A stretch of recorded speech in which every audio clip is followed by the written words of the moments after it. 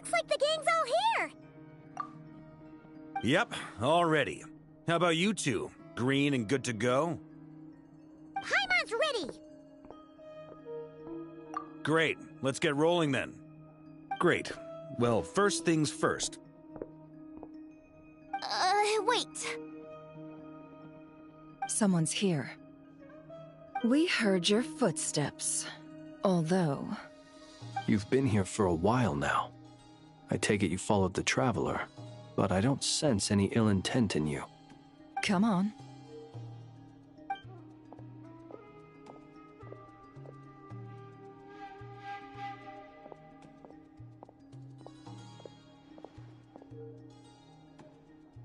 I figured it wouldn't take you long to notice me. I come bearing news from my lady, the Knave. Dottore went through the motions of returning to Snezhnaya, but it was obviously a facade. However, he has not returned to the Kuvaki Experimental Design Bureau, nor has he made an appearance in Nasha Town. Well, in that case, he'll be in his lab way up north. I always wondered why he applied for his own private pad. He was planning this all along. Tell them that Sandrone and I will go on ahead. If they still intend to pursue this matter, they should meet us at the research center in the northern tip of Nodcry. Nice of Columbina's two best friends to think of us. We appreciate the heads up. Our sincere thanks to the Fatui for your aid. Lady Damselette may have left our organization, but at least some of her colleagues remain genuinely concerned for her well-being. Not to mention that the Doctor's increasingly cryptic conduct gives us great cause for on different sides. We don't lack humanity. And so, as fellow friends of Lady Damselette, know about this. Arlecchino's situational awareness has saved us a lot of trouble. I'll leave the map here with you. If you do decide to head to the research center, please proceed with caution. And remember, at least while you're in Nodcry, Lady Arlecchino's subordinates are your comrades if you want them to be. This is very accommodating of you. We can't thank you enough. Just doing my duty. I shall take my leave now. If you need us, you'll find us at the Experimental Design Bureau.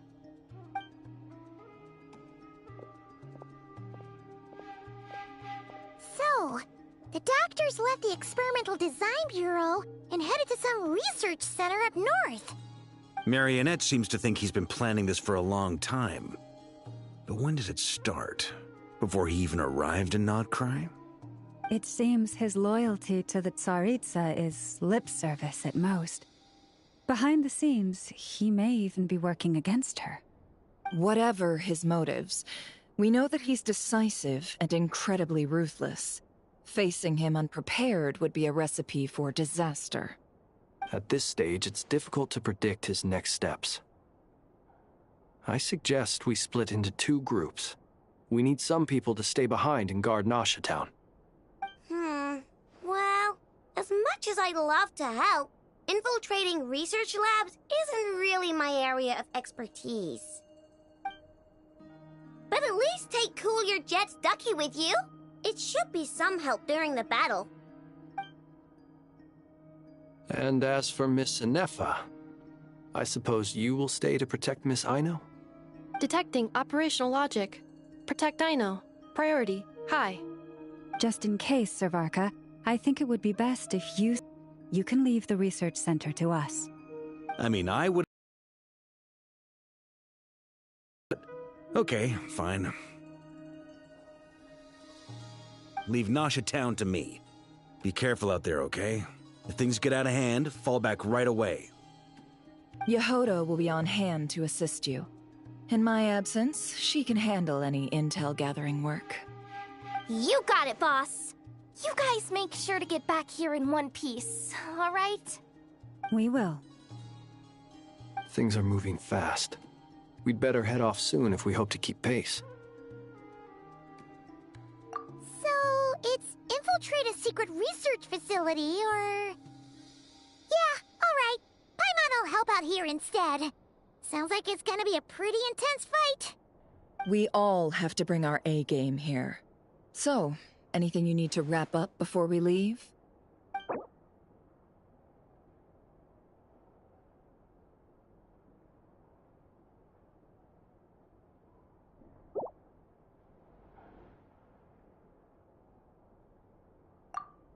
you'd better get going.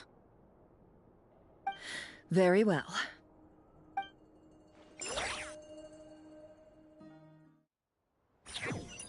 All these broken machines on the ground. Someone got here before us. Could it be Arlecchino and Sandrone?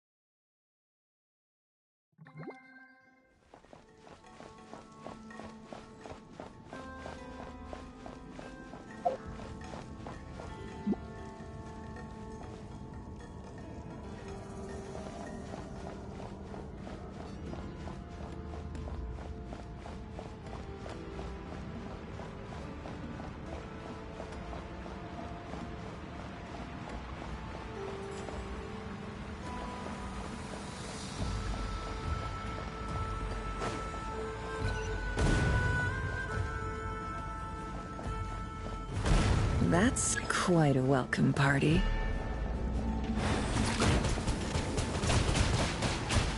Water jet! Observe.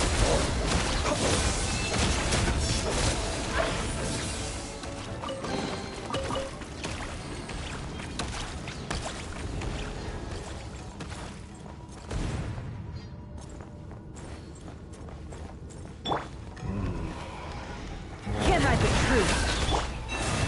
Be silent. Close your eyes.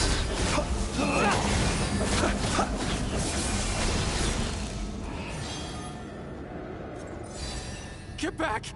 I said get back! Do you hear me? Why isn't it working? No! Don't come any closer! Don't! Ah!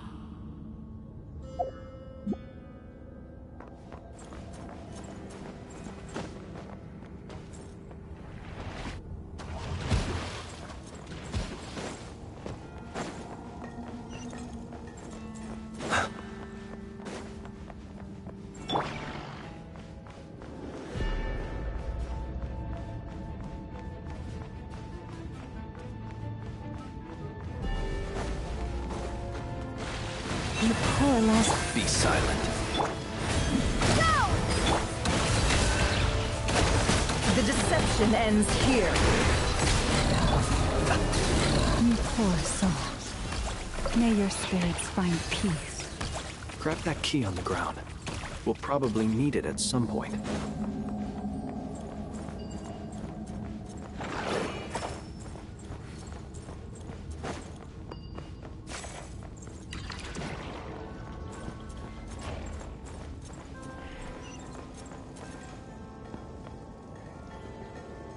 Watch out.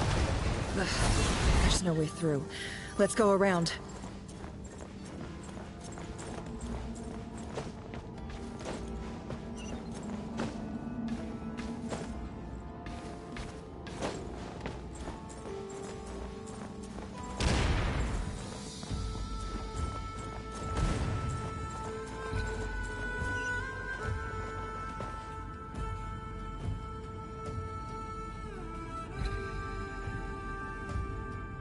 What the?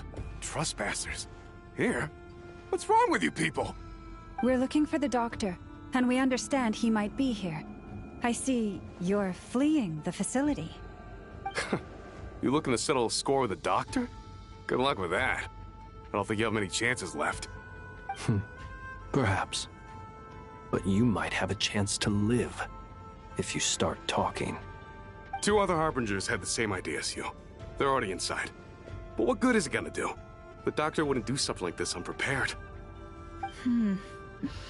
Seems to me that you're not too thrilled about being his subordinate. Also, is it just me, or do I sense monsters nearby? If you'd prefer their company to ours, that can easily be arranged. We need to know what the doctor is up to. Please, If you know anything at all, tell me. This is about more than us versus the Doctor. His actions could have consequences for all of Nodcry. And perhaps even your homeland, Snezhnaya.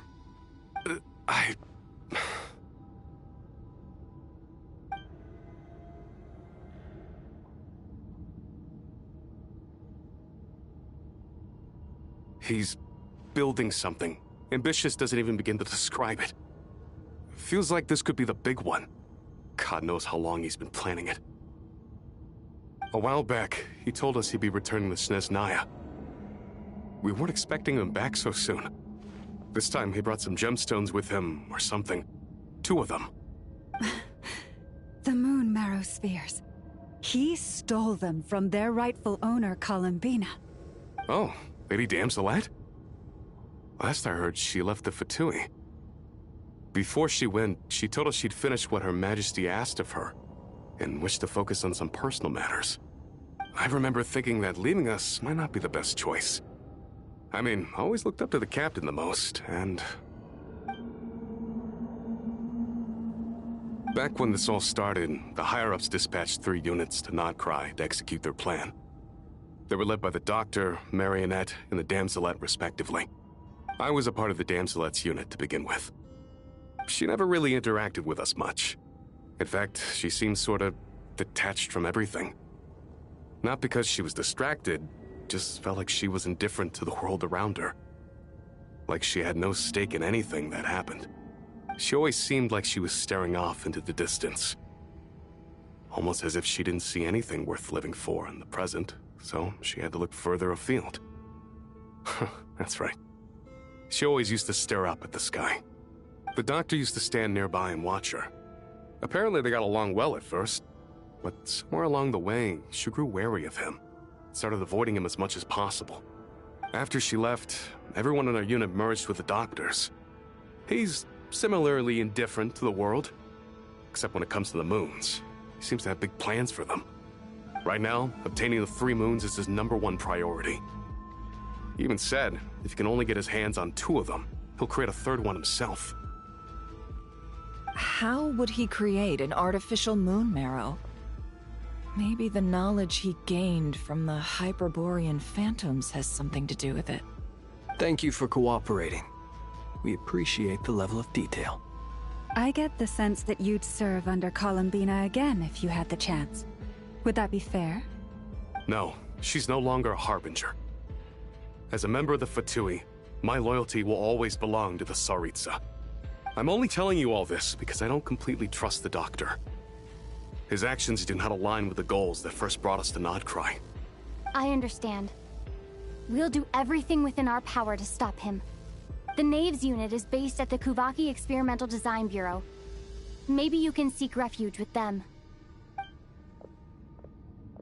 Well, now we know what's going on here. Artificial moon marrow. He's likely well on the way to completing it. Dottore's technological capabilities are far more advanced than I thought. I fear this could get ugly. Everyone, prepare yourselves.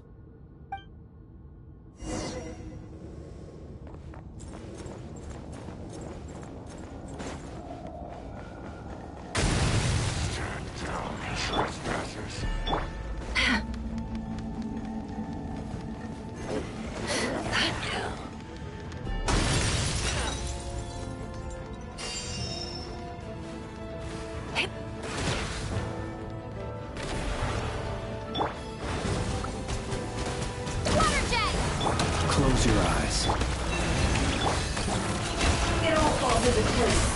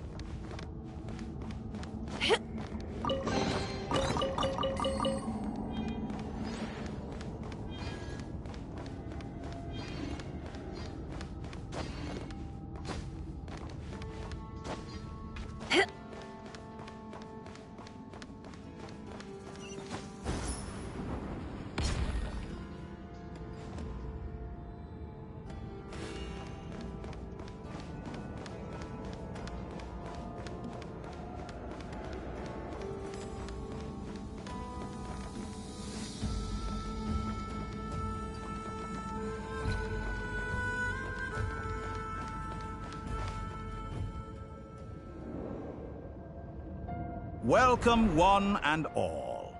I've been expecting you. I hope my humble research facility is to your liking.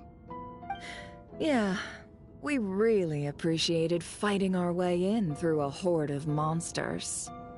The gall! You expect us to believe you? Of course I have. Should I be worried about something? Everything seems to be going quite smoothly so far, and you've shown up right on schedule. First Sandrone and Arlecchino, now you. Ah, quite a surfeit of guests I've had today.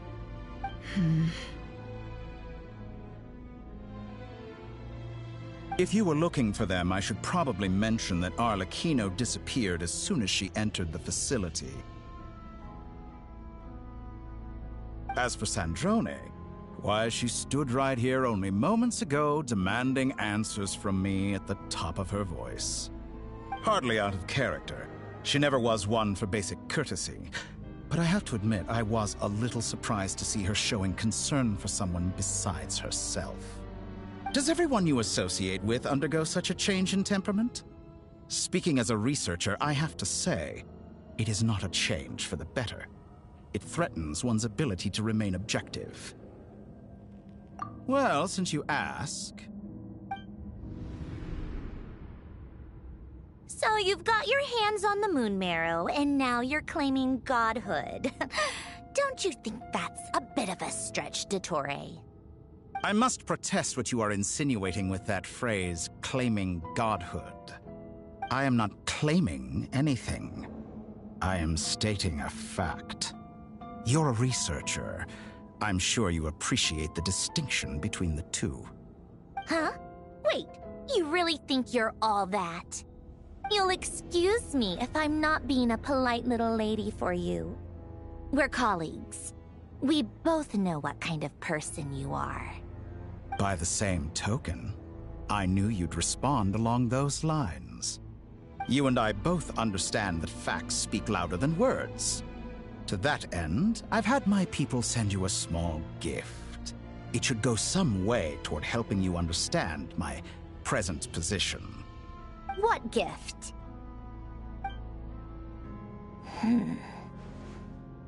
Where have all your troops gone? Who knows? Perhaps they are already marching toward a new world, following in the footsteps of an unknown god. As vulgar and arrogant as you may be, dear Sandrone, I have no intention of taking out my displeasure on your subordinates. They will enjoy equal rights to my own. You sent your people to the Experimental Design Bureau? That's the Tsaritsa's property. Yes, and I am very mindful of Her Majesty's instructions. But you know full well that they do not conflict with my present goals. In which case, all I'm doing is conducting another one of my experiments. Is there a problem with that? Now then, you have a judgment call to make. Am I simply lying to stall you? Or is it possible that every word I am saying is the truth? In which case, your subordinates really are in danger. So now you've turned on fellow Fatui soldiers. You're completely insane. I have set a new rule for myself. Each person gets one chance. Naturally, that includes you, Sandrone. If you wish to leave, I won't stop you. We are colleagues, after all. Scumbag!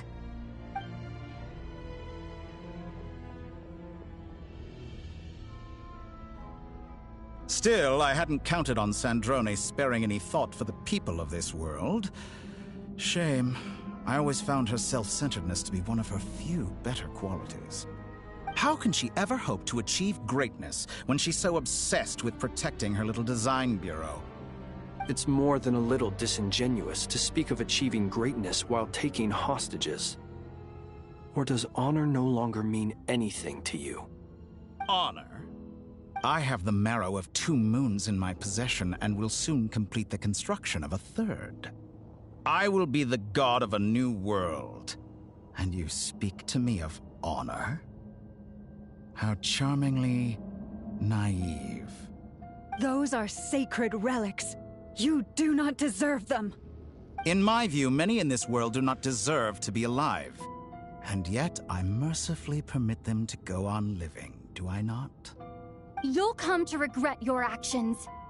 Will I now? Let's see if you can make me.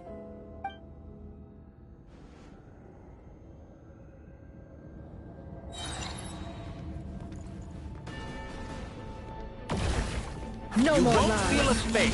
Receive my blessing for the everlasting. The long sleep beckons. Bombs away! Water jet! Seek within. Target acquired. Let's see what you're made of. Time to come clean. Can't hide the truth. It all falls into place. An exact practice.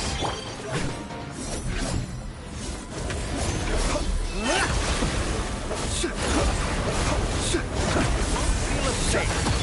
Go!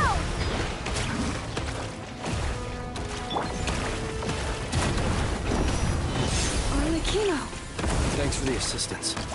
Arlecchino. They see you as an ally. What a farce. You're clearly here to destroy my research, not me. I say your research is more valuable than your life. Am I wrong?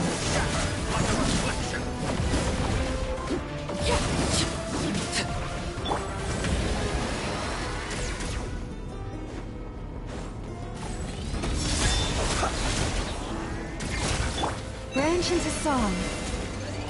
Yeah. Yeah.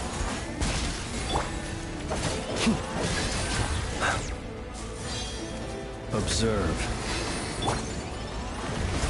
Leave this place.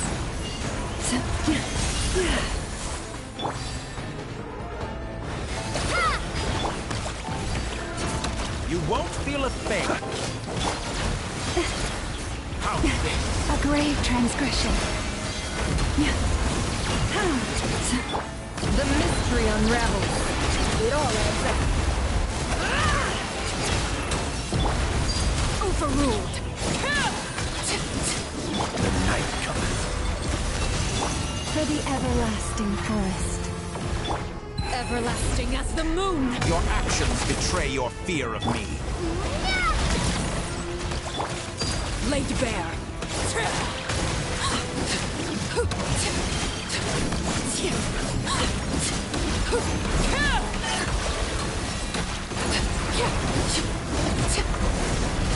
Can't hide the truth.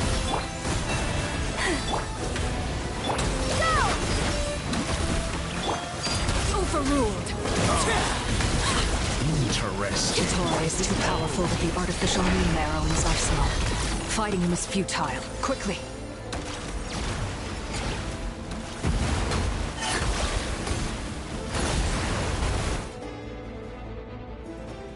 Let's go.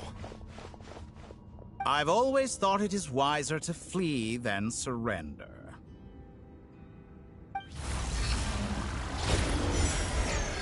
Watch out! What the? Forget about me! You should... Where's the Traveler?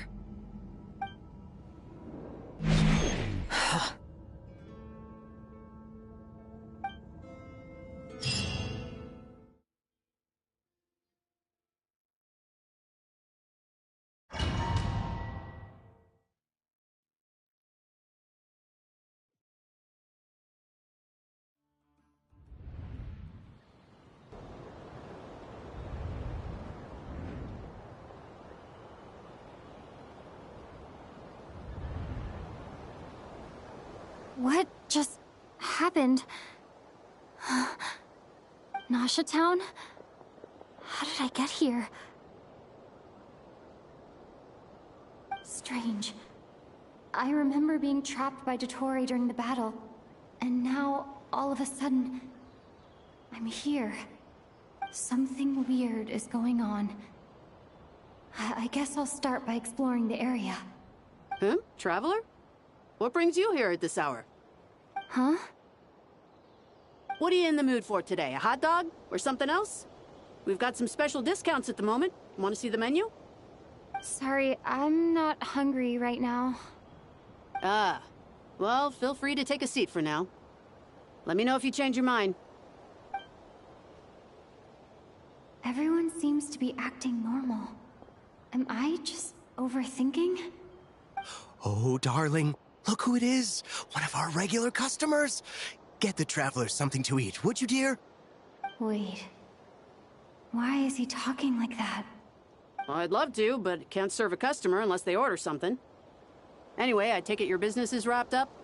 Yes, thankfully. It was a long trip, and it's left me feeling pretty exhausted. But the upshot is, I won't have to leave again for a good while. We can have some quality time to ourselves. Wait. These two are a couple? I see some kids around too. I didn't know they had a family. Hey there! I haven't seen you in ages! What's keeping you so busy? I've been looking forward to playing with you again. You forgot already? You're silly. Daddy brought you over to our house recently. We had some snacks together. What is she talking about? We've had a lot of customers over the last few days, so we've been real busy. And like my mom always says, some people are more than just customers. They're friends. Oh, another customer's arrived. I better go see what they want. This is all wrong. I never once heard the owner of this restaurant talk about their family. It certainly isn't a family-run business. And that child, I don't recognize her at all. Could this be a false memory? Very good. I knew you had it in you. Aren't you going to try the house special? When did he show up? No, none of this is real.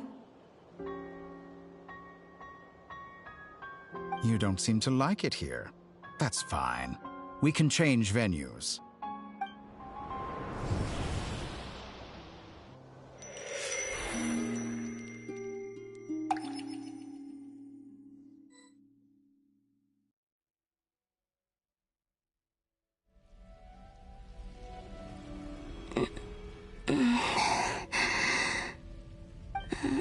I'm still alive. Where is this place? It took all my strength to open the moon gate, and then I leapt into it. So this is the moon's reflection?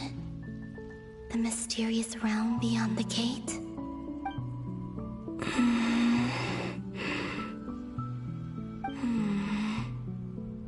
I can't sense anything. I guess I could try opening the gate once more.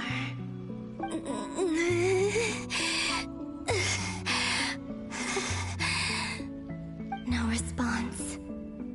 Maybe this space can't be opened from inside.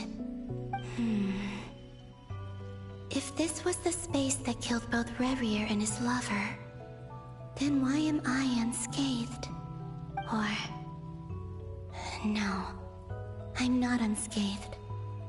Even the air here feels frozen in place.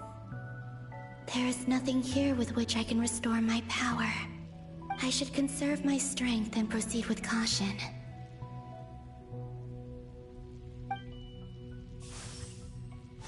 I don't believe Dotori's scheming will stop just because I escaped. If there is any chance that I can get back to the others, any chance at all, I must return.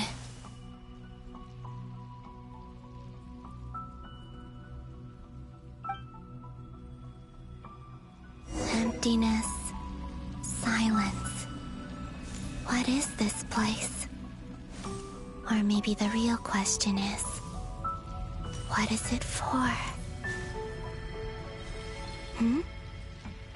What's this? Looks like it responds to my power.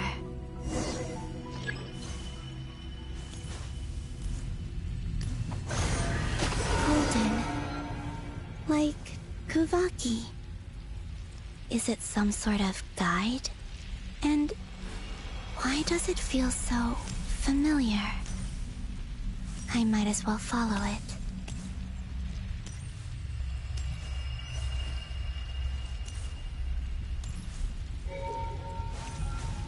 Where does this lead? Could it be the exit?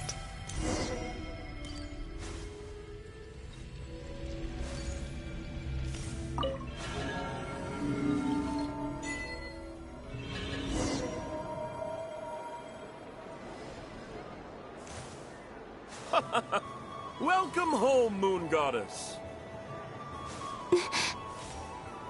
Is this Nasha Town? But isn't Moon Prayer Night over already?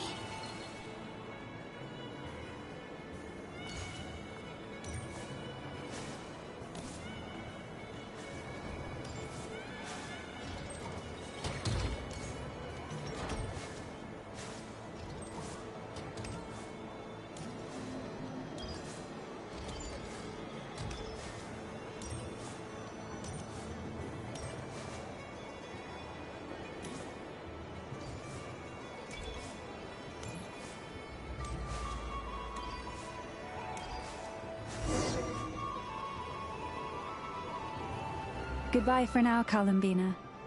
I hope you have a wonderful night. I will. Everyone else. And me? Are these my memories?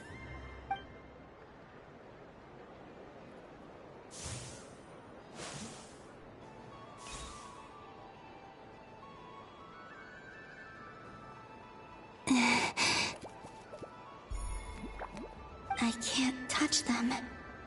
It's as if we're separated by some impenetrable power.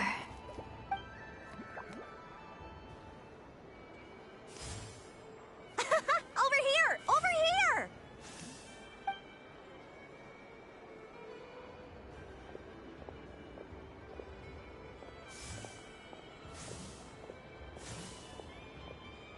But the people in these memories pass right through me.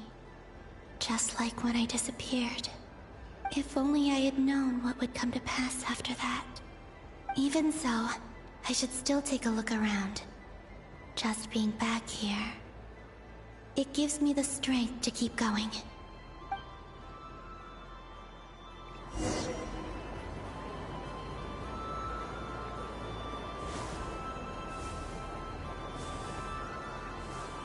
Welcome home, Moon Goddess. Oh, you're the genuine article. Alice was right. This Moon Prayer Night was worth watching after all. Oh, yes. That was the fortune-telling stall run by Barbeloth from the Hexen Circle.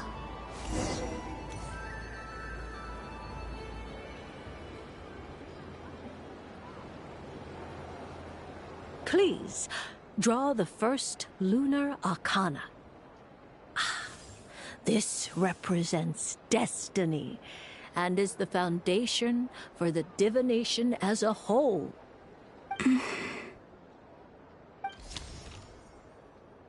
My destiny. I believe the card I drew was the moon. Now that I think about it, Barbeloth's divination was absolutely right. It's almost time to draw the last card. The one that represents the future.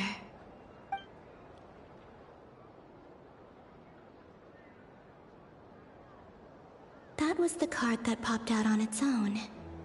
From here, I think.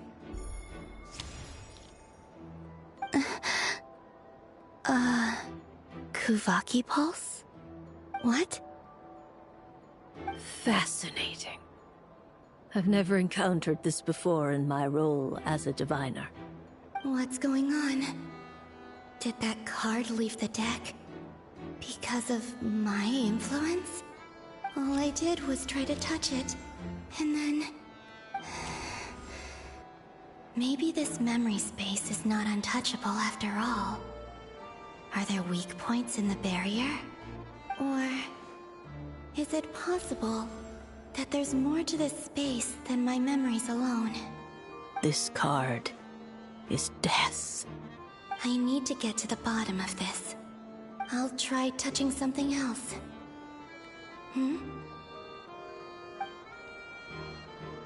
Is this the wind? No, it's gravity. It's pulling me outwards. No, Traveler!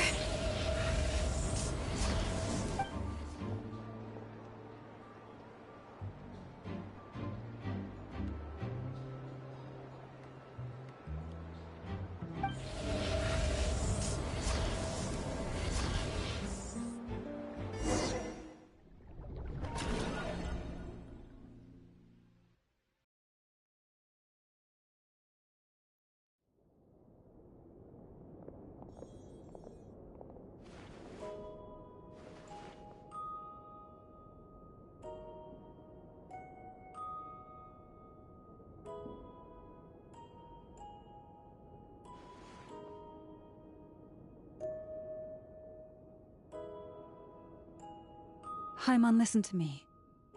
From the bottom of our hearts, we are so sorry. We completely understand how you must feel. The Traveler is trapped, and we all feel responsible for it. Don't say that! Paimon's not a little kid! You didn't leave her behind on purpose! There was nothing you could do!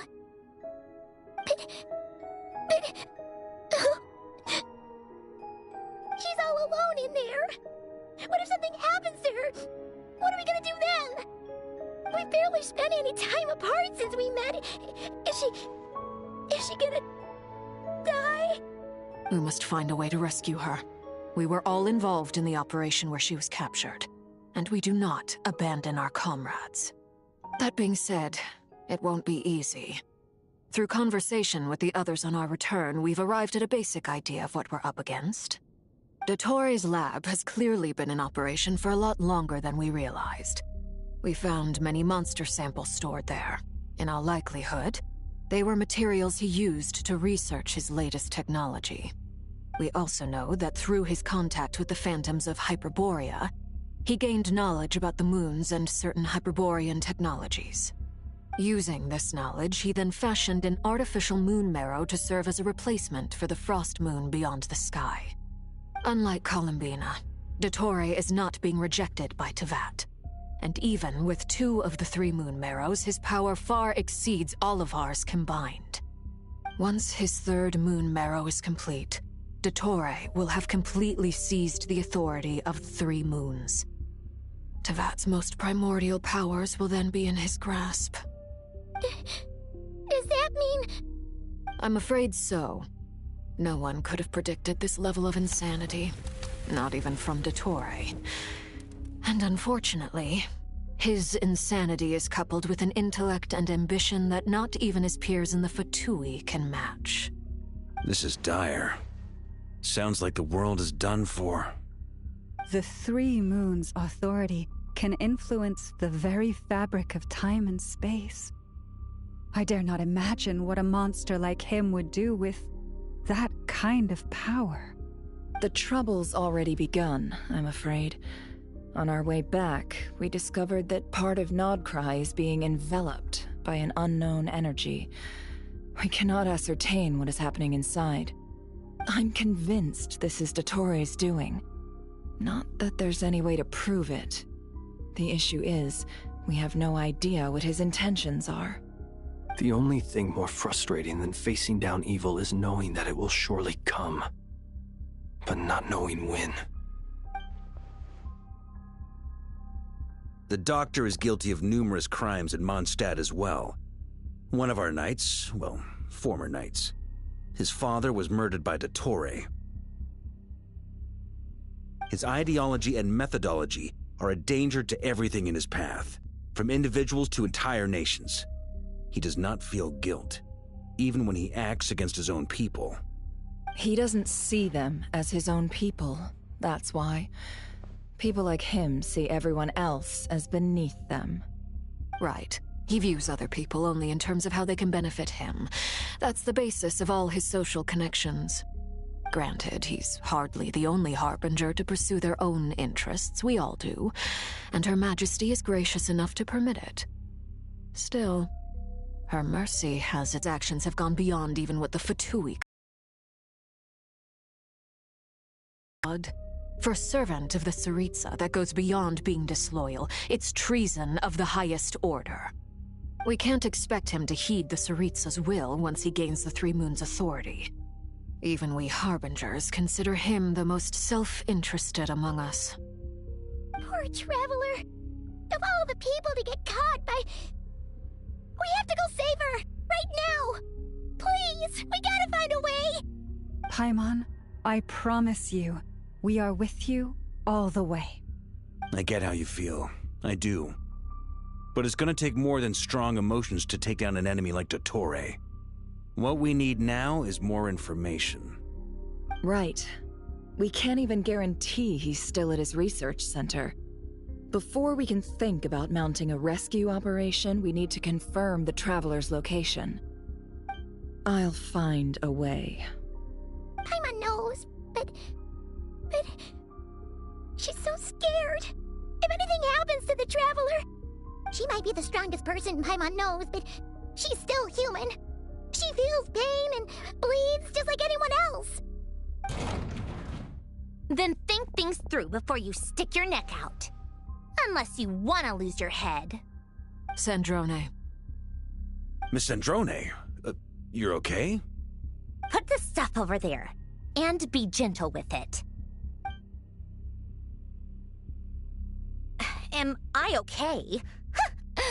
As you can see, I've had to move my whole livelihood out of the Experimental Design Bureau. It's been swallowed up by Dottore's energy field. If I'd left it any longer, I probably would have gotten stuck there. Ugh, Dottore always goes a little loco when he finds a shiny new toy. Not that he'd ever admit that. But this time, he's gone full psycho.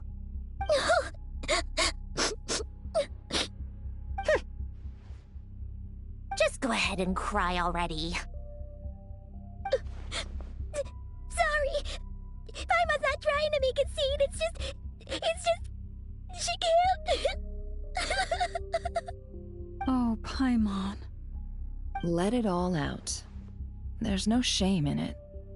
When you're overwhelmed by fear and despair, crying can help get it out of your system. You'll feel better for it. Okay then, while the baby of the group is having a moment, how about the grown-ups get to work? Give me your hand. You've made a discovery? Polonia, scan.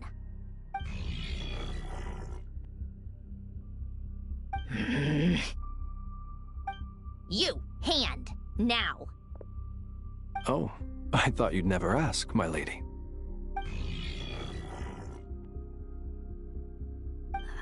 Curses! You're next, then you.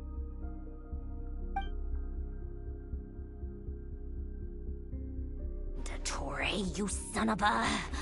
I don't feel anything unusual at the moment. Does that mean it hasn't activated yet? Is there a way to figure out its purpose and what might trigger it? My best guess is Dottore created it using the Moon Goddess's powers. 1 second, analyzing. Ugh! That friggin' maniac! So, what twisted game is he playing this time? The moment I analyzed the energy composition, some encrypted text appeared in my mind's eye. And when I deciphered it according to the Fatui standard encryption protocol, I got the following message. Feel free to run, or you will perish in nod cry. He's mocking us. Yep, he loves to toy with people. Only in this case, there might be more to it. But I didn't detect any murderous intent or malice either in the message or the curse's energy. As if this is him at his least malicious. Or perhaps all people are cowards in his eyes. Maybe he thinks the threat alone will be effective. What a despicable person. And he has the Traveler in his grasp. If I may, as unhinged as Dottore may be, he has always exercised great patience with the objects of his interest. I remember a comment he made when we first arrived in Nodcry. He said, "This world is, on the whole, an exceedingly dull place. But at least there are a few intriguing features, such as the gods, or the Traveler. Presumably, they interest him because they're unknown quantities. He wants to understand as much as he can about them." Agreed. The Traveler is Tevat's fourth descender. All Harbingers are aware of this. Since Dottore took such pains to capture the Traveler, he is unlikely to kill her right away. Okay. But we still have to do that rescue operation. Of course. I also think we need to read between the lines with Dottore's message. If he's encouraging us to run, that means we mustn't leave Nodcry under any circumstances. My guess is, his curse will only trigger if we leave.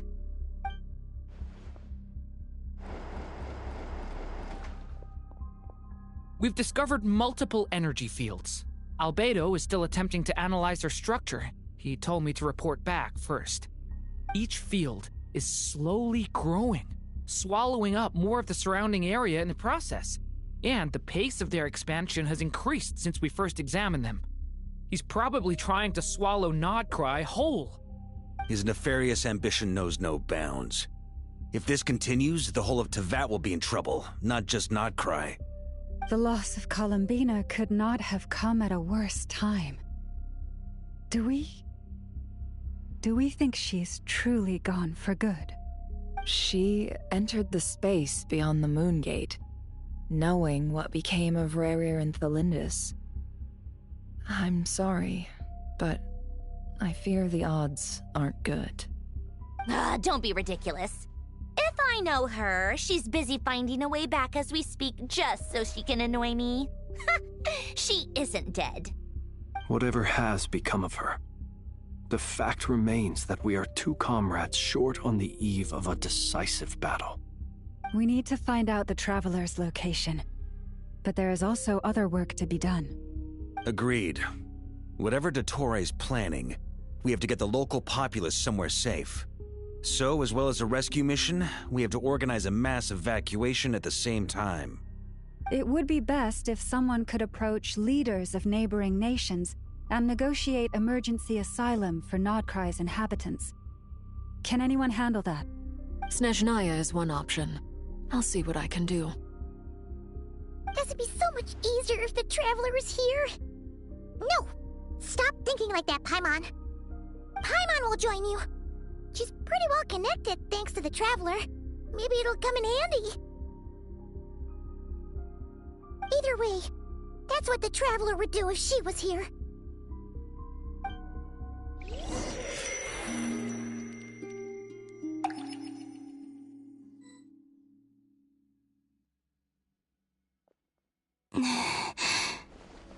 Back here again. That gravitational force that pulled me back. Is this where it came from? When I saw that memory of Moonprayer Night, I think I influenced reality. Was it just a coincidence? Or... if only I could have sent the others some kind of warning on Moonprayer Night. Maybe we could have stopped Dottore. I feel... so heavy. Does entering that space consume a lot of energy? Well, even so, I have to keep moving forward. Back to emptiness and silence again. I should try and find my way back inside that memory.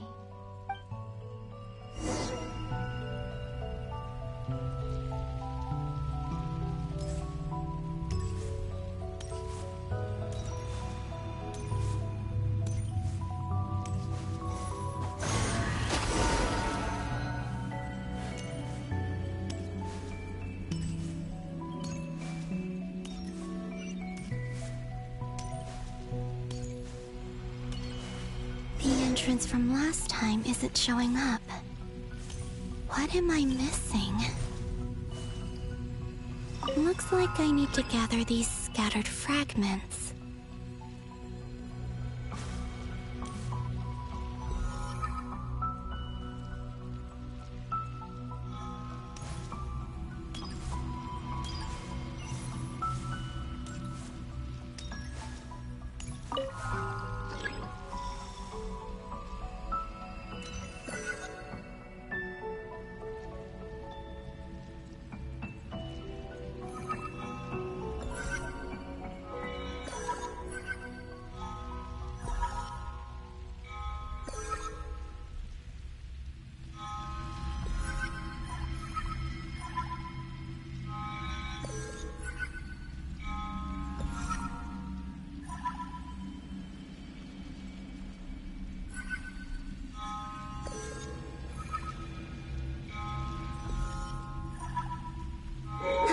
It worked. Hopefully I can stay inside for a bit longer this time.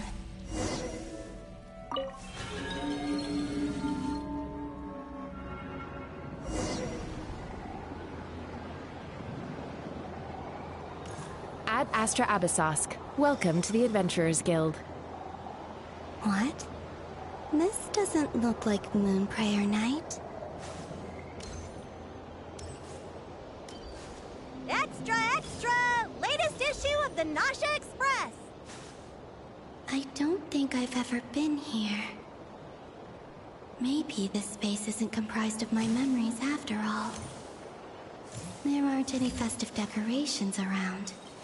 Is this Nausea Town after Moonprayer Night ended?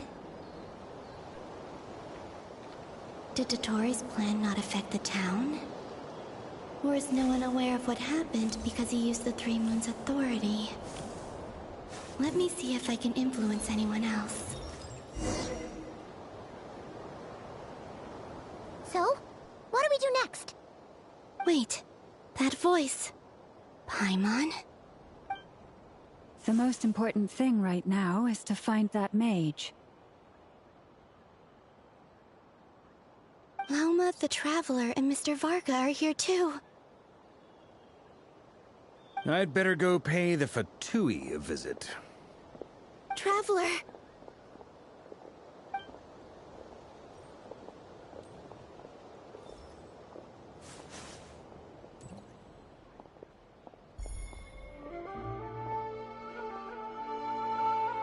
Huh?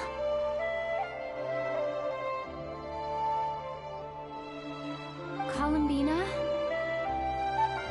I made contact. It's me, Columbina. Huh?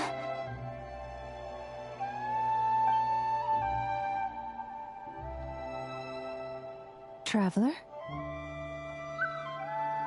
Let's go! This is no time to be spacing out! Huh? Huh? Wait a moment. This has happened before. Huh? This is what happened when I disappeared. I stood right over there, thinking that no one would ever find me again. It was only when she called my name that I decided to follow them. But did she turn around because she sensed my touch just now? Is it really possible that from in here, I can change the past?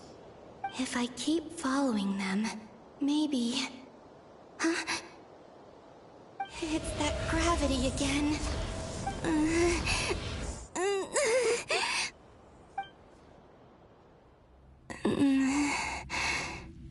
Every time I influence reality within that space, this force intervenes and pulls me back. It's as if it's trying to stop me from leaving.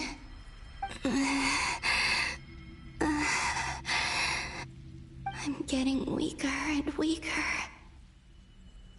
I'll just have to try another approach next time. Come on, Columbina. Keep going. You have to tell everyone what happened.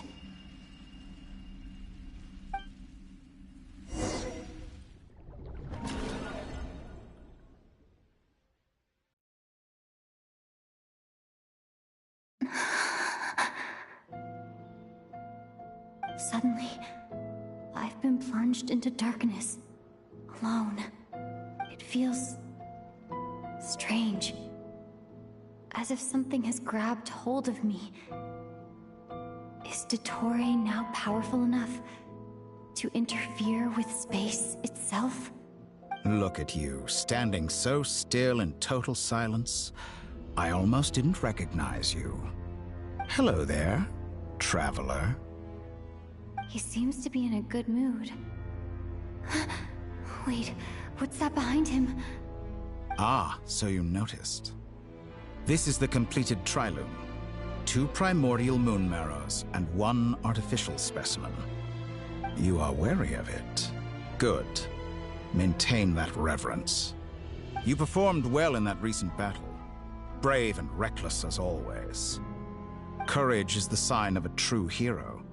and impulsiveness is the hallmark of those who strive to advance. I say this not to belittle you. Most creatures are far more timid by comparison. 3 moon marrows. Does that mean the artificial one is now complete too? Well spotted. What do you think? For a replica I built myself, I dare say it looks the part. Dottore, are you planting illusions in my mind? I have no interest in fooling your eyes.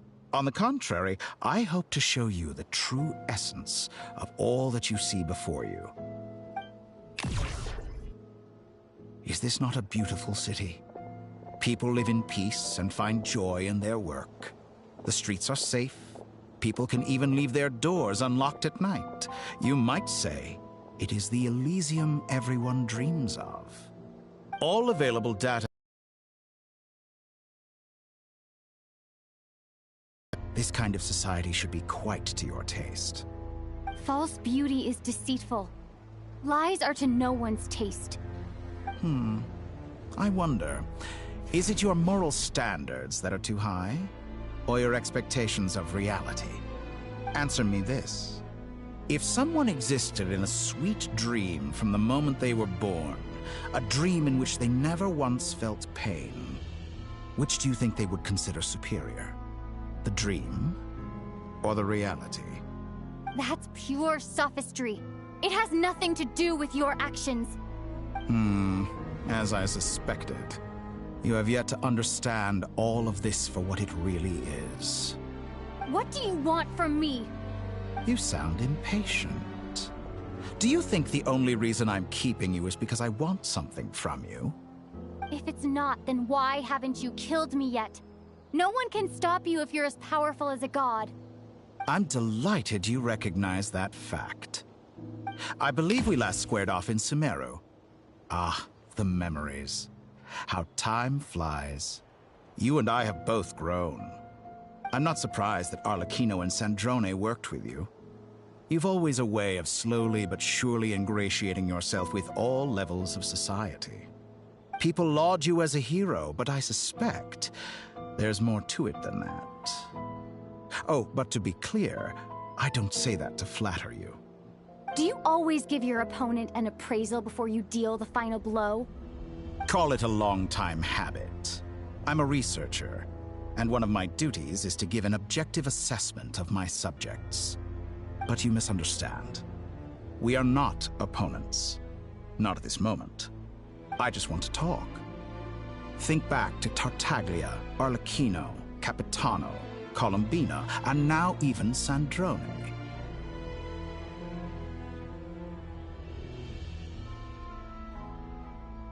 You've worked with each of them in the past. I believe you can work with me as well. What makes you so sure? Well, why not? Should the good associate only with the good and the bad befriend only the bad? I like to think we could have a more mature relationship than that. Surely you don't think all your relationships are grounded in friendship or shared ideals? People come together because it benefits them to do so. If you think of the people you admire, you must surely admit that they have provided some benefit to you. Morality, ambition, dreams. People have plenty of words to embellish the nature of their relationships. But once you break free from those ethical frameworks, you will see that the only thing connecting the two of you is mutual benefit. And that is what I'd like to talk to you about. We're finally getting into it. He's probably been planning to kidnap me for a long time now. But for what exactly? He has the authority of all 3 moons. I won't be able to gain the upper hand in a fight.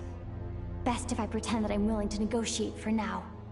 You say you're a god, but you also speak of mutual benefit. What could a god want that the 3 moons cannot provide? Excellent question. But before I answer, I would ask you the same thing. Gaining Colombina's allegiance was a rare and extraordinary feat. But the Moon Marrows are now in my hands, and I have the edge over her. For this artificial moon is not being rejected by Tevat. Her identity and lineage may have been a thing of glory in the old world, but they were also shackles that prevented her from ever integrating into Teyvat. I, on the other hand, you may view me as a thief, but I have overcome that limitation.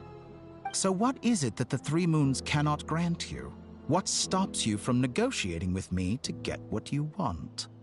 I don't make deals with lying psychopaths. That's quite an accusation. Are you expecting me to get angry with you? Well, this is one aspect in which my personal growth has served me well. In the past, my less mature self might have been disappointed, perhaps even angry, over a small setback like this. Like when you and Lesser Lord Kusanali joined forces to oppose me, for example. But things are different now. Just as the rich do not quibble with the poor, I no longer find myself perturbed by these trivial affairs. Human relationships end with conflicts of emotions and interests. But relations between humans and gods are different. And ours is even more unique. I have ascended to the highest heights and laid claim to unprecedented horizons. And you were no ordinary person to begin with.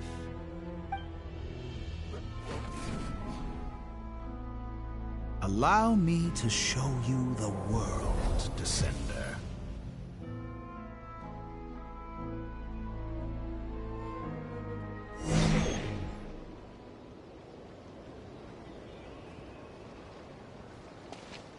To stand, walk, jump, sit, and lie down. These are the most common of behaviors.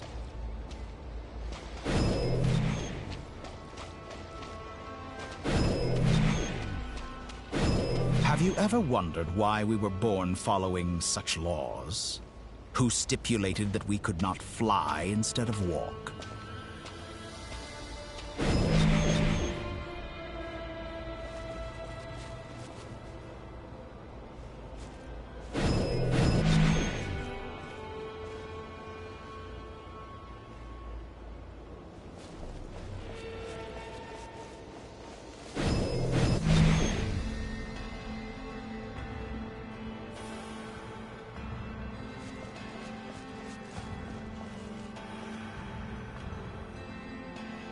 Someone of your talent and experience must surely know of the four great rulers who serve the heavenly principles.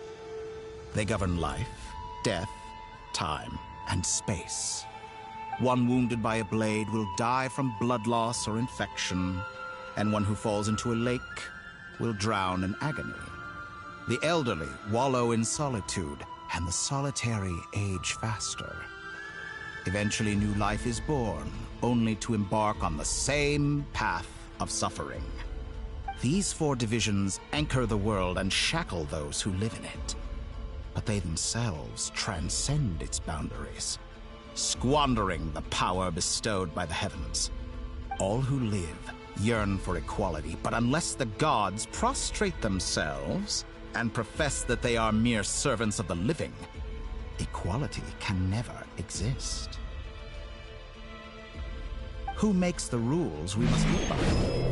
Who has the right to restrict us? The limits of the body can be rejected.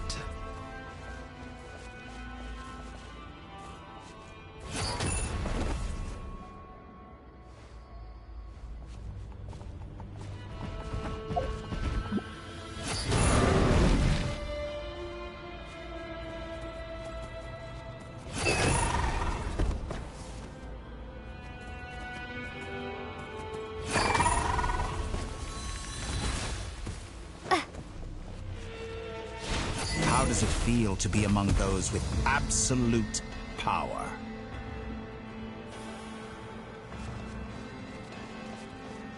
You cannot conceive the extent to which your flesh hinders your mind and spirit.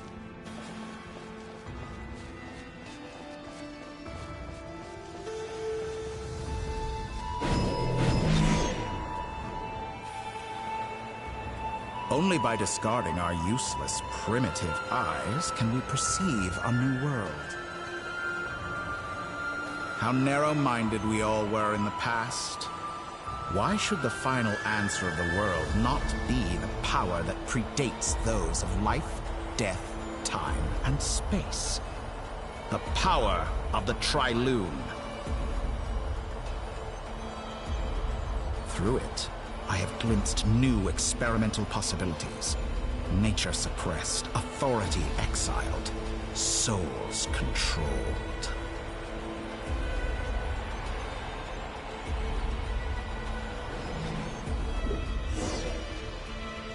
You know, I heard recently that a group of critics reviewed countless stories and drew an interesting conclusion.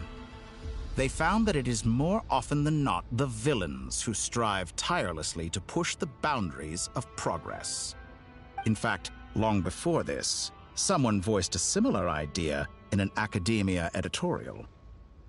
I felt a great affinity with this perspective. I have never been afraid to step up and play the role of the villain. Fanatics are trampled down for their transgressions, and those who transcend are rebuked for their audacity.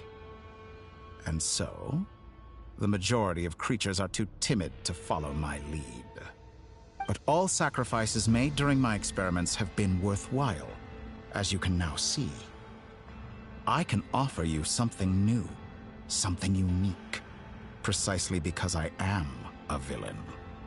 Think about it. We are eternally bound through mutual interest. Can you truly say you would never turn to malice if it could give you the life you dream of? After all, what value do perfection and purity really have? They are fragile and feeble things, utterly tedious. I say, better to be governed by a flawed humanity than a gnosis. The true seeker of knowledge is the villain who undergoes countless tribulations in pursuit of their goal.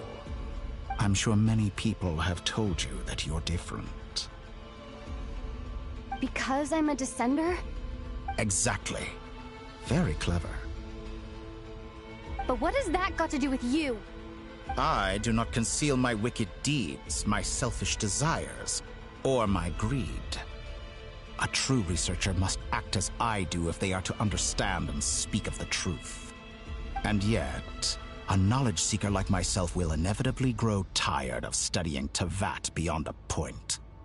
You have traveled to all corners of the world and met many people. Along the way, there have been moments when you were misunderstood or even became a wanted criminal. And all the while, you have spent your days doing some of the most mundane jobs in the world. You fight and toil, claim minuscule rewards from my friend Pantalone, then you fight some more, winning some battles and losing others as your search goes on. And this cycle continues, with no end in sight. Surely you must sometimes grow weary of being stuck in this same loop day after day. We're completely different. I embrace everything that life throws at me. I am engaged in every step of my journey. How does that make us different? I too embrace what life brings, researching everything that interests me. Think of all the novel things I've managed to create, like the artificial moon marrow. Don't you see? As unique a specimen as she was, even Columbina is not irreplaceable. Take that back! She's gone because of your actions! I didn't say that to anger you. Though admittedly, I don't see what there is to be angry about. Anything Columbina could do for you, I can do better. I know what your ultimate goal is. You wish to walk the path your brother walked and seek answers from him at the end of that journey, don't you? Someone like you could never understand what it feels like to care about another person the way I care about him. Perhaps not. But that doesn't mean I can't help. I could find your brother right now, bring him before you, and make him give you the answers you seek. Don't be so presumptuous. You'll never begin to understand the situation between us. Oh, no. This is no presumption. I'm only offering what I know is possible with the power of the Trilune. But it seems like you would sooner continue with your journey through this world. Why? Do you truly desire this journey? Or is it simply a necessary process from which you cannot escape? Think of all the time and energy you have spent, everything you've had to endure just to make it this far. Is this really what you want? Or has your hand been forced by the promise of that final answer? Yes, you have made many friends. But do they ever spare a thought for the void in your heart and what it yearns for? What you want is not friends. It is family. But do they know this? I, on the other hand, am far more considerate. Join my experiment, and in return, I will bring your meaningless journey and all its struggles to an end. This is a malicious attempt to manipulate me. But at the same time, he's stating some very human truths. Of course, he's right about my predicament. How can I deny it? I have faced ungrateful strangers, never-ending troubles, an endless quest for answers. I want to see him. After everything I've been through, words can't describe how much I miss him, how much I want to be reunited with him. Wherever you are right now, do you miss me too?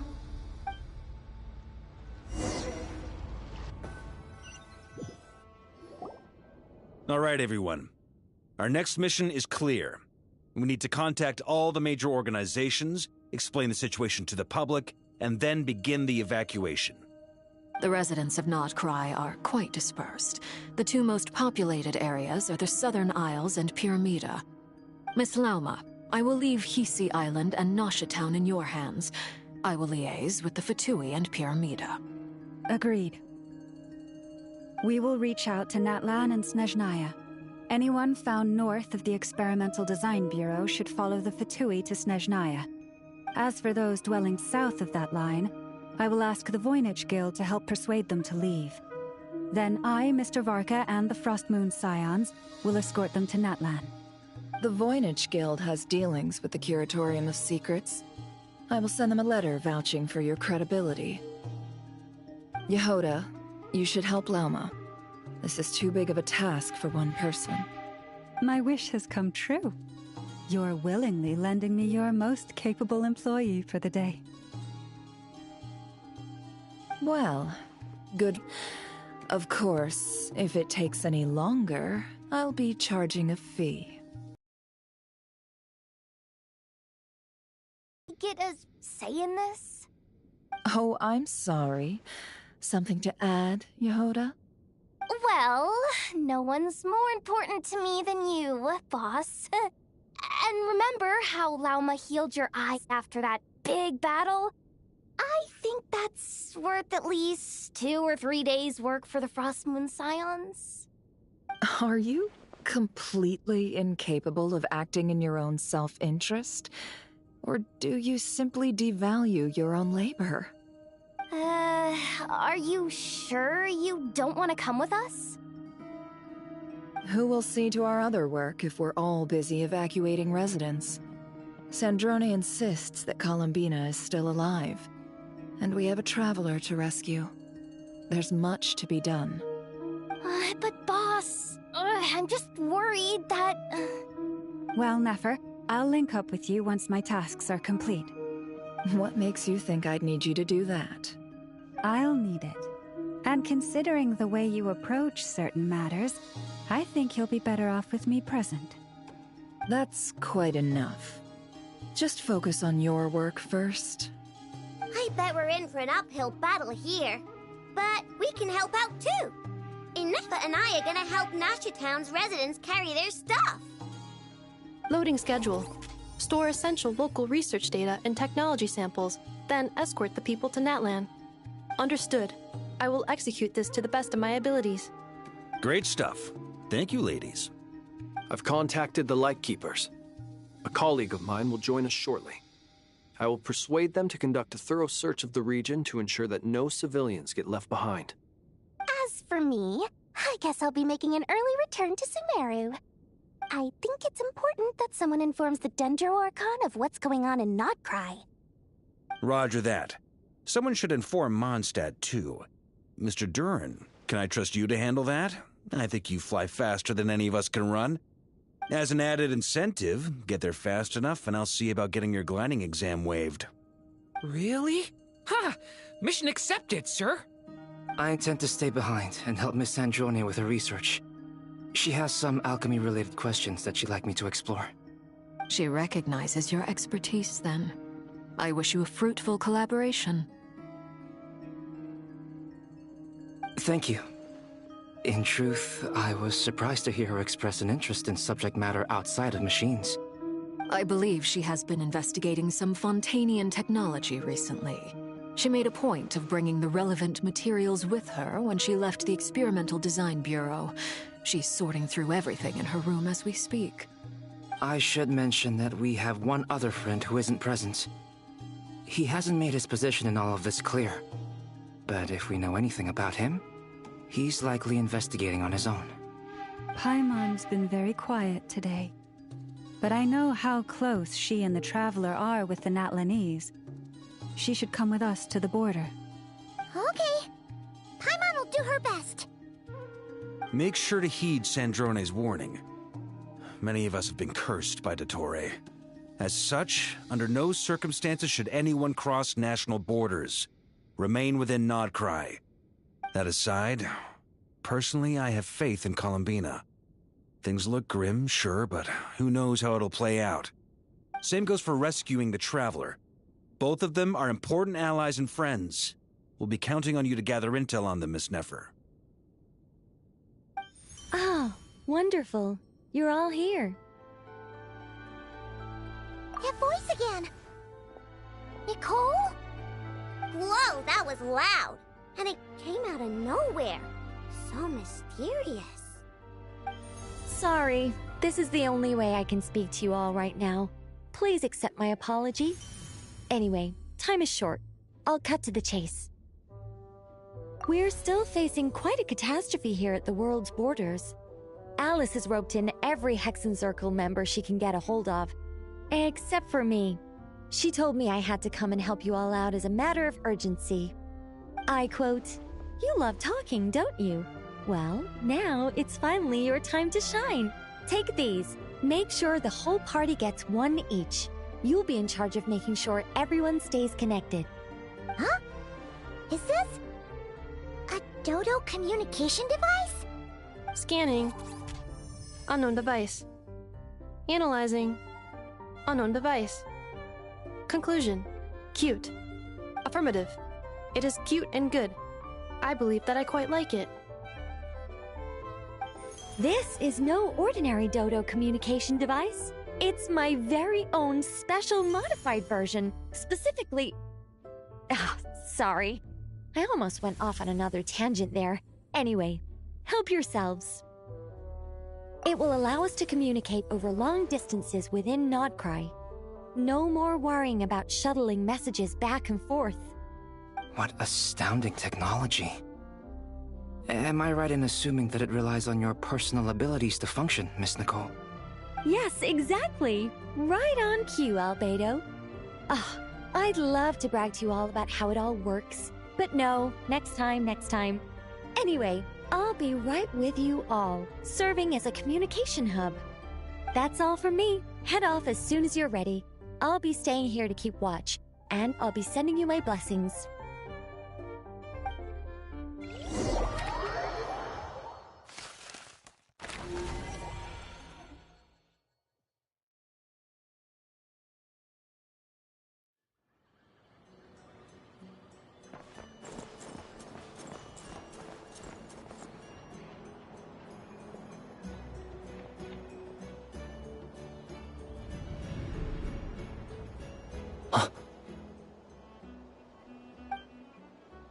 Sir Flint.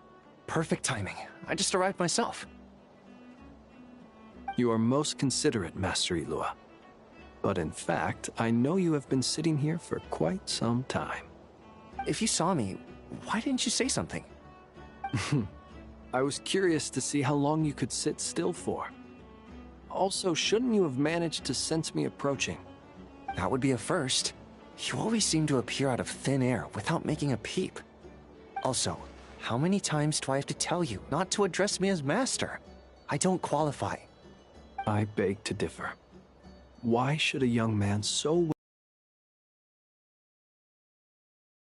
title? Please, Lord Flint's... Sir Flint's. I'm begging you, don't flatter me into complacency like you do with everyone else. You understand me better than most. My newest acquaintances tell me I love complimenting others. What do you think? I think they don't understand why you do it. You just love puffing people up till they're a big, happy ball of hot air that floats away into the sky. In all sincerity, I can only hope that they bring good tidings when they come back down to Earth. Is the situation that bad? We just held a strategy meeting. Let me fill you in.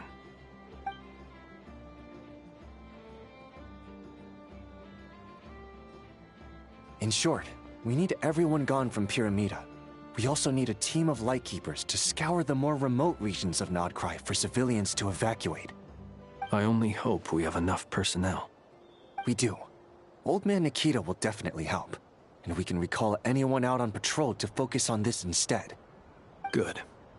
I'm sure you and the others will make short work of this.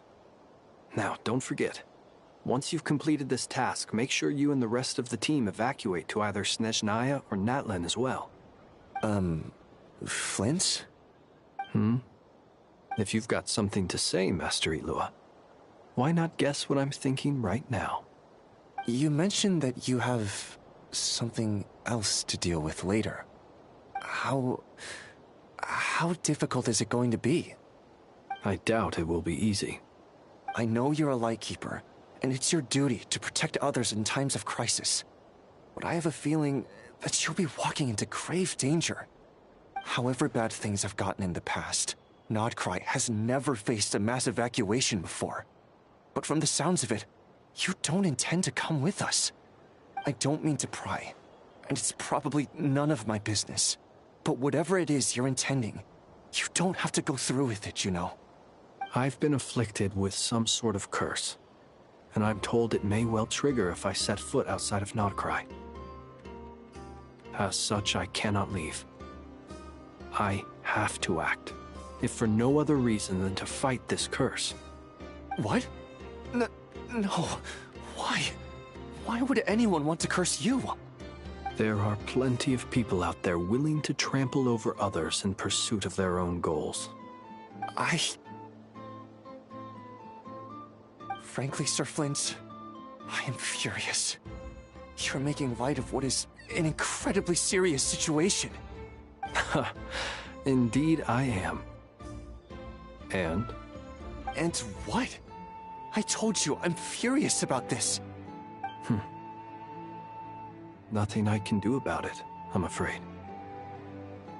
Things happen, and we just have to deal with them. If you find yourself feeling angry, perhaps start by drinking a big glass of water. Hey, you mean you're completely unmoved by my anger? I'm devastated. Then allow me to express my sincerest regret. Come by the lighthouse sometime. We'll catch ourselves a few fish, have a little barbecue, play some cards, and bask in the sun. Maybe I need to spell this out. Lean in a little, Flint. Oh my, this doesn't bode well. Word is that you were caught up in a real horror show recently. People were amazed that you returned safe and sound. They've been debating whether you're even human. I've returned safe and sound from plenty of crises. When you say people, do you mean other people? Or do you just mean you? Fine. I'll be frank. You're not human, are you? Heavens. Now that's a horrifying thought. You know what? Forget it. We'll revisit this once it's all over. A sound plan. Albeit a little ominous sounding. Just promise me you'll come back in one piece, all right? For you, Master Ilua. How could I refuse? Also, please pass my regards on to our colleagues. Tell them, thank you all for your assistance. Please put safety first as you proceed with the operation.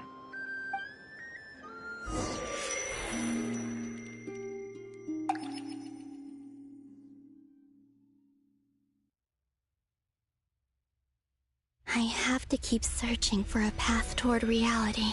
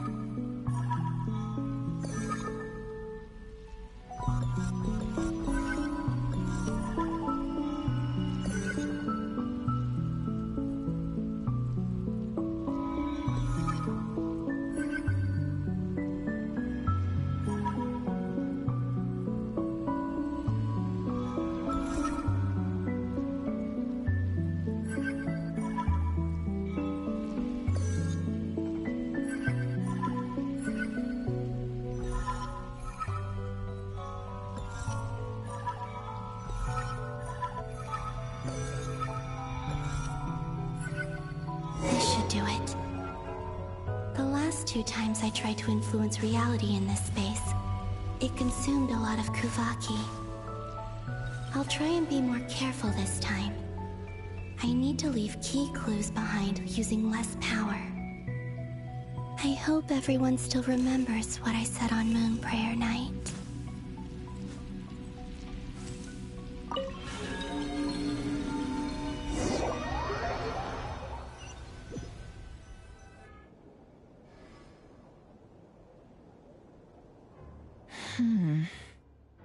Nothing here either.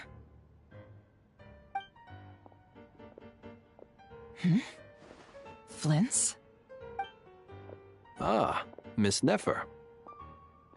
What are you doing here? Unless... I just spoke with Itlua about arrangements for the search and came for a walk nearby. As for you, why would... It appears we think along similar lines. And neither of us likes to accept things at face value. As well as figuring out how to gather intel on the Traveler, I wanted to confirm some of my own suspicions. Also, we'll need to bring a lot of force to bear against Ettore, even if we're only looking to rescue the Traveler. We can't leave anything to chance. You don't think Columbina perished either, do you? I'm merely considering the possibility that she survived, just as you are. How much can we really know about a deity like her anyway? Do you remember what she said on Moon Prayer Night? About using moonlight to send messages to us? Of course. I think that's why we're both here. Where have you checked so far? I've been focusing on the outdoors. Anywhere the moonlight shines. I checked most of Nasha Town, but didn't find anything. I checked the Curatorium of Secrets, and a few rooms where I thought I might find some leads. But no luck here either. The only places I haven't looked yet are the rooms in the flagship. But process of elimination isn't the only thing that brought me here. Oh, really? What's your other reason? After all that build-up, our mystery ally never showed up even once!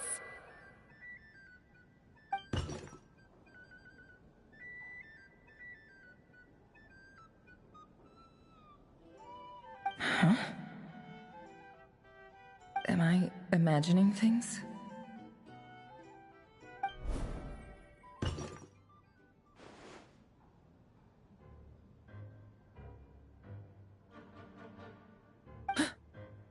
Come on, let's see what's going on.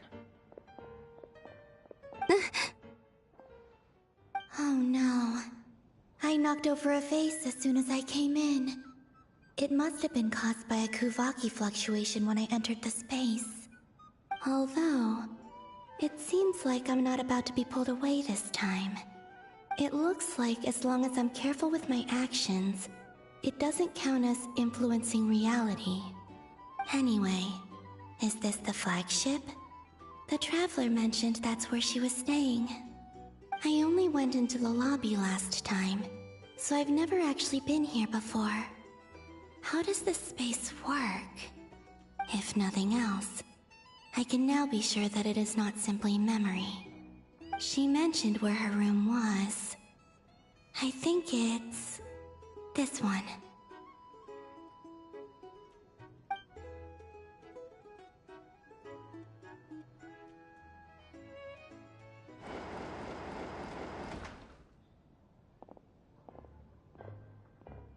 The door is closed. But if this is anything like when I disappeared, then maybe...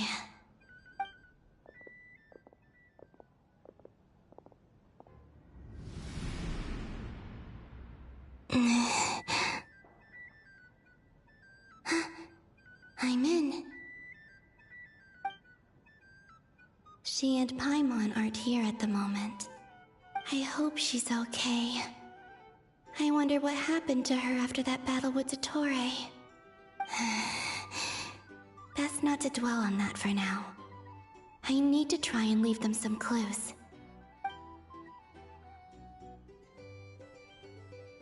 Please, Traveler. I really hope you find this.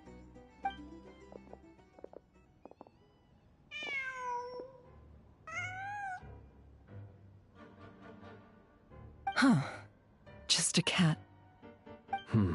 Nothing else here strikes me as noteworthy. Didn't you stay here for a couple of nights once? Before Rerir showed himself, yes.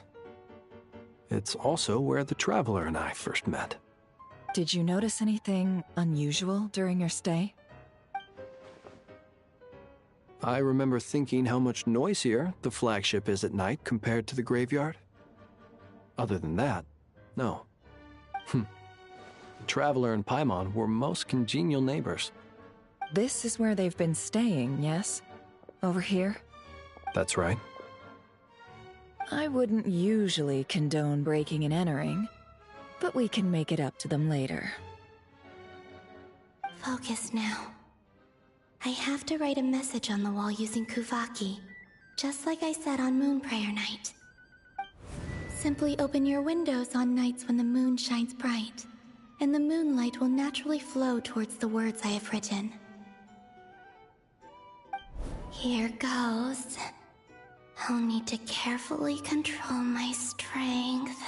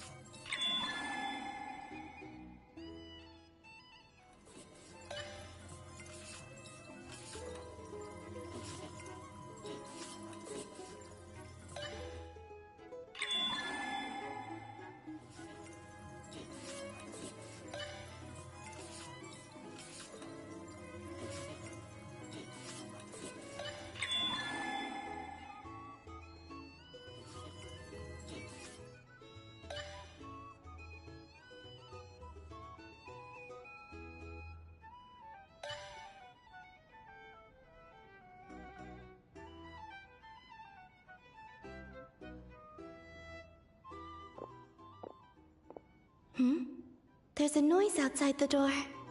Is she back?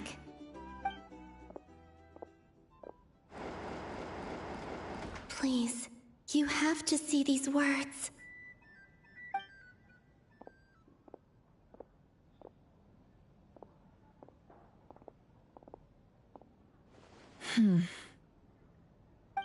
Well, do you sense anything?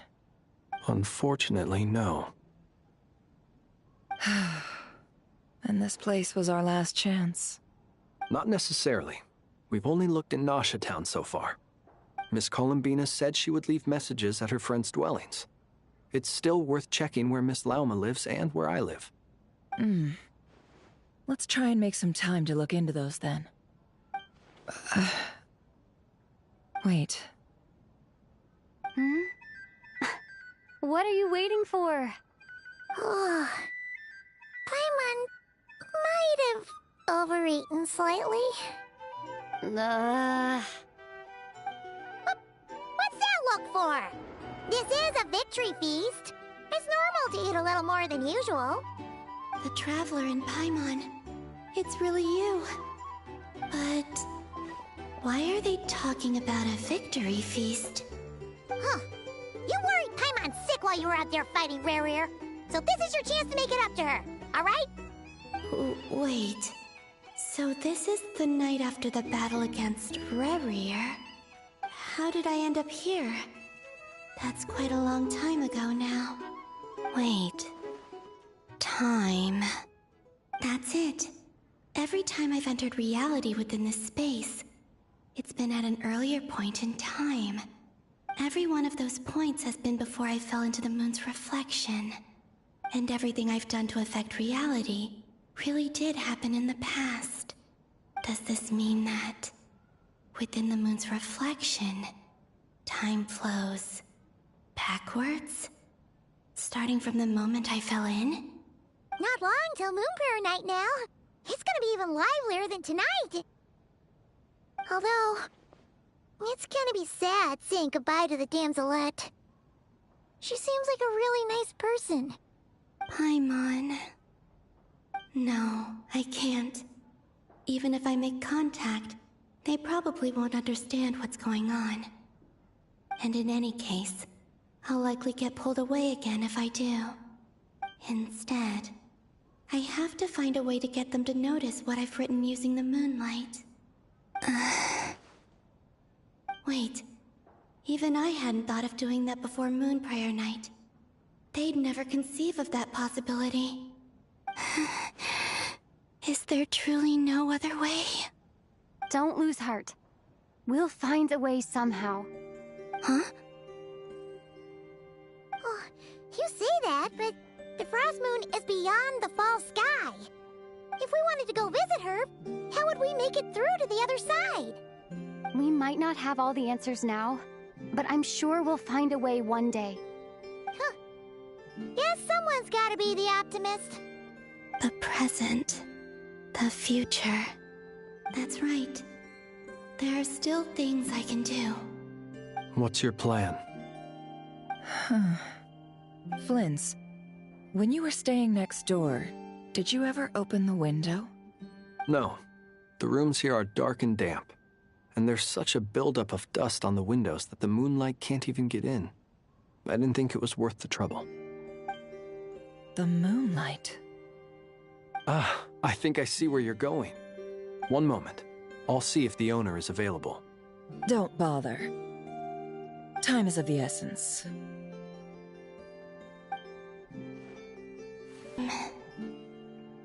Even if no one sees what I've written at this Moon Prayer Night, I need to write down as much information as I can. And maybe one day...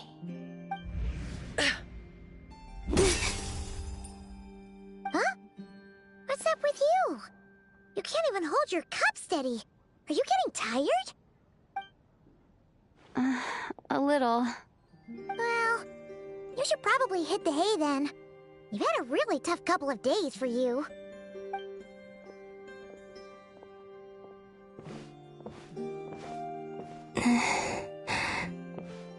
You truly have. You helped defeat Rare, helped me reclaim my name, and you helped the others organize Moon Prayer Night.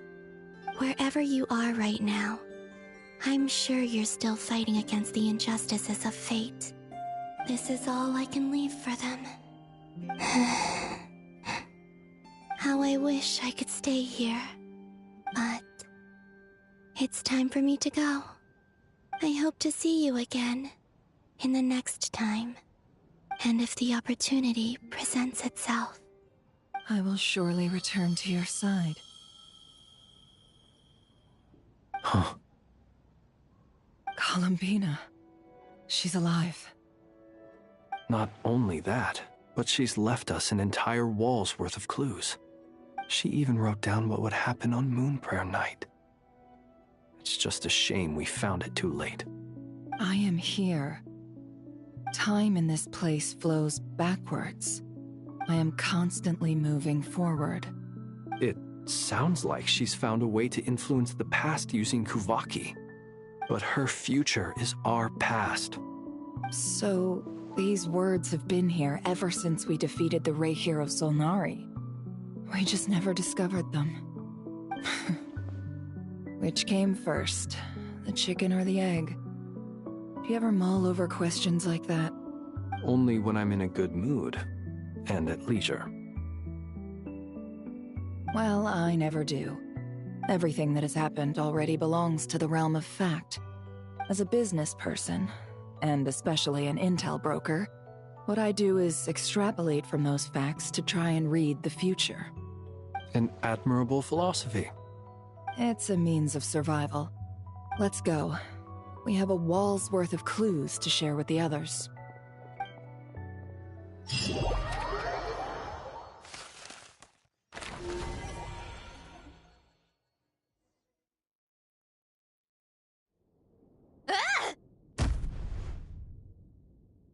It appears that the doctor's energy signature has changed to something similar to Kuvaki, but not like the Kuvaki we're used to. Nodcry's Kuvaki devices will only have a limited effect on it. I can see why you've chosen to place your hopes in alchemy instead. Also, I must say these books are rather profound. My subordinates just shipped them in from Fontaine. Some of them are from the Narcissenkreuz Ordo. Some are incident reports from Petrichor, and then there's a few test reports for these junk machines. Additionally, after some further scanning, I've discovered something extremely annoying. What's that? Tevat's skies contain multiple moons. A long time ago, when I did my first scan, I detected 3, just as the legends say. But when I checked again just now, I detected 4 moons. So there's one extra? Yeah. Originally, I thought that if I could still find 3 moons, that would at least mean Columbina's still alive. But then it occurred to me that apart from the Frost Moon, Tevat's moons are just husks. And husks surely shouldn't show up in the scan, since they're not alive. It's weird, isn't it? If we can't even distinguish between a dead and a living moon, how are we supposed to know whether a moon goddess is still alive? Or does this mean that the moon marrows are equivalent to the moons themselves? It's certainly possible. In which case, the 4th moon you detected may be Dottore artificial creation. So he wasn't bluffing. He really built his own moon marrow. Ugh! I'm so mad right now! It's easy to get overwhelmed when you have too much on your plate. Maybe you need to relax. Perhaps try going for a walk. Or simply take a few deep breaths. Nothing can calm me down at a time like this. I need more time, and I need progress.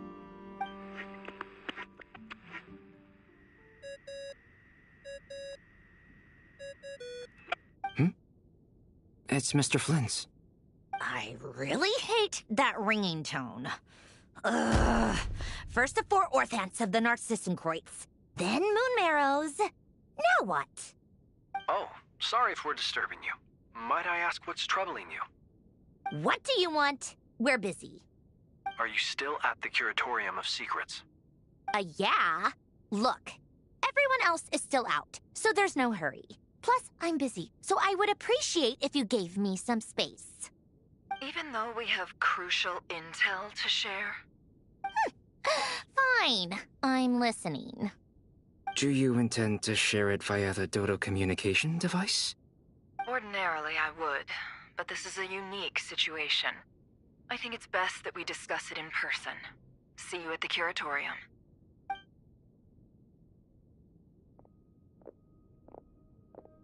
All right then. So, what's the situation? The rest of the team is still out working on their missions and evacuations, but we've decided to fill you in on the most crucial information first. Sandrone, you were right. Columbina is most likely still alive.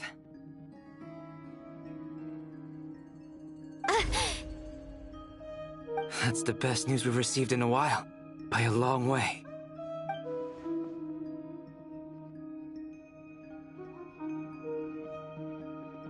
Random locations. Appearing in reverse order? Are you serious? So not dying isn't enough for the moon goddess, huh? She has to show off too. Anyway, does this mean we can deduce her condition from the moon marrows? Miss Androne, there's nothing wrong with simply admitting that you're happy to hear the good news. I'm not. And she's the least of our problems. We're facing a huge crisis. If she can't control the flow of time in there, she's just gonna keep moving backwards. Different points in time won't intersect, and she'll never find a way out. Let's say life begins with a drop of water. When did time begin? The moment this planet came into being? No, that's not right. Her final destination would be the moment at which the space she is in was created. But it doesn't seem like we can influence that space from the outside world. So how can we help her? Also, if she's alive, Rarier and Thalindus might be too. But as far as we know, neither of them have come back out. That space may not have an exit at all. I'm afraid I must concur with Miss Nefer in this. Can't exactly argue with that. Let's leave it there for now. I've taken notes on everything you said. Will it help with your research? I doubt it's gonna help with breaking Dotori's energy fields. But who knows when it might come in handy. Better to have it all written down than try to remember everything when I need it. All right, I need to get back to my research. Mr. Albedo has made a lot of suggestions that will require my undivided attention. Sure, I'll stay here. I have things to work on.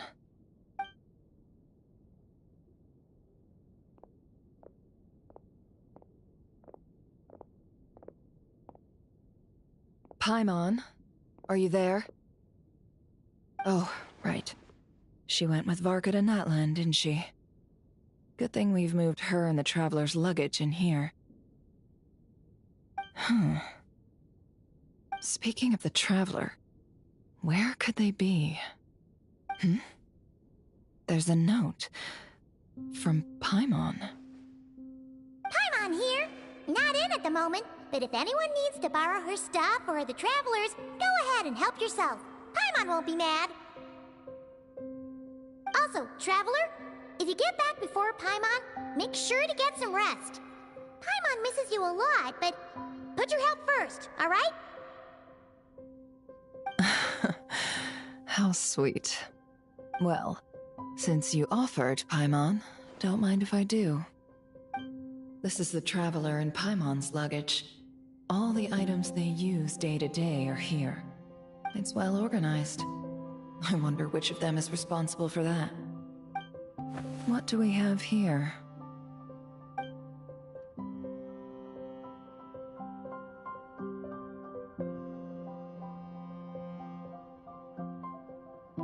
The camera captured a special moment that can only occur between people who are close to one another. You can really sense how the photographer feels about their subject. I wonder why this picture was placed outside. Is it because Paimon recently looked at it?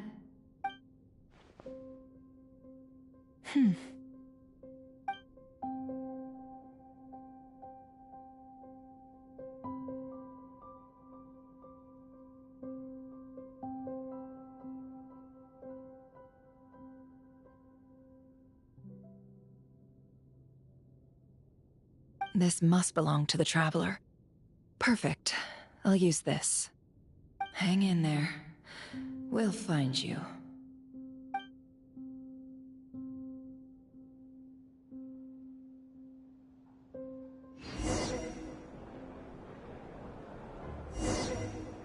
Polonia. Search keyword world formula and bring me all relevant books.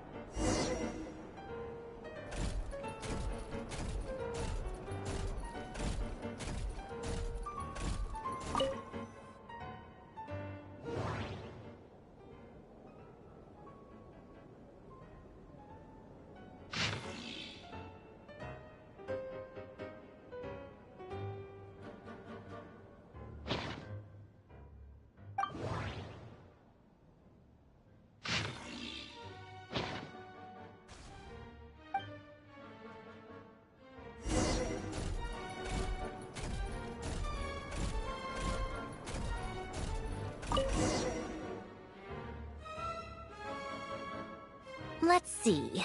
This one is on Tonki's sermon dictation concerning the apocalypse. I believe that the correct term for this is Fortuna. This was an ancient Romorian technology, a wisdom unparalleled. I never imagined that Romorian ideas would be so similar to the diagram I have named, the world formula. This is strong evidence that human civilization should gradually shed possibilities as it continues to explore and evolve. The end of humankind may well be upon us right now. The sparks of civilization shall run out, unless we consider introducing variables from outside the system. Variables. Surely that can only mean one thing. Descenders? Dottore likely captured the Traveler because of her descender status. But the Three Moons' authority comes from the world itself. Why would Dottore need anything beyond that? Where does this variable factor in? The world formula calculates the fate of an entire world. Introducing a variable would therefore give us...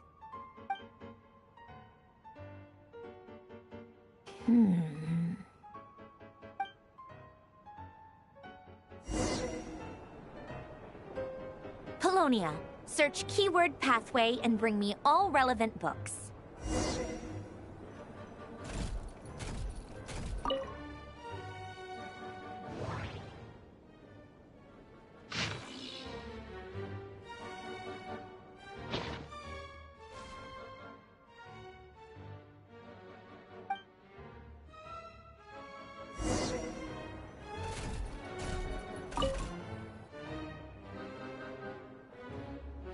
Otonki sermon dictation. Explications on the chemical marriage. These titles are pretty esoteric. Observe and compute the pathway displayed in the guidance diagram. Deconstructing and reversing its effects could generate potential ideas. So, it's one of Renee's draft lectures. Deconstructing the pathway. I suppose that could lead to a breakthrough.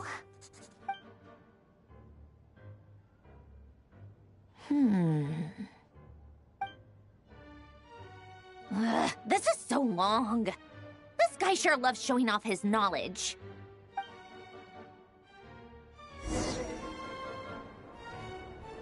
Polonia.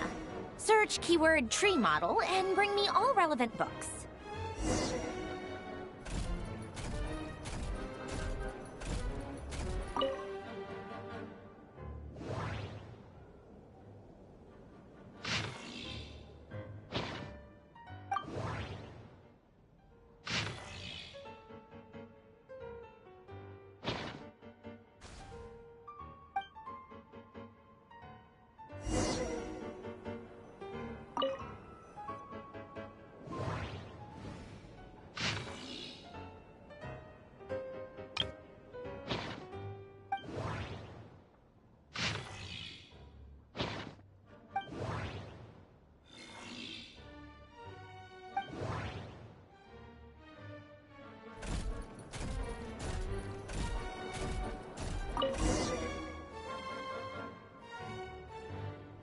Most of the experimental devices proposed by the Lilia Crucis Ordo are built based on the simple and basic logical structure of a tree model.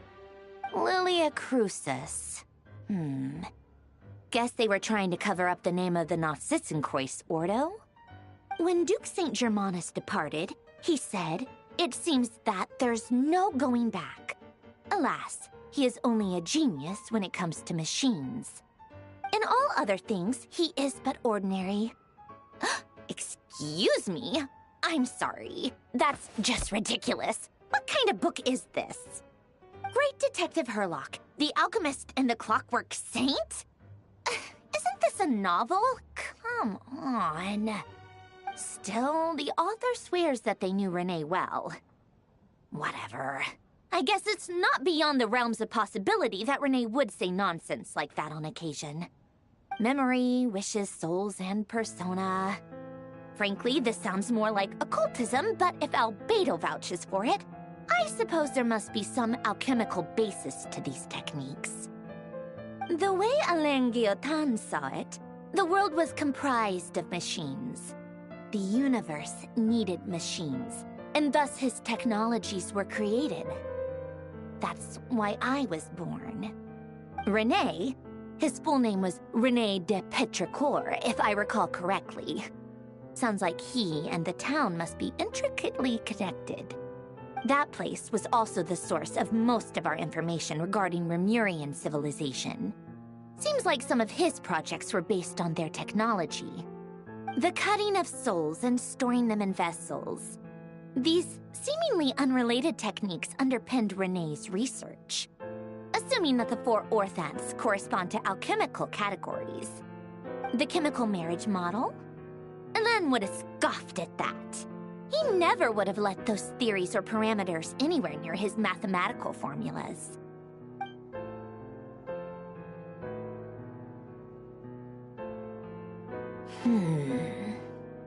What was Alain's view on René? I know he mentioned the name, albeit very rarely. Oh, now I remember.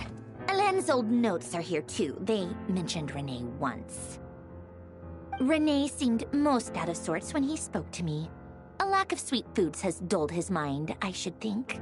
Either way, his words are not to be believed. Yep, that sounds like Alain. My subordinates actually did a half-decent job digging out all these materials. Makes a change. Good for them. Some of Alain's old files are completely consistent with these records.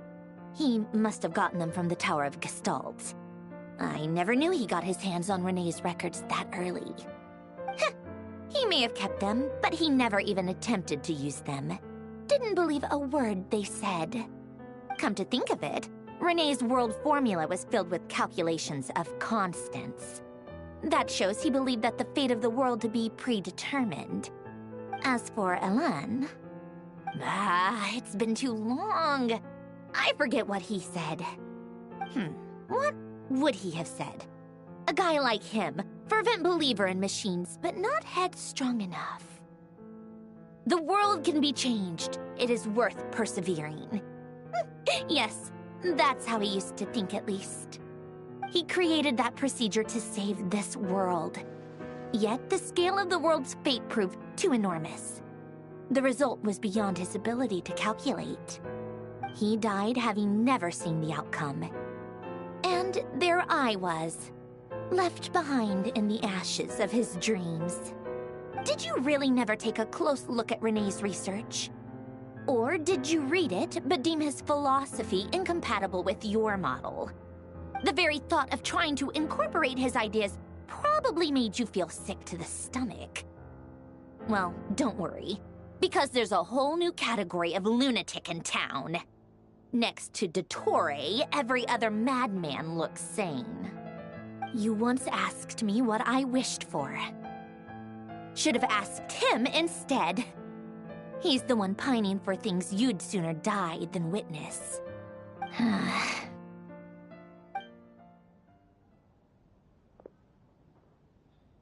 Even the tiniest variable can make big waves in the present.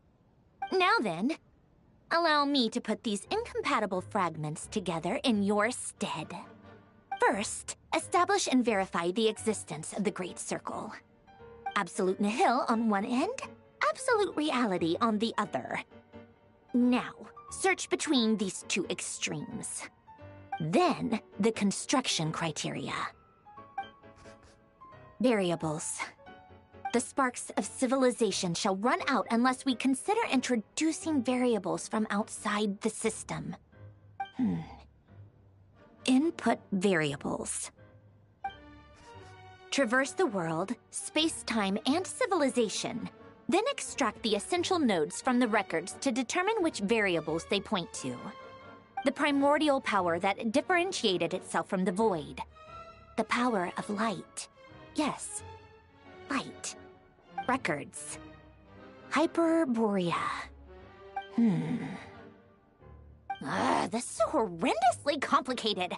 After all that, I'm still missing a few variables. I need to think this through again. How do you think it looks, Polonia? Like the frenzied scrawlings of a madwoman? Fine, keep it to yourself. It's not like you can talk anyway. I'll assume you gave it a passing grade. I jest. But true madness does often start with trying to save the world. What would Arlecchino and Columbina think if they saw this incomprehensible hen scratch? They'd probably have me institutionalized. So would Rosaline. She's been dead for a while now. When I close my eyes and think back, I can still see her face. And that enormous dress she used to wear. Such a bizarre choice. What possessed her? Oh, and the clack-clack of those heels used to drive me insane. No one's asking me, obviously, but I hope you all know that I never wanted to save the world. I'm not crazy. I don't have delusional ambitions, and that's a clinical fact. The world needs a solution, but I don't need the world's validation. It's the world begging me for answers, not the other way around.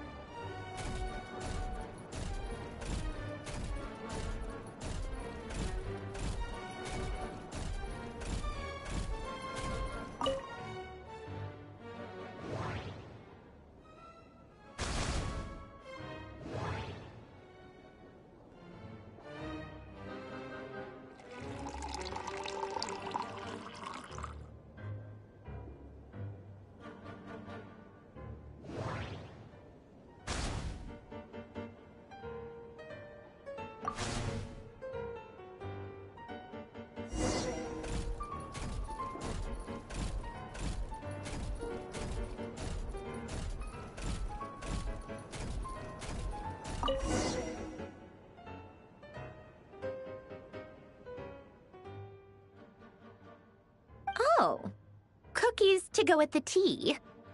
Let's see. They must be from that person who brought those documents. I see they're from Hotel de Boer. Something's written on the box. We are proud to present this homage to the Fortress of Meropede's fun-filled mill collection system. Fortune cookies. Have a lucky start to your day. Sounds like a dumb gimmick to me. Be early to bed and early to rise. Get plenty of sun and drink plenty of water. Then things will surely go well for you. What? Are you kidding me? Somehow I doubt that an early night and a glass of water is magically gonna save a world on the brink of existential peril.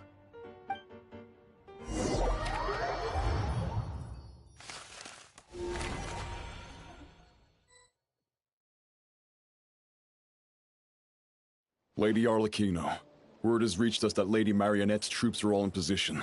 They are ready to act as soon as the order is given. Excellent.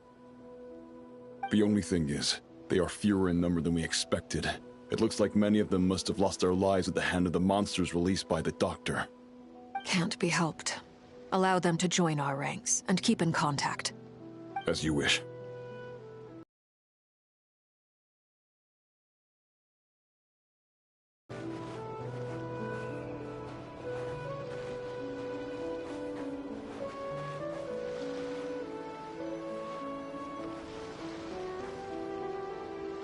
It's been a while, Arlecchino. You look well. Did Dottore really have to build his lab right on the sole path between Snezhnaya and Nodcry? Had to go on a huge detour to stay out of its line of sight. Sounds like an arduous journey. I assume you've brought word from Her Majesty? Of course, all part of the job. Firstly, the Tsaritsa has authorized Fatui Internal Affairs to review Dottore's case. They will reach a formal verdict on whether he has turned traitor and whether he poses a threat to Snezhnaya. While they're working on that, I've been ordered to come and receive the refugees from Nodcry. They are nearby. My team will escort you to them shortly. Great. Aside from that, Her Majesty has a message for you and Sandrone personally. Huh? Where is Sandrone? She stayed behind to work since I was making the trip anyway. It seemed sensible to have one person on standby at base while the other came out to meet you. All right, guess that's just how she rolls. In that case, tell her that the Tsaritsa's decree this time is pretty awesome sounding. I think she'll like this one. Still, I wonder what... Wait, what's that? Did one of our troops turn into a monster? Take him out.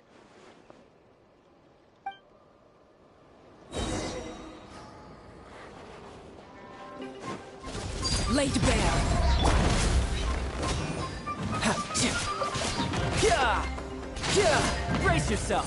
This is gonna hurt! You've gotten stronger, Arlecchino. Nice! Stop that right now. I appreciate the praise, but I am not fighting you today. I'm late.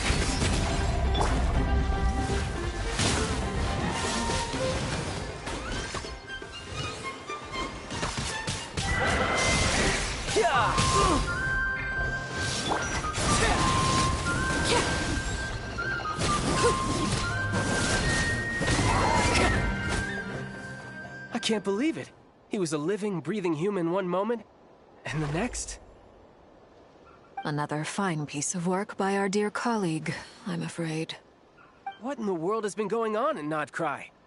A lot. But long story short, Dottore stole 2 moon marrows that should have belonged to Columbina, then built a 3rd moon marrow of his own to concentrate the Trilunar Authority in his hands. What? What do you mean he built a moon marrow? People build roads and houses, not moon marrows. What's his next DIY project? He's gonna build a god? You could stand to be less surprised. We are harbingers. The work we are engaged in makes the creation of gods seem mundane by comparison. I tell everyone who asks that you once crossed swords with Rex Lapis while serving as a key supporter for Rosaline's plan. But right now, you're acting like a common adventurer. Thanks for speaking up for me. Those 2 really took me for a ride back then. Then again, surely no common adventurer would manage to get tangled up with them the way I did. That's gotta count in my favor, right? It almost sounds like you wish to repeat the experience. I might have to lower my opinion of you. No. I'll stop talking. Please, go on. Dottore is currently still experimenting with his newfound power in ways that continue to corrode the outside world. As for the human mutation, I believe this is simply a consequence of his experiments, and not a strategic move. That radiant beast was once a subordinate of Sandrone's. I suspect he was only allowed to live so that he could become an experimental subject. Also, those of us who fought Dottore have been afflicted with a curse. As such, I cannot leave Nodcry. This is so much worse than I thought. No wonder Her Majesty's decree is so extreme. While these exceptional circumstances persist, the Harbingers are hereby authorized to use unilateral executive powers. Should Dottore pose a threat, Arlecchino and Sandrone are permitted to eliminate him. My thanks to Her Majesty. I will pass these good tidings on to Sandrone. Her Majesty has also declared that she will refrain from launching an attack on the now evacuated Nodcry due to the presence of unretrieved research material. A wise decision. By the way, how's my old partner doing? I'm assuming they're with you? Partner? You mean the Traveler? I'm afraid I have bad news. She was captured after our failed assault on Dottore's lab. Her whereabouts are currently unknown. What? Why? Since when does Dottore have a bone to pick with her? That is indeed the question. I'm not sure he does. He must have some other goal in mind. This won't do. I have to rescue her. You can't. We have no idea where the Traveler is. What am I supposed to do then? Stand here twiddling my thumbs? Sandrone is working on it. The best thing you can do right now is complete your mission. Fine. I guess I'll leave this to you then. One last thing. Tell the Rooster to get the message out to the gods and citizens of every nation in Teyvat. Beware. An uncontrollable pollution is spreading forth from Nodcry. The source of that pollution is a madman drunk on the success of his experiments. The Fatui and our allies will endeavor to contain the threat. However, if Nodcry falls, things are likely to escalate. Considering Dottore is one of our own, all Fatui stationed in Nodcry consider it our duty to stay and fight him to the bitter end. Whatever the cost. Hey, don't be too pessimistic. If it comes to it, I'm sure Her Majesty won't stand by and do nothing. I hope you're right.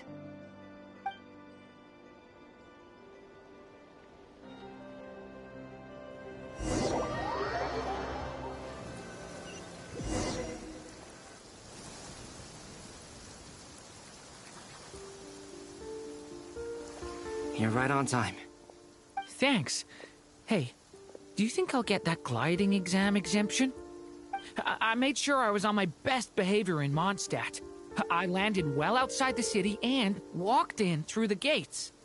I'll help you apply, don't worry. For now, let's see what we have here. What are the doctor's energy fields even made from? The usual attract and repel principles that govern Kuvaki don't seem to apply to them. They comprised of energies from the 3 realms. Thanks to research by Master in the Hexen Circle, we know that Teyvat's 7 elements are derived from the more primordial power of the Light Realm, which is antagonistic with the power of the Void Realm. Since you have the power of the Dragon Durin within you, I'm sure you can already tell that this energy field contains no abyssal energy. That's true. It's not abyssal energy, it's something pure, wild, and untamed. I've been thinking about something. Do you still remember the device that Dory supplied from the Academia when you and Miss Columbina fought Raria? That was one of the most marvelous feats of ingenuity I've ever seen. The design, the craftsmanship, the material selection. I couldn't fault any of it. Not to mention the operating principles. Surely the most ingenious feature of all. Dory didn't go into detail on how it functions, but I have a working theory. The clue was that Miss Columbina was somehow able to use the pyro energy that you provided, despite the fact that, as a moon goddess, she should only be able to use light realm energy in principle. Now, all elemental energy is, of course, derived from light realm energy to begin with.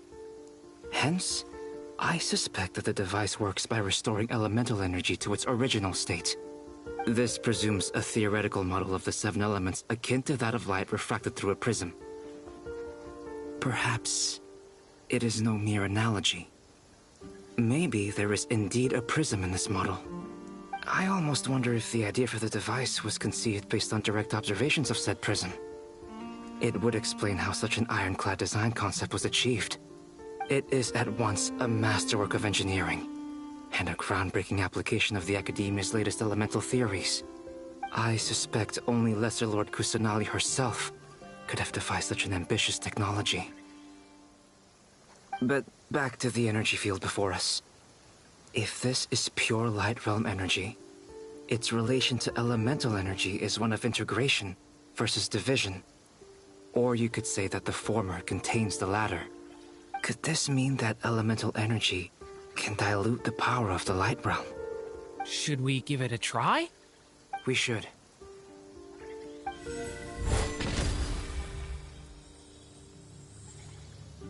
Ha!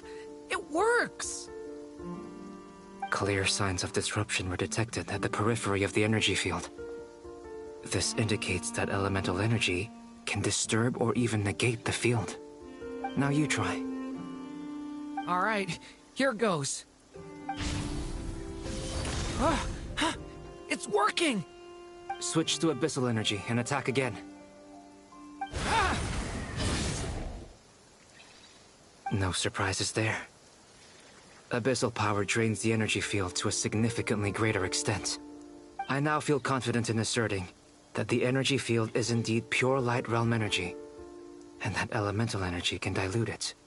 But the energy field is huge. How much elemental energy will it take to neutralize it? We don't have to neutralize it completely. We can try other approaches. That's all for theory. Would you like to continue watching? So you knew I was here? Huh? When did you get here? A while ago. But Albedo sounded like he was working on his thesis defense back there. Back in Sumeru. You can end a person's whole career by interrupting them mid-speech.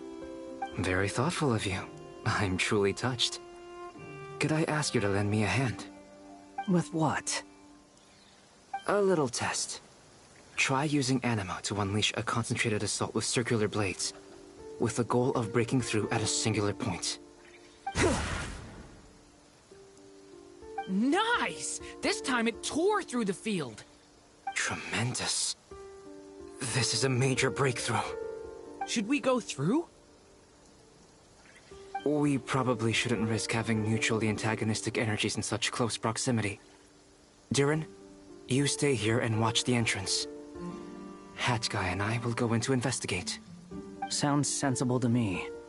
Keep your eyes peeled, Durin. Don't worry, I got this. You two be careful in there.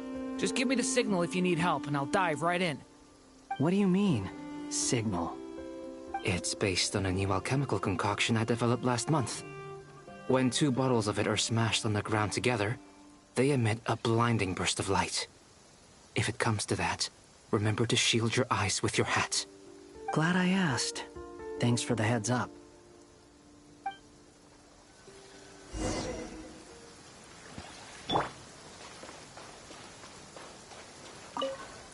Like I thought. Beyond a certain distance, we can't see the opening where we came in. Maybe that's to prevent people from escaping. Sounds like Dottore style to me. Not much has changed. Things are basically the same here as they were before the energy field appeared.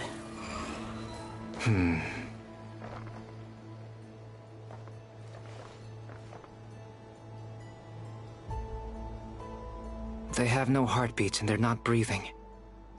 We can only assume they're dead. But there are no visible wounds. Also, there's an animal squatting next to each body. It's watching us. That's not an animal's gaze. What are you trying to tell us? Doesn't seem eager to talk. I guess maybe it's just an animal after all. Let's keep looking around.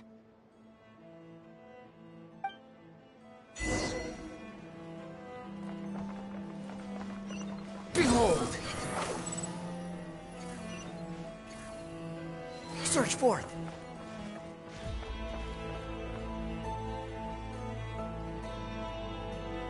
Same situation everywhere. Not a living soul in sight. Just countless bodies with animals standing watch over them. Well, I think we can safely rule out the possibility that they're all pets. Is skirting around the topic your way of showing consideration for other people's feelings? Just being cautious. I don't doubt that you can handle the truth.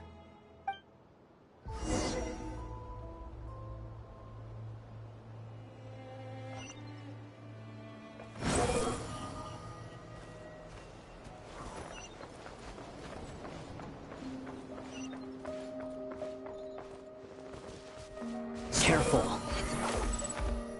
Please. Help us. Please. Over there. I hear a voice.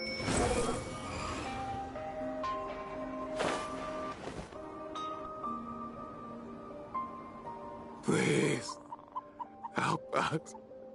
Please. happened here? I don't know. Suddenly, everyone collapsed. Then my line of sight got lower. I still have some of my senses left. I gotta get out of here.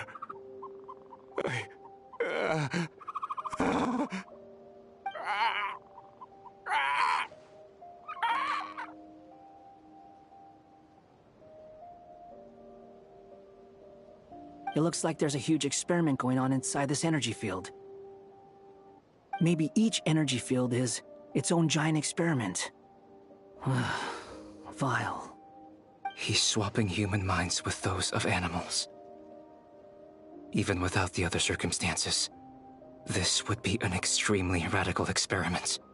Those people may have lost their sense of selves, but they are not fully animals either. If they were, they would have left. But instead, their instincts are driving them to remain by their dead bodies. We should go. No sense in sticking around here longer than we need to. Agreed.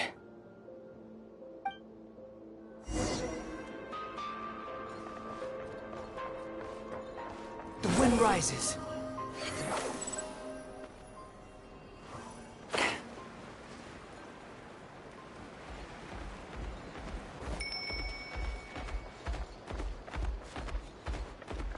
Quit following me.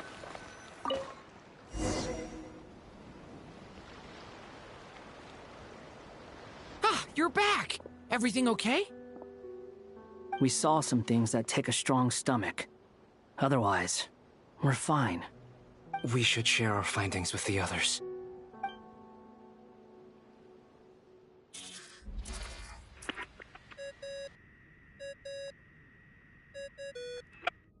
Yes? Who is it? Miss Nefer, it's me, Albedo. We found a way to break through the energy fields. With enough control, it's possible to tear them open using elemental energy. Also, we managed to take a look inside.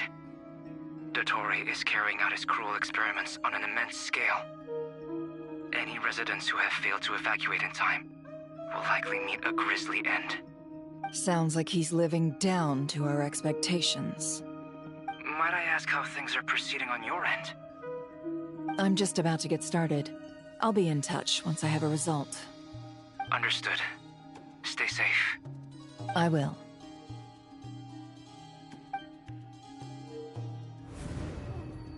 Well, Nefer, I'll link up with you once my tasks are complete. What makes you think I'd need you to do that? I'll need it. And considering the way you approach certain matters, I think you'll be better off with me present.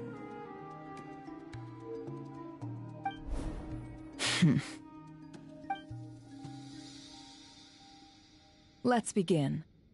Entering simulation mode. A vast wasteland. Is this the Traveler's inner world? I was expecting something more vibrant, to be honest. Wait, someone's there. What are you looking at? In that case, I'll look at it with you. I want to know all about everything you've seen and experienced. Is there somewhere I should return to? Or should I stay here and be the hero everyone says I am? I don't dislike my current life. Roaming the land, fighting battles, accomplishing missions, earning a living, looking after Paimon. It's not so bad. I guess the only thing that's missing is that you're not here with me. This is the conscious layer, which contains a person's true feelings. It is filled with both longing and kindness. I suppose anyone who lives long enough ends up wishing for someone who can't be there. Maybe it's the only way we can feel truly alive. Time to delve a little deeper.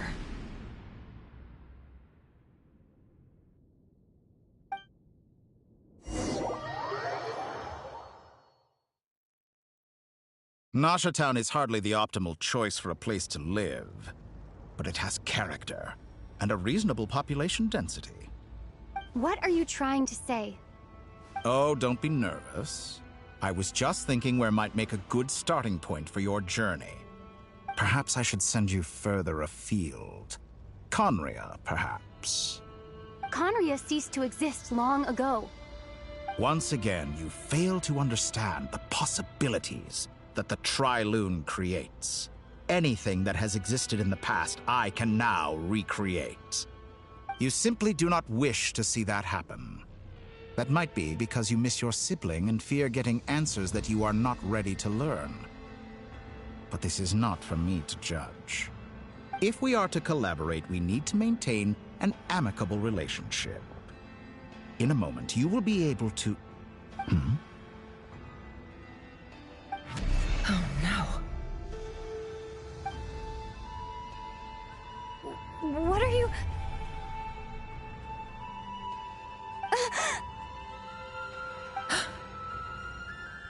What are you gonna do? Don't move. Something unwanted has crept into... Oh? Gone as quickly as it came.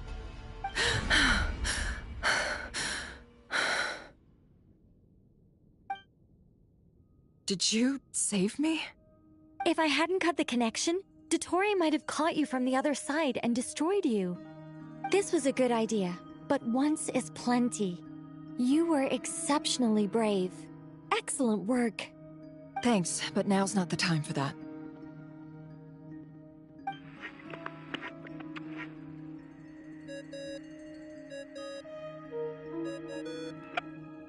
Albedo speaking. I think I know where she is. What is this endless darkness? I can't see anything, even though my eyes are wide open. But why? What happened?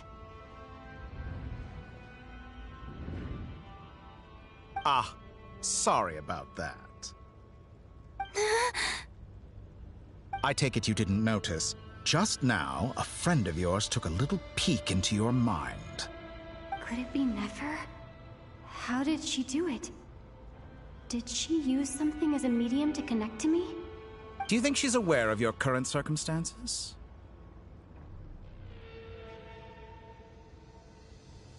Oh dear. Have I stunned you into silence? I only wanted to slow down your time a little so I could stop your intruder in her tracks. It would have been nice to capture the spy. I must say, I'm finding the ability to adjust the flow of time rather intriguing. The moment you closed your eyes, time seemed to grow impossibly viscous, didn't it? A whole month passed before you opened your eyes again, but only for you. No one else was affected. I dare say this is something only a god can achieve. Point taken. You've proven once again that you have god-tier powers. Oh, you misunderstand. This wasn't about proving a point. I was testing things out. I find I learn best by doing, and I have to admit, time is not the easiest dimension to control. I only wanted to make you sleep for a short while, but it ended up lasting a whole month. Clearly some finesse is required to wield the authority over time as I wish. I hope you're not angry with me. It was only a month's discrepancy, nothing too serious. Had I been off by a year, a decade, or even a century, that would have been quite a different story. You could have frozen me for millions of years. So much for collaboration. You aren't showing much sincerity. Millions of years? To what end? I wonder if you don't understand. I had you sit here for a week. I imagine people might sympathize. But if I left you here for 100, 1,000, or 10,000 years, the sheer size of that number would cause it to lose all meaning to them. They would not have the capacity to comprehend your suffering, and thus they could not empathize. Unfortunately, while gods do exist in Tevat, it is ordinary humans that account for most of the population. Their lifespans are so limited, their bodies so fragile. Did you ever really hope that they could begin to understand someone like you? Your long life and unique origins make you fundamentally different from them. How long will it be before they start to treat you like the alien you are? Before you are ostracized, outcast? Alien. Even I feel bad for you sometimes. This world has made you into a slave. So many times you have served its will, and not once have the powers that be ever thought to grant you the one simple thing you wish for. You have been treated most unfairly. I can change that. I will grant you special privileges, and give you back the status you rightly deserve as a descender.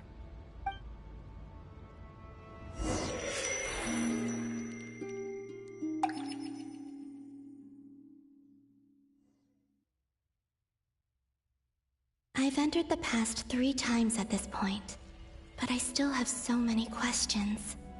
For instance, beyond each point being further back in time than the last, what determines the specific locations at which I can make entry? So far, the common thread linking all 3 scenarios is that the Traveler has been present. But it's more than that. I know I sensed something familiar around her. What was it? I'll keep this question in mind as I carry on.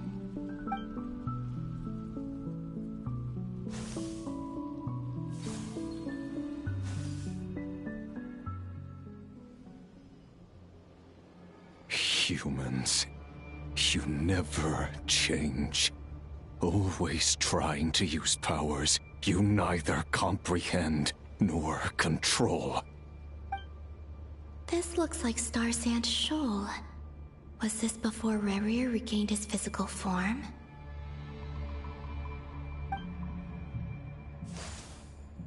You've messed with the cannon again, huh? Sorry, but this round's not gonna go your way. The cannon. That's right. I was at Silver Moon Hall and I sensed an abnormal Kuvaki fluctuation coming from Nasha Town. And right after that, came an ominous power emanating from Star Sand Shoal. My body was once torn into countless pieces and hurled into the swirling chaos of time itself. But even so, my life and will were not extinguished. I wonder if I could try to prevent his resurrection. But how would I do it? What can I do, here and now? Traveler! Behind you! Look at that light!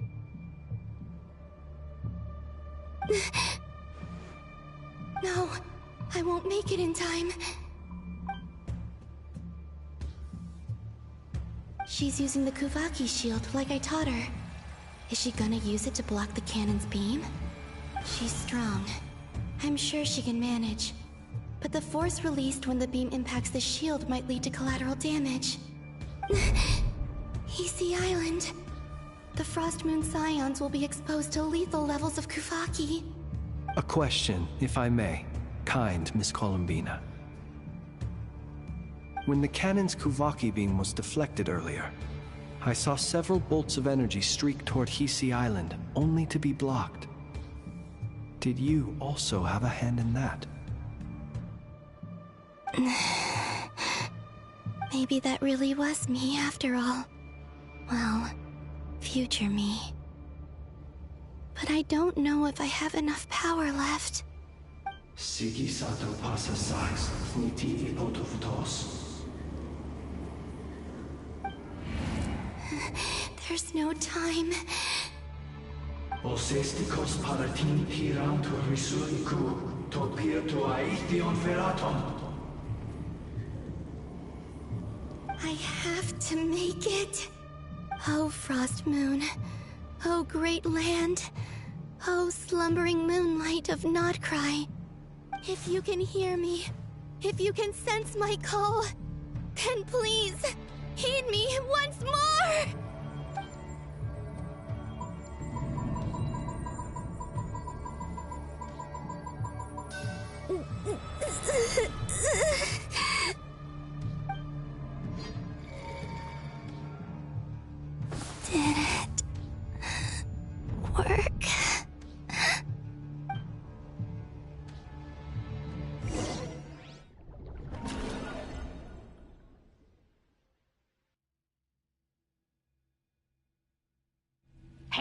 wake up. Hey, did you hear me? Columbina, I said wake up, now! Oh, good morning, Sandrone. It's 3 in the afternoon, actually. And could you kindly not use my quarters as your personal nap room next time? But I feel so safe here. And your coffee, right? It's so bitter, but it smells lovely. It's like you were raised by wolves in a forest or something. What did you drink growing up? Grass tea? The Frost Moon Scions certainly led a more frugal existence than the Fatui. Then I'll bet you've never eaten one of these before. It smells delicious. That's because it's a Fontanian recipe.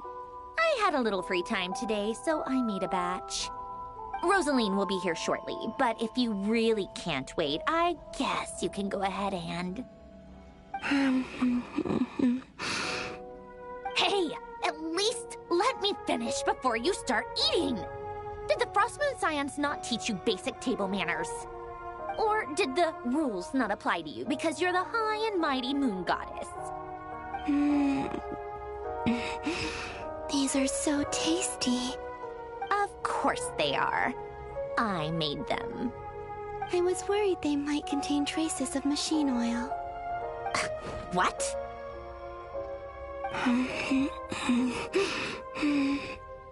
You know, there's something I've always wanted to ask you. Why did you leave your old home and join the Fatui? I mean, I'm sure their food was awful. But there's gotta be more to it than that. Well, life there didn't go quite how I imagined. What were you expecting? You're a god. Your followers are gonna make some demands of you, right? Surely you can just answer a few prayers here and there in return for the free food and drink. How bad can it be? Well, would you help other people just for free food and drink? The doctor told me that you were created by a great mechanic, Lord something Fisher. The Lord Artificer. Ugh, some people can't keep their mouths shut. Oh, Lord Artificer. And didn't he have something to do with the, narcissist? Narcissenkreuz Ordo. Yes, that was it. Narcissenkreuz Ordo. So, would you try to fulfill their wishes? You must be joking. I wouldn't go even if they paid me. I don't even know them. Exactly. Well, I felt the same way. I did not know the people who made demands of me. What do you know? We're on the same page for once. In his later years, Alan did ask me if there was anything I wanted to do. If I had any wishes of my own. Well, I don't. And I'm not in any mood to fulfill someone else's either. Who's Alain? He was the... You know what? Never mind. You're not gonna remember. Anyway, the point I'm trying to make is, neither of us is the self-sacrificing type. Let me ask you this. What sort of place would you like to live in, if you could choose? A place where people don't ask me for things I cannot give them. Where they don't worship me, or fear me, but just want to chat with me like a normal person. I'd also like the freedom to come and go as I please. And ideally, it would be somewhere with the smell of coffee and snacks. Not to burst your bubble, but no such place exists in the world. Now, take your snacks and scram.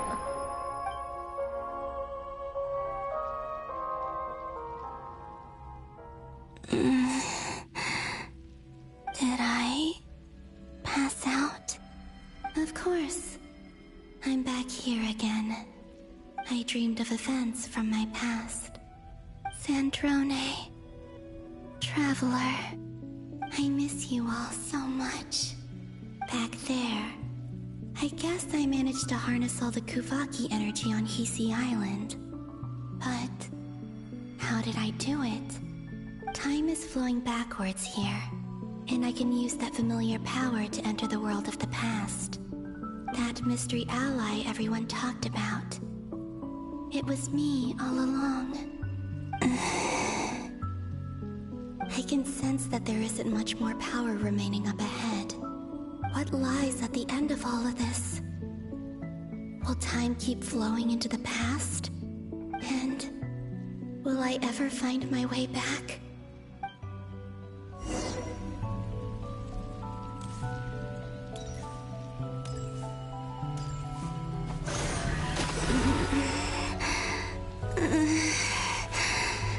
It's getting harder and harder to use my power.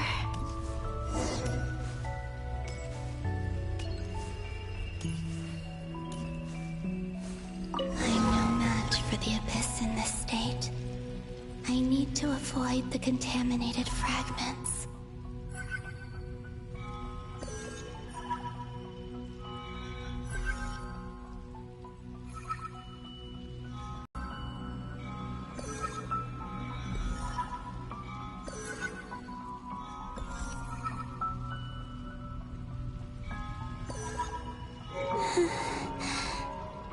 Time to go. I wonder where I'll find myself this time.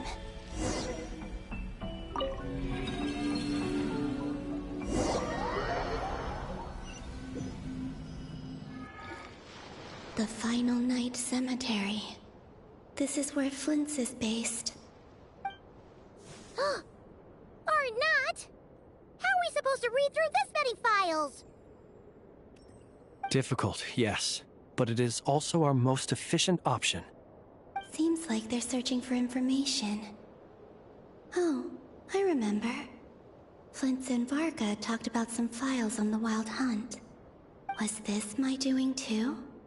To expose the true intentions of this Rerir, we need to dive into Notcry's history.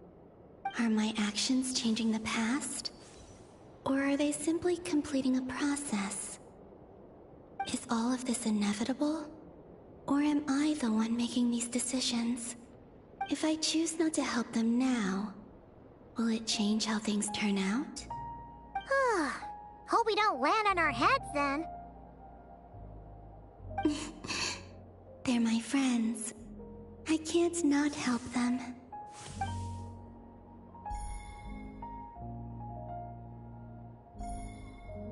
Ghost! And the other one was... here. Hey! Another file's moving!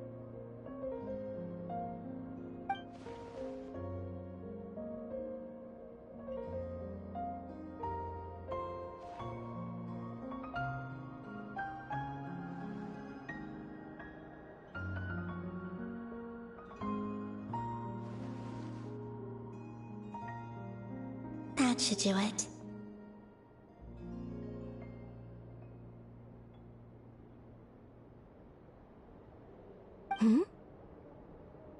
Luanatar? You can sense my presence? Wait!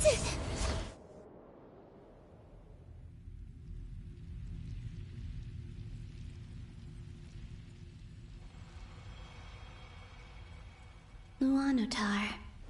So she's that familiar presence I've been sensing all along. She's always been by the Traveler's side. That explains why the Traveler has been there each time I've entered the past. But why Luanatar? Is it because she has a connection to me as the Moon Goddess's familiar? If so, why not any other Kuhenki? That's...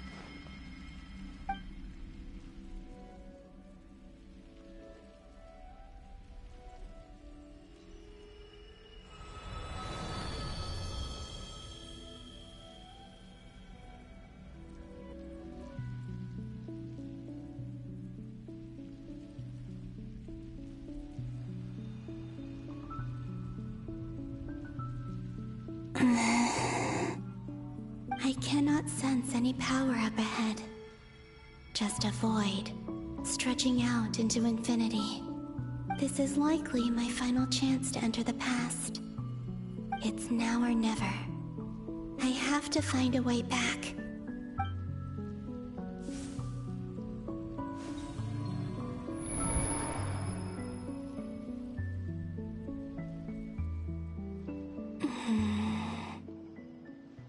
Easy Island? How far back in time is this? Where's Luanatar? I can't sense her presence this time.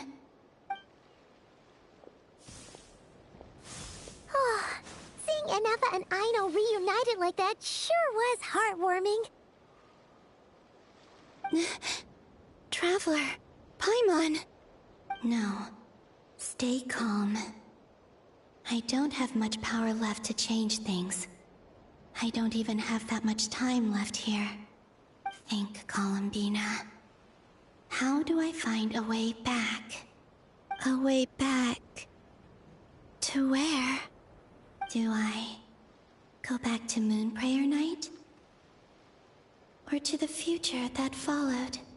And if I return in my current state, what will become of me then? Dottoro's actions that day proved that he'd been planning that for a long time. He had already seized the power of 2 moon marrows before capturing me. Even if I managed to get back, how can I fight against him when he wields the Tri-Lune Authority? I can't. If I go back like this, I'll be playing right into his hands. I have to find some way of rivaling the power he has usurped. Wait. Time flowing backwards. The Tri-Lune Authority. Does that mean... I think I know what the final destination of this lunar reflection might be. I know what I must do. Speaking of homes, we must already be close to where the Frost Moon Scions live. The vibe here feels different, just like the scenery. But how do I communicate my plan to my friends? Should I write it down here? No. Someone else will see it. I need something with a close connection to me. Something I can use as a medium to tell them what's happened to me in here.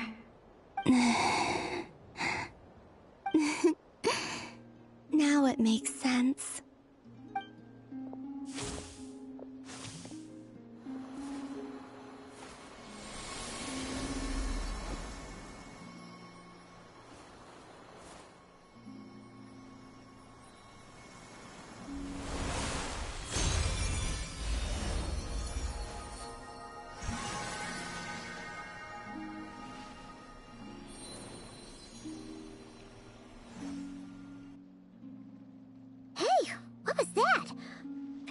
Some sort of breeze blew by, and then the petals suddenly turned into...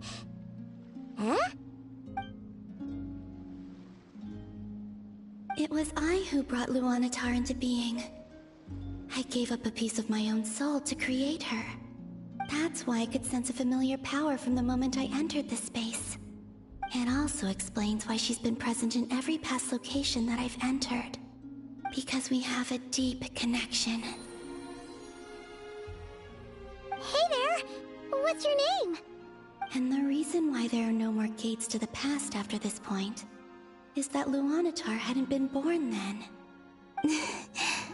No wonder I sensed the trace of a blessing when we first met. But I still didn't recognize the soul hidden within you.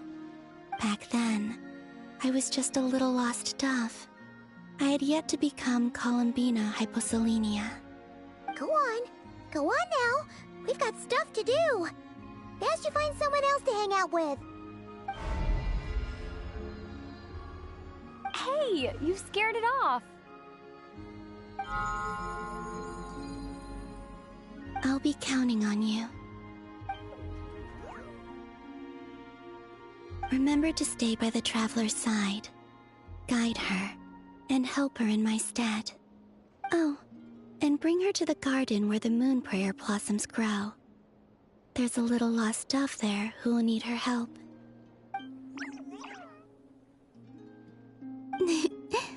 Go on.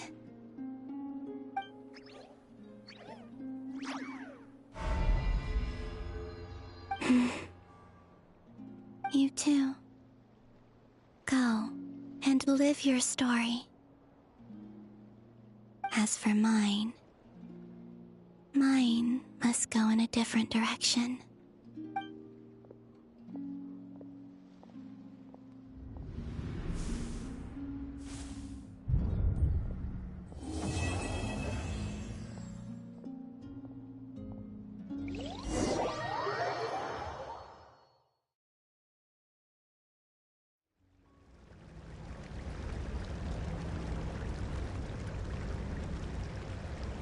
How would you like to experience the thrill of never being held accountable for your actions?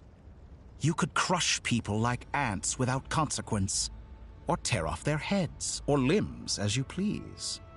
Believe me, such a life is but one small step away. What point is he trying to make? Freedom? But the freedom to kill? To do evil and get away with it? Why would you offer me that?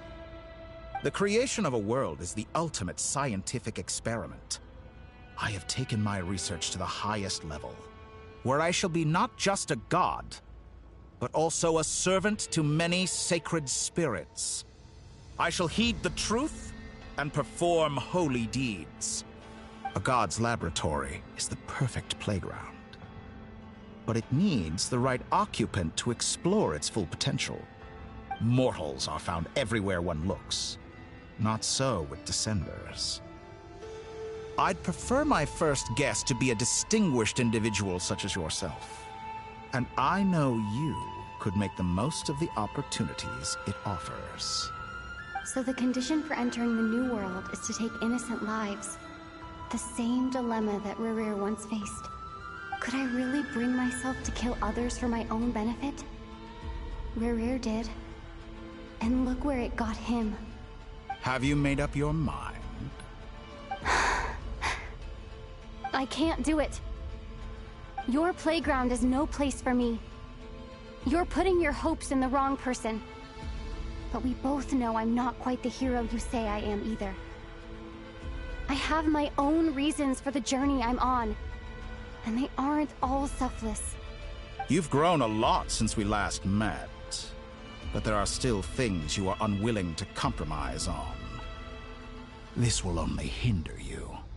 Why don't I lower my requirements a little as a gesture of goodwill?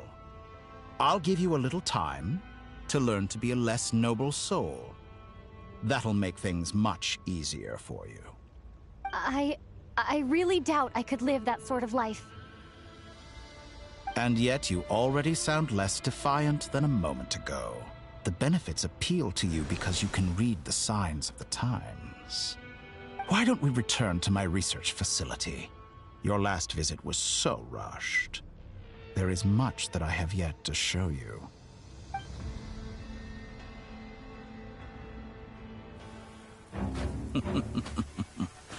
Now to that question, Heroes don't attack from behind. Guess I'm no hero. This is most disappointing.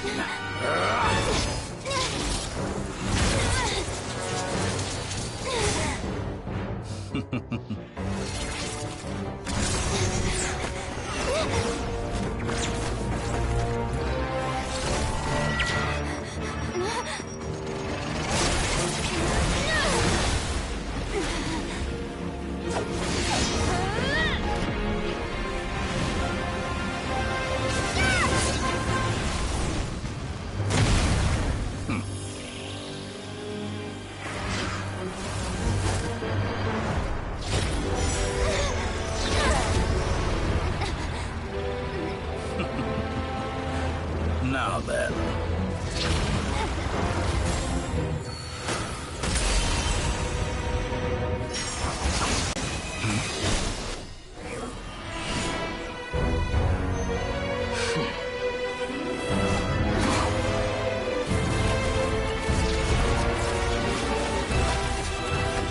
A new face.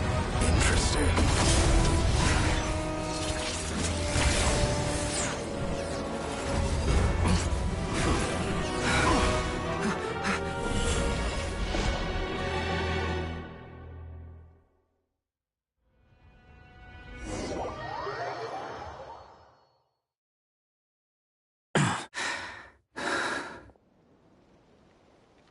You're still gonna call me Hat Guy after that, huh? I didn't see anyone else in there who needed saving.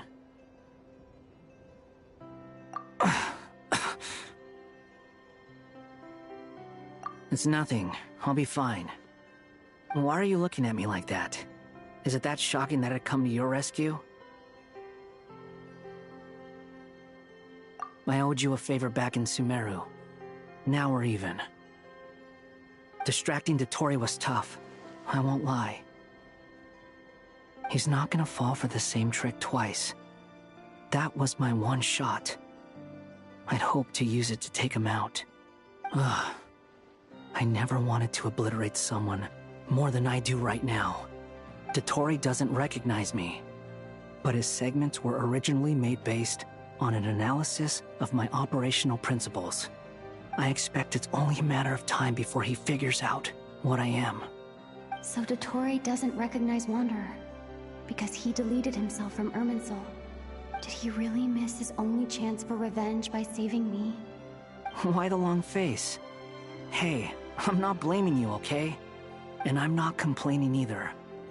Rescuing you and killing Dottore are equally important goals. Everyone would be pretty stuck without you. It's best you live to fight another day.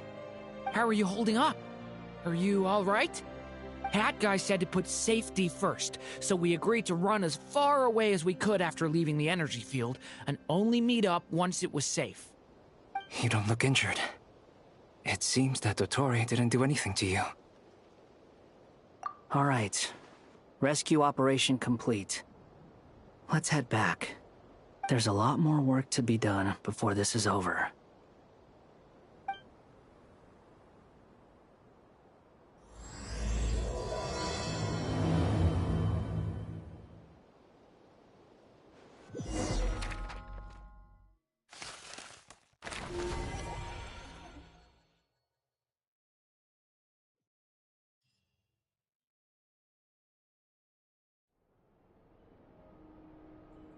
Understood. I will bear the Tsaritsa's decree in mind. I don't see what's so awesome about it, though. Does he really think everyone else is as immature as him? I'm not stooping to Tartaglia's level. I thought you might say that. How's your progress? Quite promising, actually. That alchemist Albedo gave me a few ideas. Remember how I asked you to look up some files for me? That stuff on the Nazi-Kreuz Institute. René de Petrichor and Jakob Ingold. Alain Guillotin despised René's theories and methods, but he never managed to come up with better alternatives either. So I adopted some of René's ideas. I thought Alain was like a father to you. He and René were mortal enemies, were they not? And what would you say if Lenny and his friends one day learned something useful from someone you utterly detested? I would applaud them for it. That would mean that they have surpassed me. For all we know, Alain Guillotin might have thought the same thing. Not that it matters, though. He's dead, and I'm alive. So it's my call to make. Once you die, it doesn't matter how great you were in life. Only the living get to decide what happens next. Hey, come on out. They're back. Huh?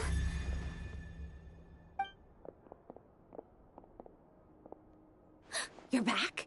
And your head's still screwed on? And you still have all your limbs?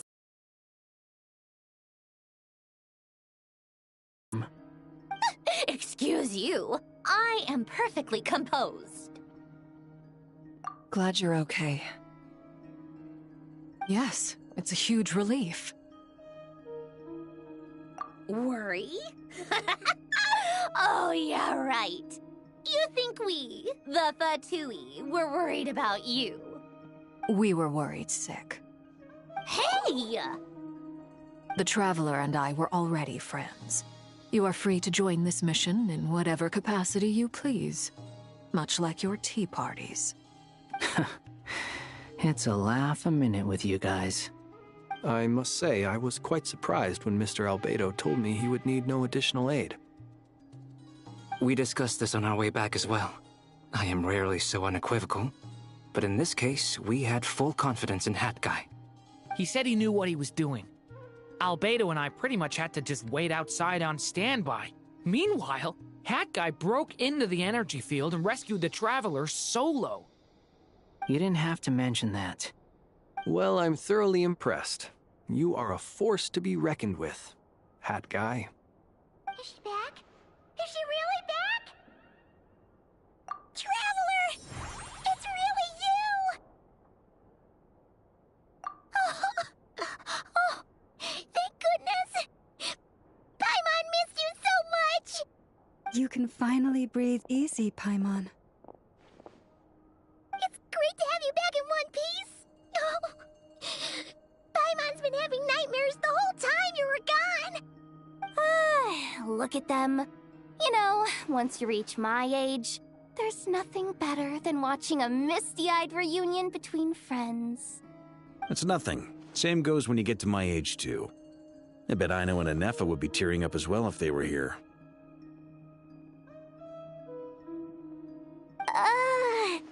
Varka, I'm not sure Anefa can cry. Oh, yeah, good point. Hey, your eyes are looking a little red and puffy. Come here. Let's hug it out. What? Ew, no! No, thank you. You're not my dad, okay? Knock it off! Everyone, I'm sorry for all the trouble I caused you. But the silver lining is, I didn't come away from this ordeal empty-handed. While I was being held captive, I learned a lot about Dottoro's current capabilities and what he plans to do with them. Allow me to explain.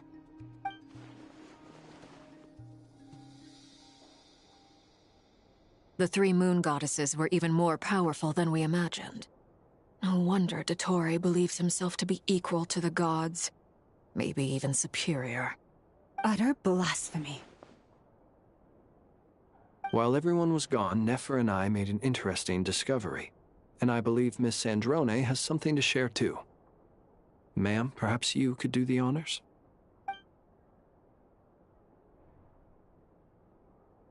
Called it. Getting rid of a pesky troublemaker like her is like trying to clean up after a crumbly cake. It always comes back to haunt you. Our next step is to find a way to bring her back. A place where time flows backwards, with no destination in sight. Surely it must have been created for a specific purpose. But I fear the answers are buried deep in Tevat's history, held by great powers beyond our reach. It sounds like she's on a specific path through time, just traveling in the opposite direction to us. The question is, where does that path lead? Or will it keep going to infinity? We considered that question as well. Strictly speaking, time is not infinite. Indeed not. Every road has an end. Nicole! You sure love quietly sneaking in mid-conversation. I do, in fact. It's something I've always done at our mages' tea parties. Quiet, mysterious, and persuasive. You wonder what lies at the end of her road. Well, just as the world has a beginning and an end, so too does time. And so, the end of the road is the moment that Tevat was born. But where Miss Columbina will end up along this road, that depends on where this particular river of reverse time began. What about the original moons and the moon goddesses? Do they have a beginning too? All things do. In the beginning, no moons adorned the sky. It was the Dragon King Nibelung who raised the 3 moons into the heavens, and thus were the moon goddesses born. They were shadows of the planet, born to wield Nibelung's authority and oversee the world on his behalf. They were extensions of his will, manifestations of his majesty. But then one day, they disappeared just as suddenly as they had once been brought into being. Nobody knew where they had gone.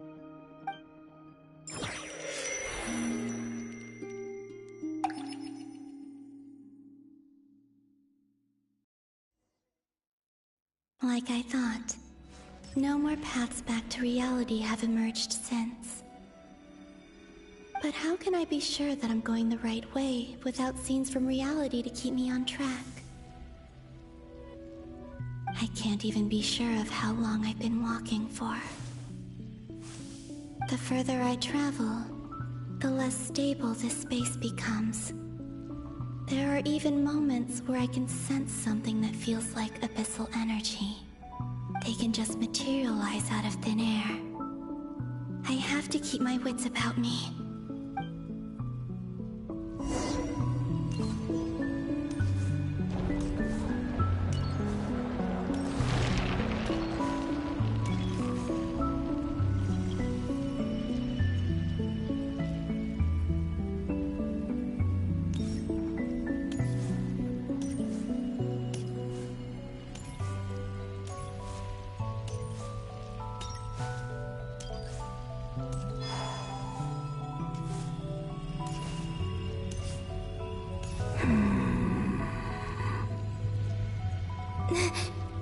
Is that the Ray here of Solnari?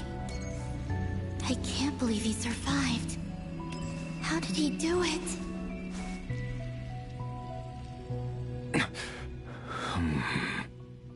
You are the moon goddess. But how? Please, there's no need. I'm not interested in fighting anymore. I find that a little difficult to believe. Yeah. Honestly, so do I. The way you used my own power against me was... It was a brilliant strategy.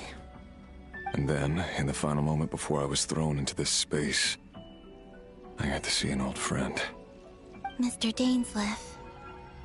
Right. It was so long ago now. But we were friends once. When I first got here, I was filled with hatred, remorse, and rage.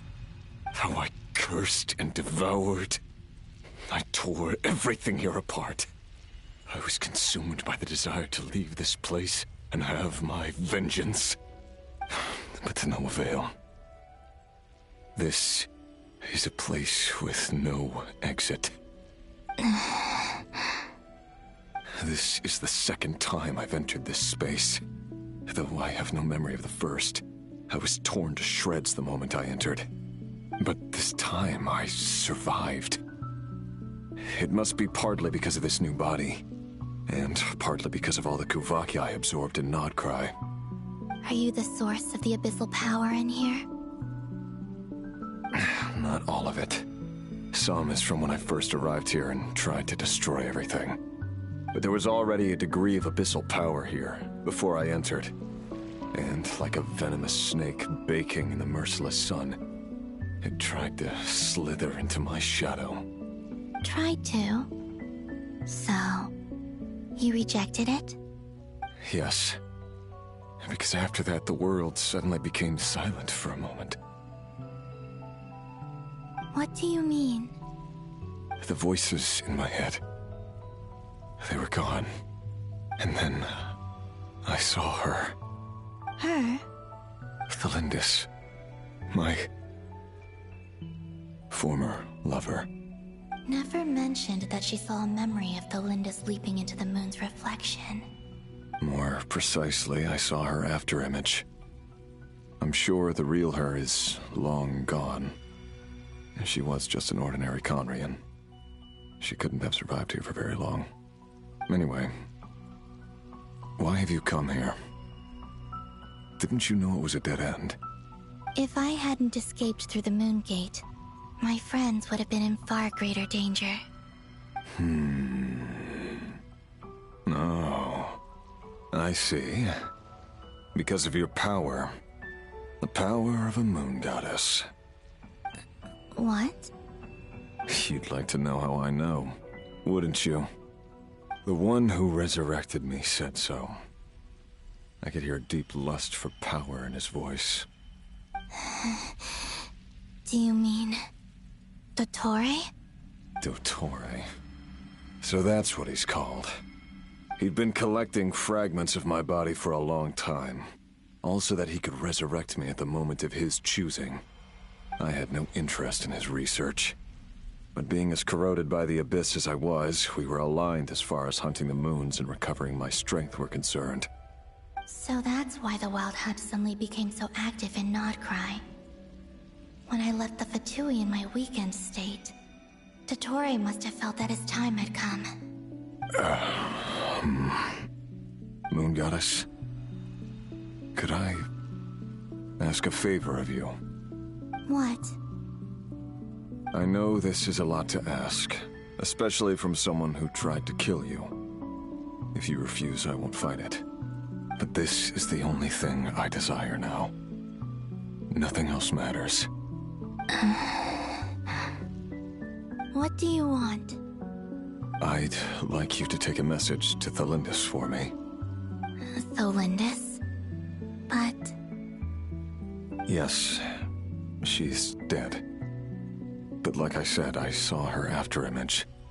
I can sense that some part of her soul remains here.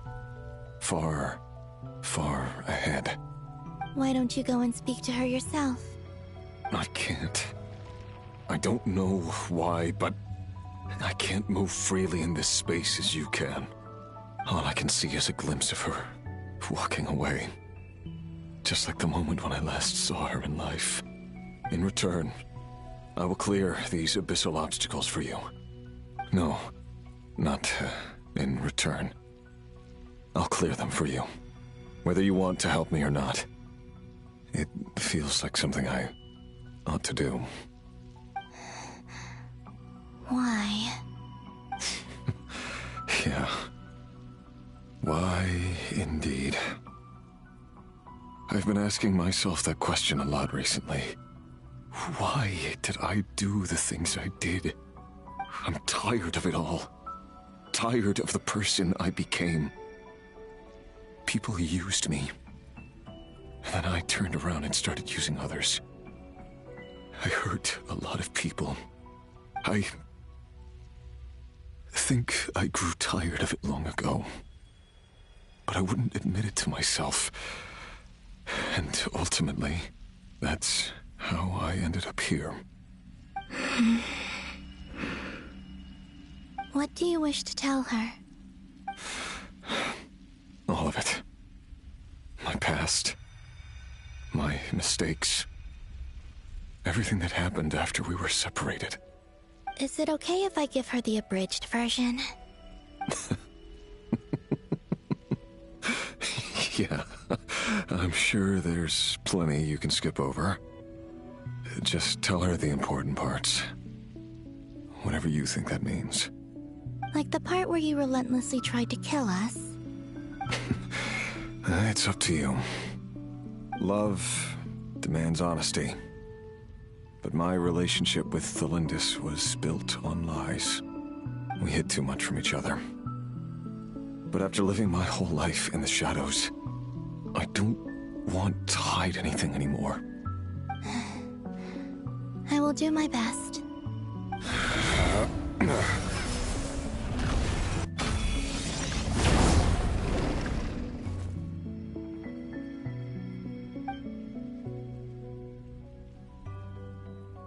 There. The Abyss will no longer stand in your way.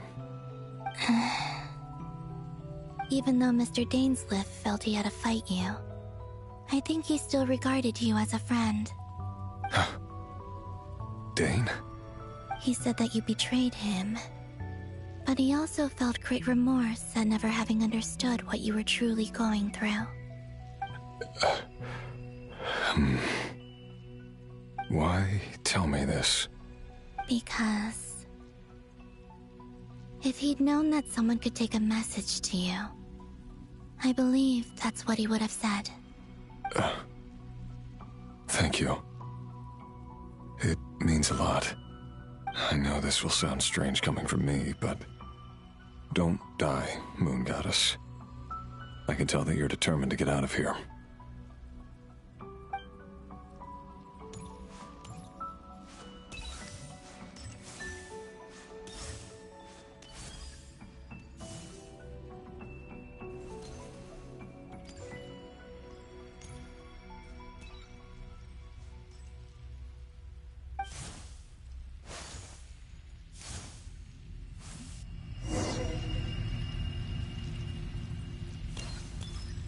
He kept his word. The abyss is no longer obstructing my path.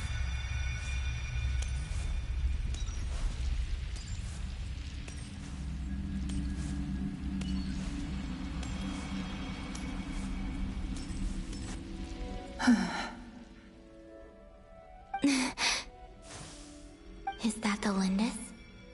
She wasn't far off at all. And yet, they can never meet. Hello, Miss Lindis. Who are you? How do you know my name? I've never seen anyone else here before.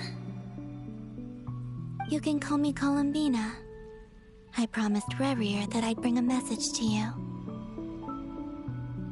Rerir? My Rerir? Is he well? He's doing better than he was.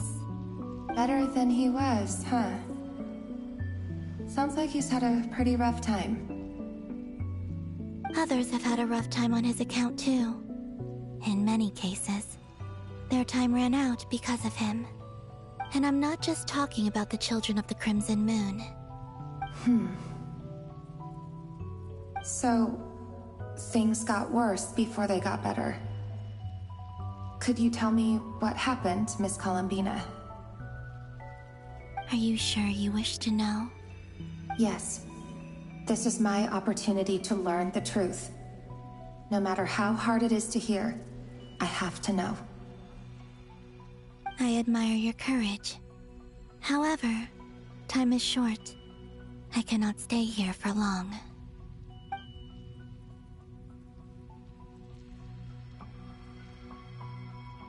Rerir had seeds of hatred in his heart, and many people nursed them for their own ends. On some level, everything he did was to try and find a way to see you again. But in the end, he came to regret his mistakes. He wanted to apologize for hiding his past from you. Beyond that, he did not say specifically what it was he wished to convey to you, but I'm sure that you've always been on his mind. You are what has kept him going over all these years. I'm sorry, Miss Columbina. This is so upsetting. I'm not sure how to put my feelings into words. It's all right. I understand. Well, that's everything from me.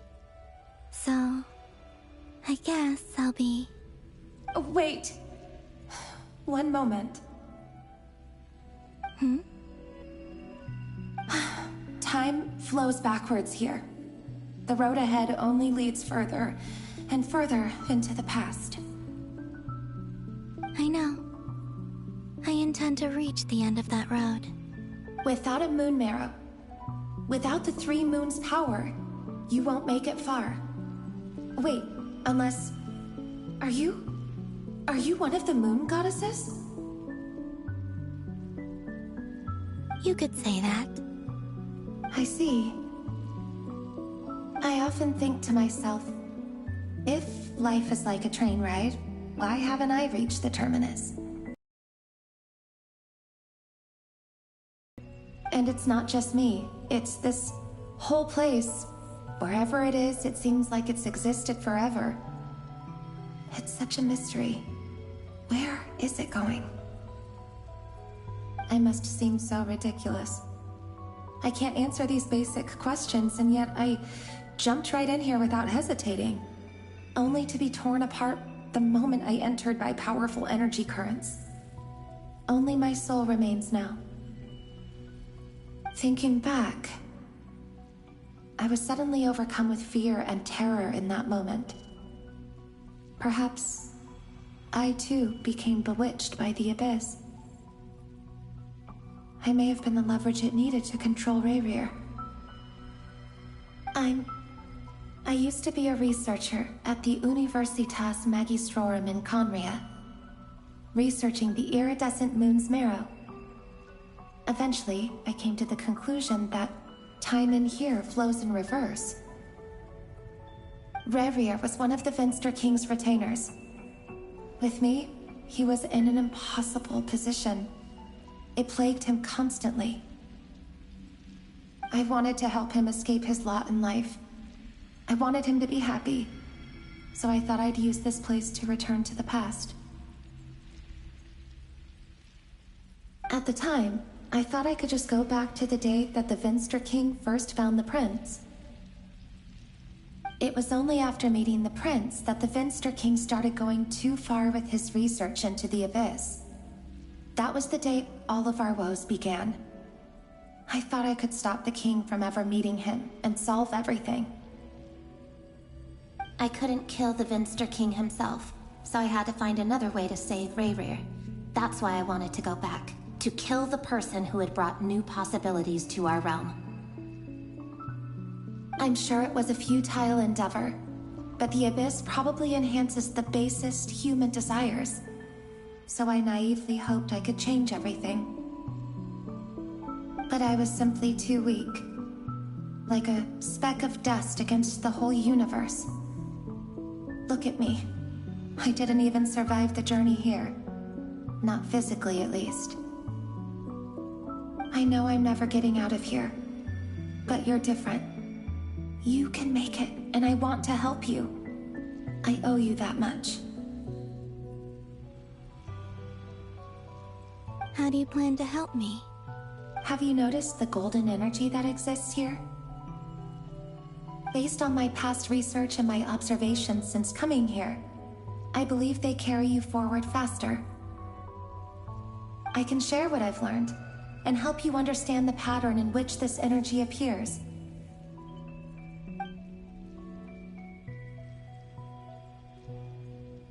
I think you just might...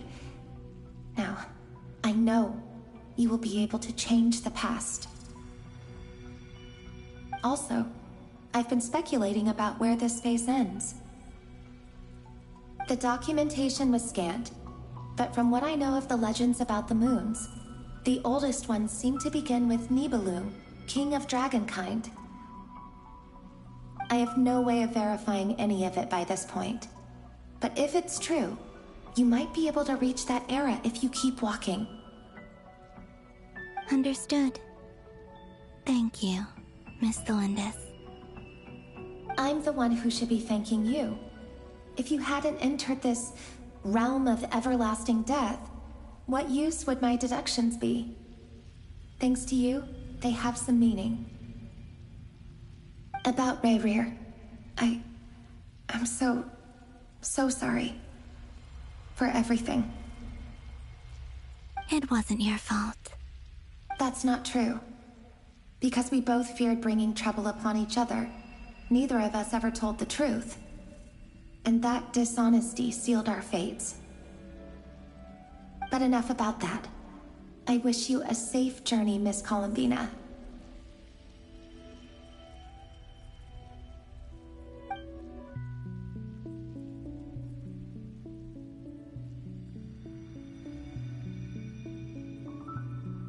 And may the outside world never have to experience pain like this again. Rerir, you're there, aren't you? I cannot see you, because you exist in the future. I expect we'll be trapped in this prison of space-time for all eternity. But please, gaze upon the past, and then sit for a while. Let's find a place to sit down together, just like we did when we first met.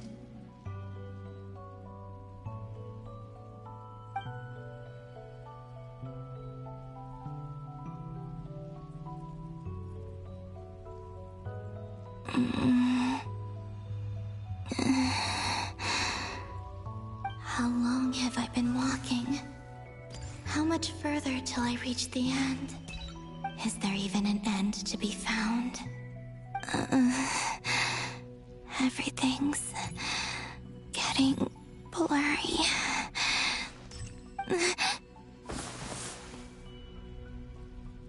Huh?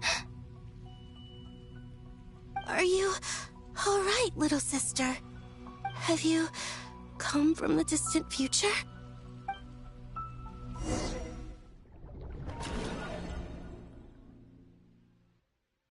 So, how exactly did the moons just disappear?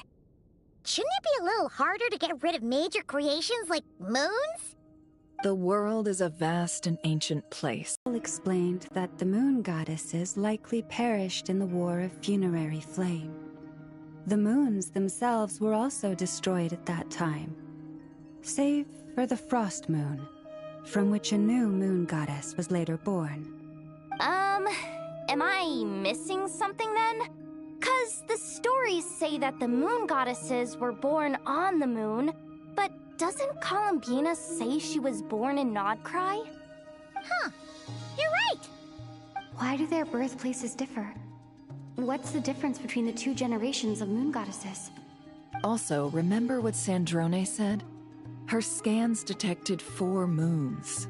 In other words, 4 moon marrows. Technically, the result of the scan means that 4 moon marrows were detected and positively identified as moons in that moment. In other words, this piece of information alone isn't enough for us to know how Miss Columbina is doing right now. Yep, we have no way of staying up to date on whether she's dead or alive. She's on her own for now. But at least she's trying her best to get back to us. Yeah, she's a tough cookie. And a sore loser, too. We have to trust that she'll find a way. Because we really need her power. As much as it pains me to say it, we've got no chance of beating Dottore in a straight-up fight. He's much too powerful. It wouldn't even be close. That maniac is going to devour everything in his path until he reaches us. We need to find someone or something that can stop him before he does anything worse. I'll be frank. Our only hope of defeating this false god is with a real moon goddess on our side. I'm not just saying this because Columbina's a friend and I want her back safe and sound. It's just the truth. And I know that even she was no match for him when he attacked, but I don't have a better solution. We're not giving up on saving her, whether she can defeat Dottore or not. Right. Don't worry, Miss Sandrone. We're all aligned on saving Columbina. No one's trying to argue that we can only justify saving our friend because it will help save the world. This is about multitasking. We want to save both. So, she's more than just a moon goddess to you guys? Absolutely. Duh! She's part of the gang! And you are too, you know. Yes, I know. You don't need to labor the point. I knew that the moment I came running over with my documents that I was part of the in-group. I mean, if Arlecchino can fit in, I certainly can. Anyway, as for how we get Columbina back, I've been working on it constantly. But I think I'm still lacking certain information about the moon. I'd probably get there if I could continue my calculations, but the problem is, I've run out of computing power. Computing power? You mean you need more energy?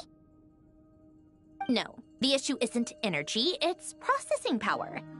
There's so much data to get through that the whole process has just ground to a halt.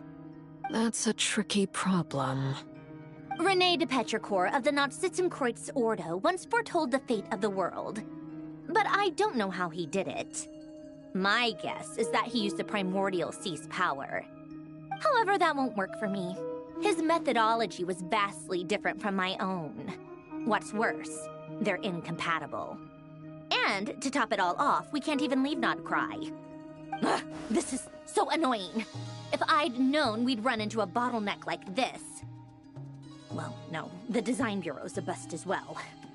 Curse that Dottore! Couldn't have made this harder for me if he tried. Oh, what do we do then? How about we grab a bite to eat and take a break? Maybe something will come to mind after you've cleared your head. You don't get it, do you?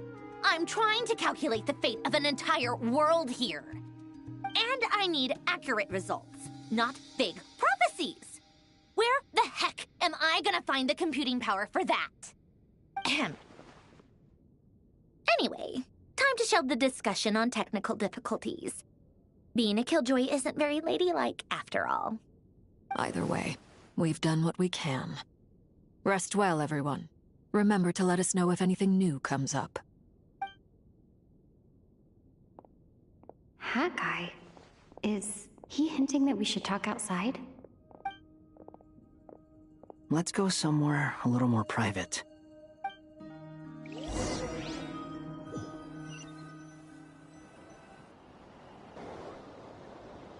You know that Dory went back to Sumeru, right? Yeah. She mentioned she was planning to head back. Things aren't looking good for Notcry. She's gone to spread the word so that Sumeru has a chance to prepare for the worst. From what I know of Dottore, there are two possible reasons why he hasn't made a move yet. One is that he's still working through some kinks in his new powers. The other is, he wants to see how we're going to react. He'll easily devour everything eventually, so I guess he's in no rush to make it happen. The first false god he made was me. Now it's his turn. Even though my records were erased from Irminsul, Dottore's ideas haven't changed one bit. He once told me that becoming a god was like turning yourself into a hungry wolf or giant serpent to devour the moon. Clearly, he began studying the moon goddess's powers long before he even tried making a god. He's always wanted to get his greedy hands on divine authority one way or another. And in the end, he devoured the moon where I failed. In the desert of Sumeru, there is a chessboard built by King Deshret, also known as Al-Ahmar. I don't know if it was a real game, or if he was just trying to challenge his servants and citizens in some way. But creating games and setting rules, gods do that as a matter of course. That's the kind of power Dottore craves. Now he has the Trilunar Authority.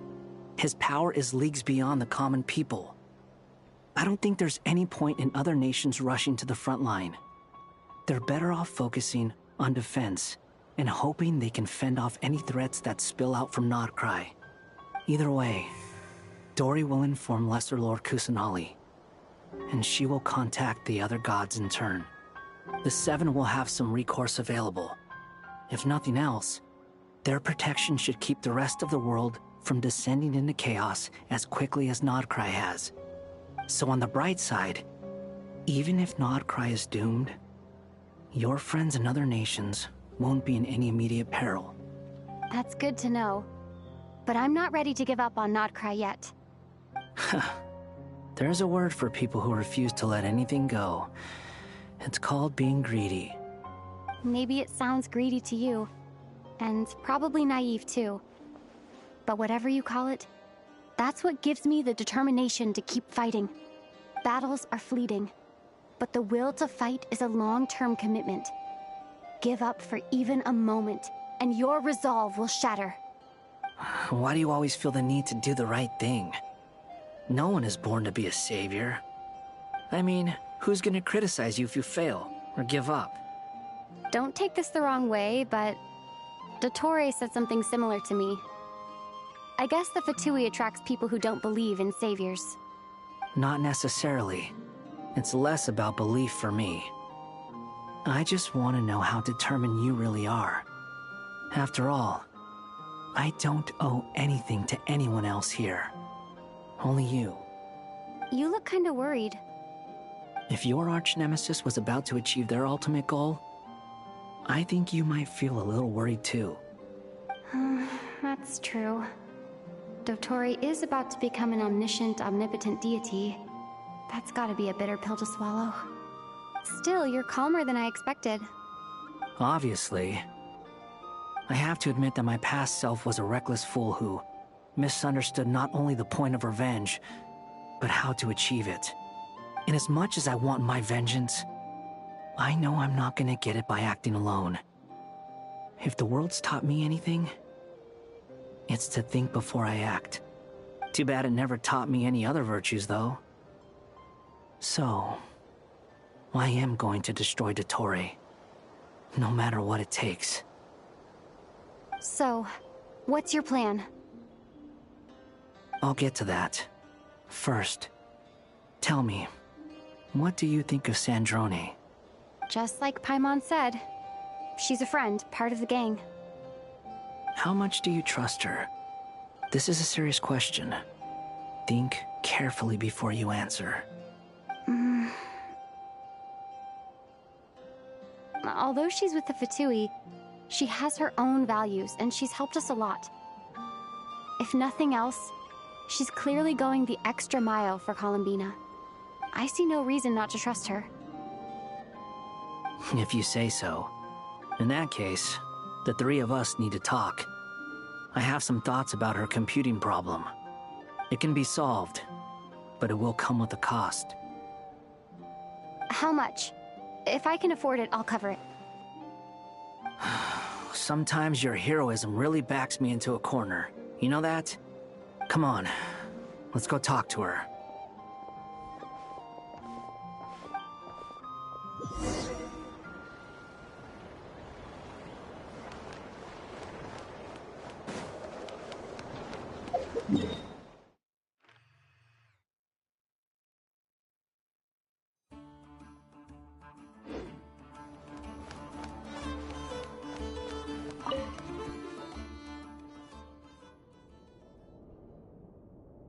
Miss Androne, Traveler.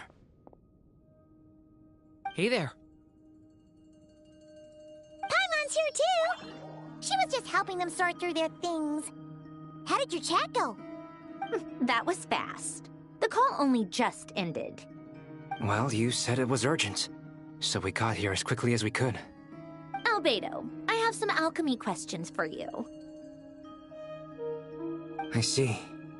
Looks like my knowledge proved useful after all.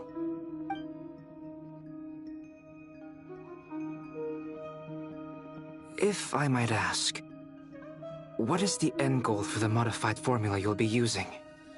I needed to predict the future of the entire world.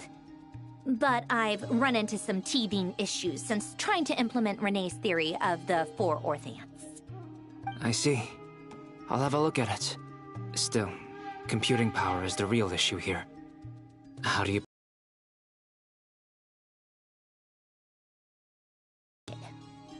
Oh, with the Traveler's help? Actually, you're not wrong.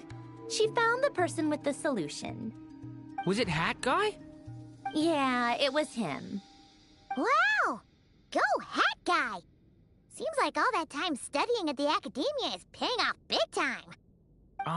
But where is he? Wasn't he the one who asked Albedo and I to come here? Come with me.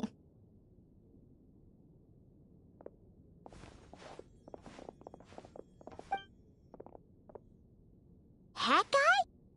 What's happened to him? Hat Guy! Can you hear us? No response. I guess he's in hibernation. Hat Guy mentioned that he was a puppet. It seems that his functions are currently shut down. I presume this has something to do with the solution to your computing problem. That's right. He and the Traveler came to see me. Wait, what? You have a solution? Would you calm down? Why do you always react so hysterically to everything? Excuse me? How would you know? You shouldn't be so quick to judge complete strangers. It's very bad manners. Oh, please. It doesn't take that long to figure out that you have a temper. Where does a mere student get that kind of confidence? I've actually published more papers than you. Not that status counts for much. Even Paimon's applied for Academia admission. Huh? Are you serious? See? This is why I can't be bothered to explain myself. She recognizes no one's skills but her own. Okay, fine. I'll hear you out. So, tell me, how do you propose to solve my computing power problem? This world itself is constantly processing all kinds of information. If it's the world's future you're trying to calculate, you need a processing device that's designed to cope with that volume. Easier said than done. Only Irminsul can handle that kind of... Wait, is that what you're suggesting? But surely we can't just plug my formula directly into the ley lines. You should be able to tell that I'm not human, right? Yeah, I noticed. The technology, though, seems pretty ancient. Very different from Fontaine's. It's a completely different system. Conrian, to be precise. I'm what they would have called a puppet. Puppets need an energy source and processing power. The artisans who built them sought out the materials most suited for that purpose. You? Do you mean... The Traveler and I have talked it over. She's willing to vouch for you. So, I'll allow you to borrow my core for your calculations. It was built using wood from a silver-white tree, which makes it a small part of Irminsul. Conrian technology and Irminsul wood. Who in the world could have built you? Are you sure about this? A puppet without its core will cease functioning completely. And if it's left in that state for too long, it might not recover. You could die if you do this. You do realize that, don't you? I can put two and two together, yes. No need to rub it in. I won't lie to you. This has never been done before. I cannot guarantee your safety. Doesn't matter. I'm prepared for the worst. Did you two actually talk this through? Is he... Are we really considering this? Yes, we discussed it. The bottom line is, he trusts me and I trust you. Let's give it a shot, shall we? Honestly, I have no clue where this kid even came from. But for whatever reason, he lent me his core to use in my formula. I'm very close to finishing my calculations now, and the core is currently in use. So I'm sorry, but I can only show you a sketch right now. This is what the core looks like. A silver-white branch. It certainly matches the legends told about Irminsul. Is Hat Guy gonna be okay? He's not gonna die, right? Right? In theory, he should be fine. As long as we put his core back in time. Beyond that, all I can say is that I'll try my best to avoid risk and make sure the core doesn't sustain any damage. I think I know why you called us here now. Someone needs to watch over his body and make sure it's protected until the process completes. Correct. He said that the only ones he trusts here are you two, and the Traveler. And the Traveler will have other work to do. He will have our undivided attention. Aw, Hat Guy. On a more positive note, things are progressing steadily on my end. I'll call everyone in for a meeting once the results are out.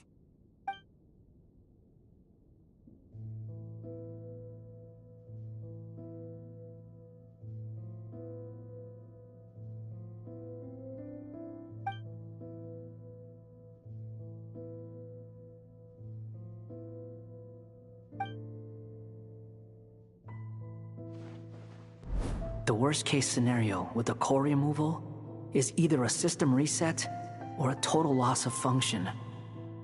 But I'm not afraid. A quiet death should have been my fate long ago. A core is completely different from a heart. It's like another vital organ entirely. I never believed it could be a true replacement for what I sought. But in the end, it turns out the core was more useful to me. Pretty funny when you think about it. It's like the punchline of my entire life. Do you think there's any difference between a puppet and a human? If not, then this would just be another samsara.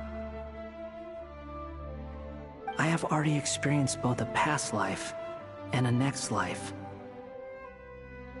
Part of me wonders whether I'm only capable of making this decision because I've become a real human. What's with that expression? Isn't this a good thing? Sanjoni will succeed, won't she? She has to. She will. We all have to persevere until this is over. Until a moment of victory arrives.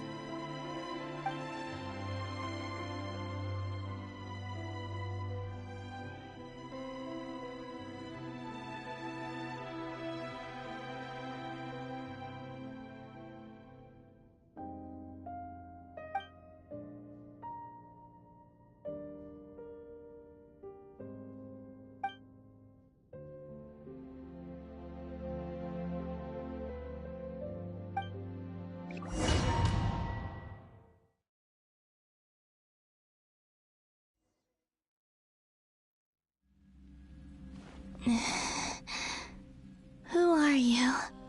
Call me Sonnet. You have the same power as Canon. Sonnet. So, you're the goddess of the iridescent moon? Oh, goodness! You recognize me? Well then, what's your name? Columbina. Columbina Hyposelenia. Hyposelenia? What a lovely name. Did you choose it yourself? It was a joint effort between me and my friends. Friends? You mean your friends in the heavens? Huh? Oh, sorry. You must be exhausted. I apologize. Hang in there. Let me introduce you to my older sisters. Do you mean the other two moon goddesses? Arya and Canon? Wow, you sure know a lot. Hey, does that mean that our story goes on into the future? Oh, I guess that wasn't the best question to ask. It's alright.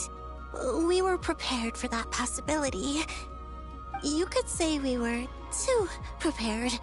I can't even remember how long my sisters and I have been here by this point. When did you get here? How long has it been? I can't say for sure, but it feels like it's been forever. I see. Are you feeling alright? You look a little unwell. I can hold out a while longer.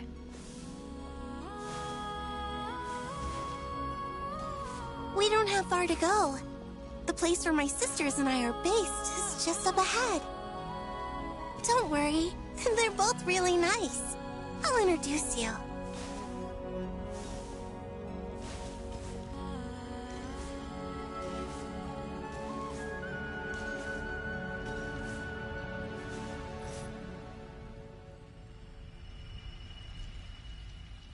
Sisters! I'm back!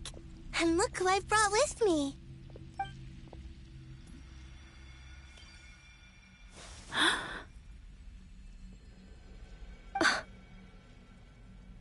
It's our lovely little sister, born in the far future. The pleasure is all mine.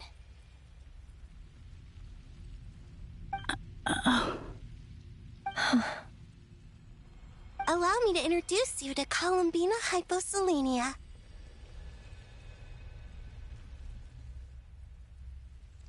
This is Arya, the goddess of the eternal moon. And this is Canon, goddess of the frost moon.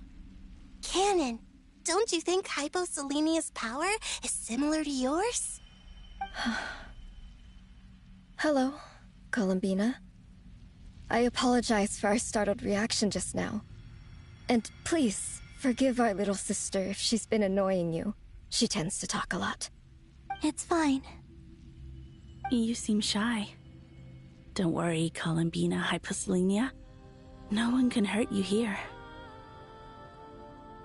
Could you tell me where here is? Please. I must know.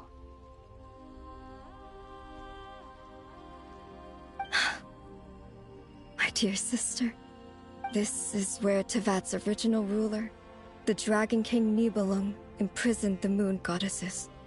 What? You're scaring her, Canon. No, I'm fine. Please, continue. Nibelung, our original master, created us in the distant past to maintain Tevat. But he left this world and traveled into the dark universe beyond, to explore worlds vaster still. Day and night, we fulfilled our duty in the heavens, until the day that the first Descender arrived. The great ruler of the firmament. The heavenly principles. Is that what later generations call them? I see. But we did not reject them at first, nor did they seem to harbor ill intent towards this world. We coexisted in peace. They were like a guest in our home. Slowly, however, we came to realize that our guest had a growing desire to change and dominate the world. And you didn't stop it? No. There was an order to the rules they set up that Nibelung never taught us. We wanted to know if this order would bode good or ill for Tevat.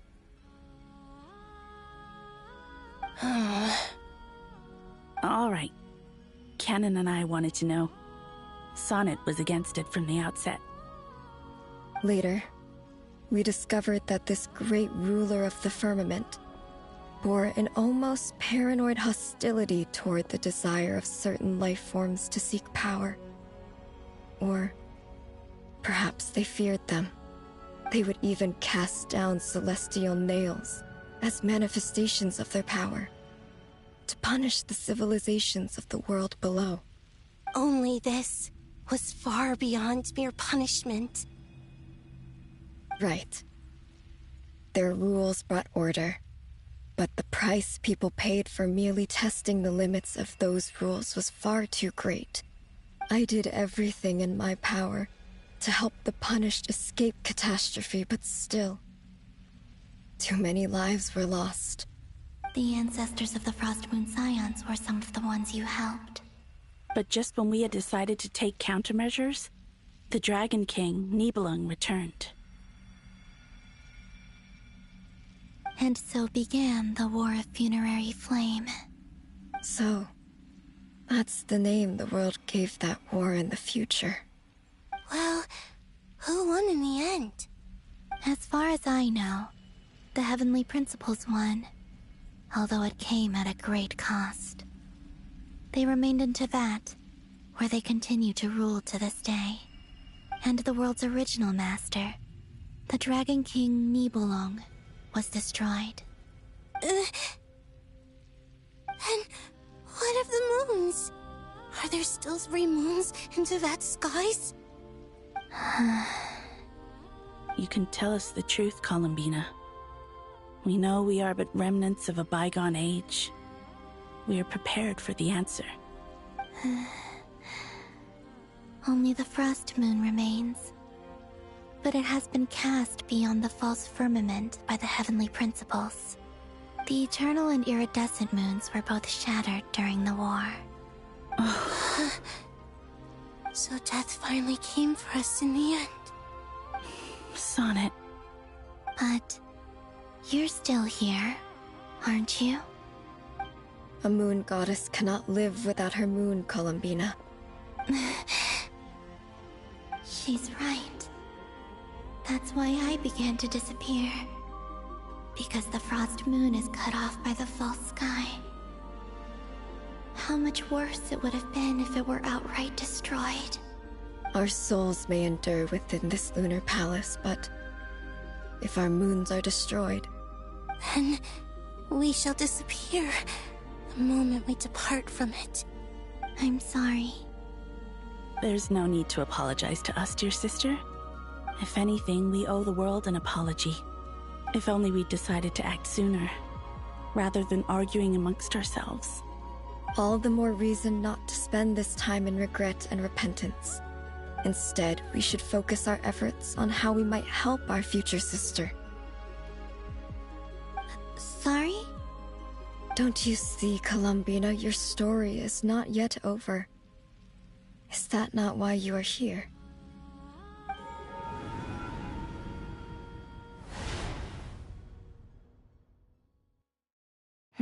It's done. Initiate numerological array. Continue running primary process. Calculate the world's fate through extrapolation. And identify nodes of potential change. Secondary process, scan for moons. Still 4. The number of moon marrows hasn't changed. Wait, let me think. Is it possible that there's something I've been misunderstanding about the moons all along? Variables. Variables in the world. I know where potential variables within the world come from. So what about the moons? Are there any variables there? Like their life or death, for instance. What if being alive or dead makes no difference to a moon? But that's so strange. Even immortal gods can die.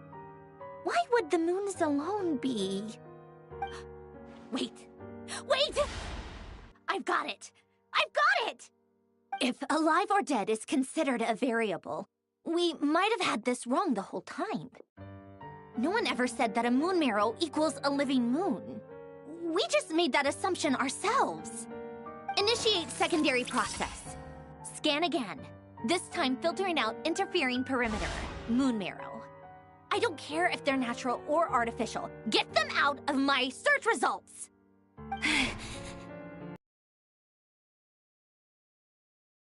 Exists into that, even after excluding the moon marrows. But we know for a fact that 2 of them are dead. Redo the scan.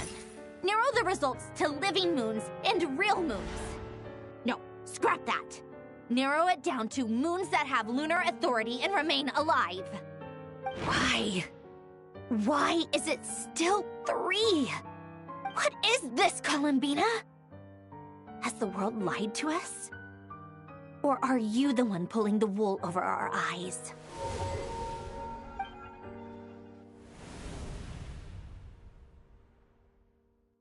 So, you think that the moon's reflection might be where Nibelung imprisoned the 3 moon sisters? Yes, it would explain a lot, such as why that space would respond to a moon goddess's power, opening the moon gate at her command. It would also explain why Miss Columbina has been unable to leave, and why time flows in reverse there. In the messages she sent, Columbina promised us she'd find a way to return, but we have no way of knowing how, when, or where this might happen. The fact that she still has yet to reappear in this world indicates that returning from that place is no easy feat. We cannot afford to simply wait for her. So you're saying, if she could return by her own power alone, she would have done so long ago. Yes, she certainly wouldn't leave it to this late stage when it's so touch and go. I've been giving this some thought, and I've come to believe that Luana's heart might be an anchor that she left behind, as a sort of future waypoint. This could also explain why Luana's heart is always by the Traveler's side. Sounds like a plausible theory. If that's the case, there must be some criteria we need to fulfill to allow Columbina to return to the present. The question is, what could they be?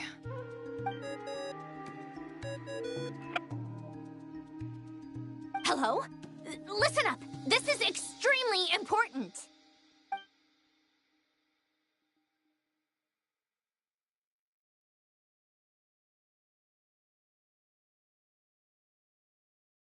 Not only is Columbina alive, but she may well exist in a form unimaginable to us. I'm still unclear on the details, but she's done something truly inconceivable in the past.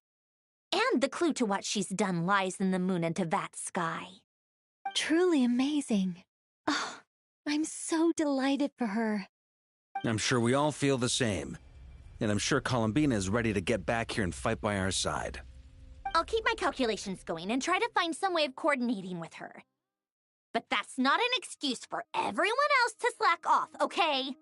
All of you had better keep trying to think of solutions. How can the dead moons still live? And Luanatar...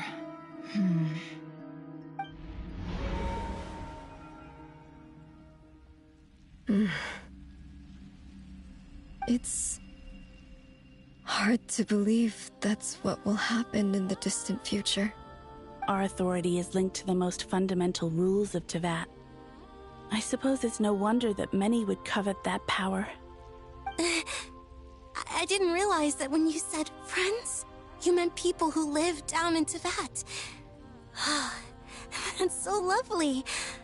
I always wanted to go down there and have some fun. Have you ever tried leaving this prison? Of course. Between us, we've tried everything. But no matter where we go, this space will eventually bring us back here. It's like the center of a whirlpool. Everything ultimately converges here, at the moment when Nibelung imprisoned us. In that case, have you tried using any of those pathways that connect this space to the real world? Sorry? What are those? They're passages through which you can make small-scale changes to reality by using Kuvaki. Or am I the only one who can use those passages? Because part of my soul remains in reality. Kuvaki. What is that? You don't know? It's a unique kind of elemental energy found only in Nodcry, the land from which the moons arose. Oh. Well, it's true that the moons first rose up from the part of Tevat you say is called Nodcry. But there is no difference in the elemental energy between there and anywhere else. What? Could you show us some of this Kuvaki? Hyposelenia? Maybe if we see it, it'll make more sense. Okay.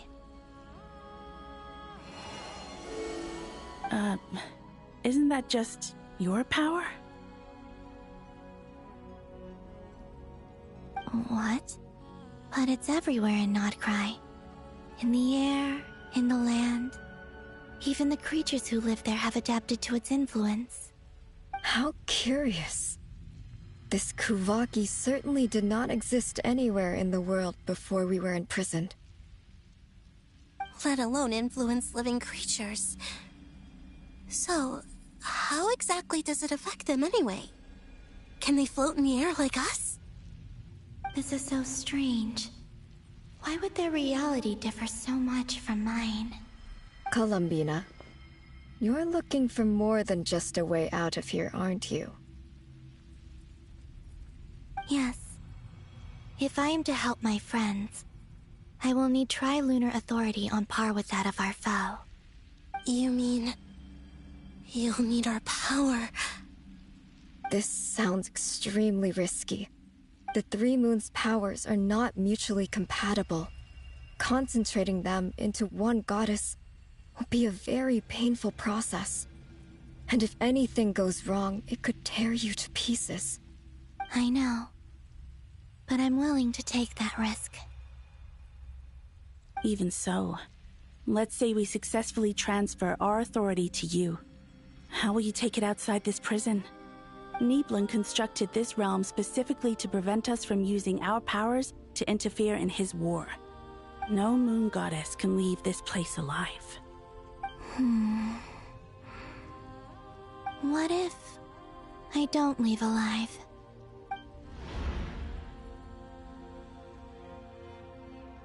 We're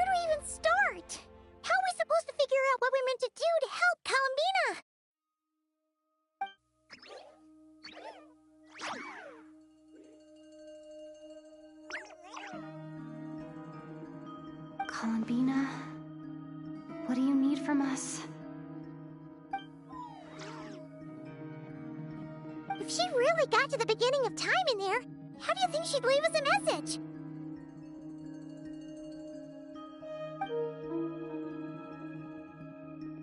You don't think she'd write it down on a stone tablet somewhere in the hopes that we'd find it, do you? Seems unlikely. Columbina may not talk a lot, but she thinks deeply about issues like this. Let's review what we know. This is the Columbina who fought alongside us against the Reikir of Solnari, and with whom we celebrated Moon Prayer Night. She knows our personalities, our ways of doing things, even our unique strengths and abilities. So, if she wanted to tell us something from a long, long time ago, what would she do? Oh.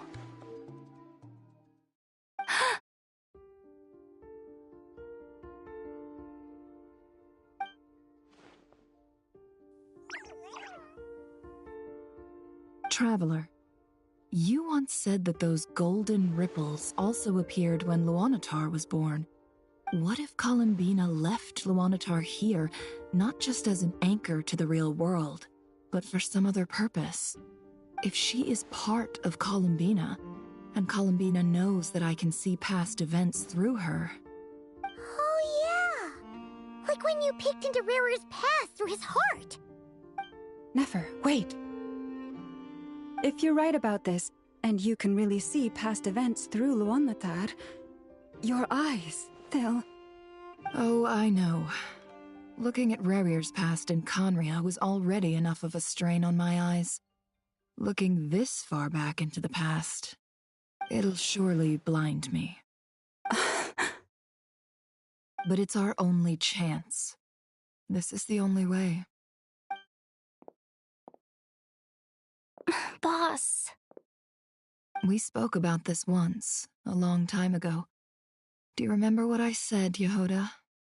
The day I lose my sight, the Curatorium of Secrets will be yours to run. But... What's wrong? I'd be overjoyed if I were you. This day's come a lot earlier than either of us expected. I need to know you'll honor our agreement, Yehoda. Promise me. Yes, Boss Neff. I promise. Are you sure you don't want some time to think this through? What is there to think through? I should have gone blind after our battle with Rerir. Frankly, it's almost criminal that I got away with it for this long. Then at least let me take some precautions on your behalf. And if you really do lose your sight, I'll visit your office every day and make sure you're well looked after. Oh, please, anything but that.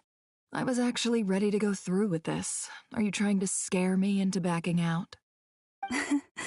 As if I could ever scare you. I'll assume you're just joking to calm your nerves. All right, enough chit-chat. Let's do this.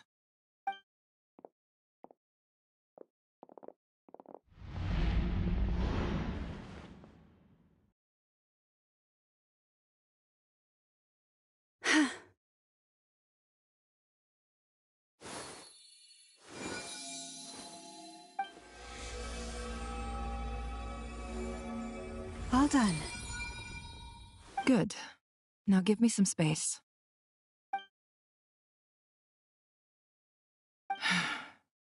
Come on then, little one. Show me what happened in the past.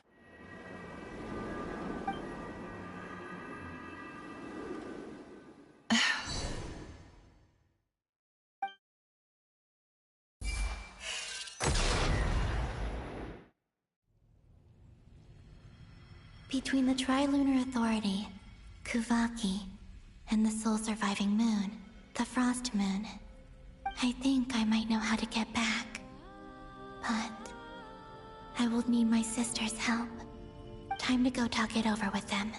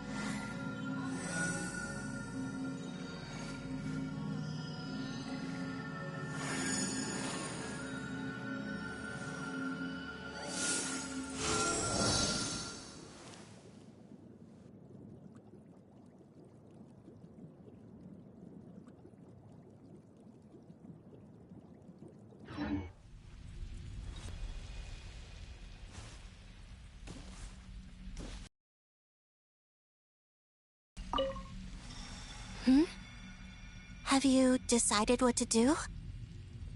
I hope it's not too dangerous. You really scared me when you said that thing about not leaving here alive. Come on, let's go find the other two.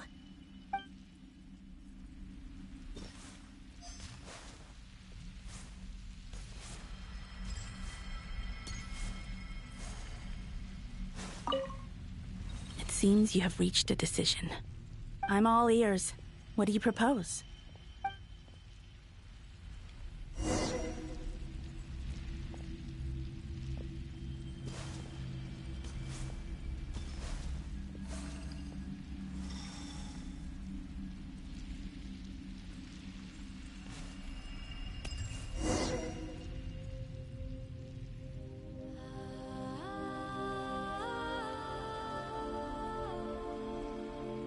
Have you figured it out, Columbina? Tell us, how do you plan to leave this place? I intend to die here, in this moment, and then be reborn in the future with the help of my friends. What? What are you saying? How can the dead be reborn? And how will you inform these future friends of your plans? You can't exactly leave oracles. Nothing can escape this place. Not a single ray of moonlight. And even if you found a way, what if they never find the message you left for them? You'll... No, that won't happen. Come again? They will find my message. I'm sure of it. How exactly will you achieve this? It's quite simple, really. First, I will leave my soul here.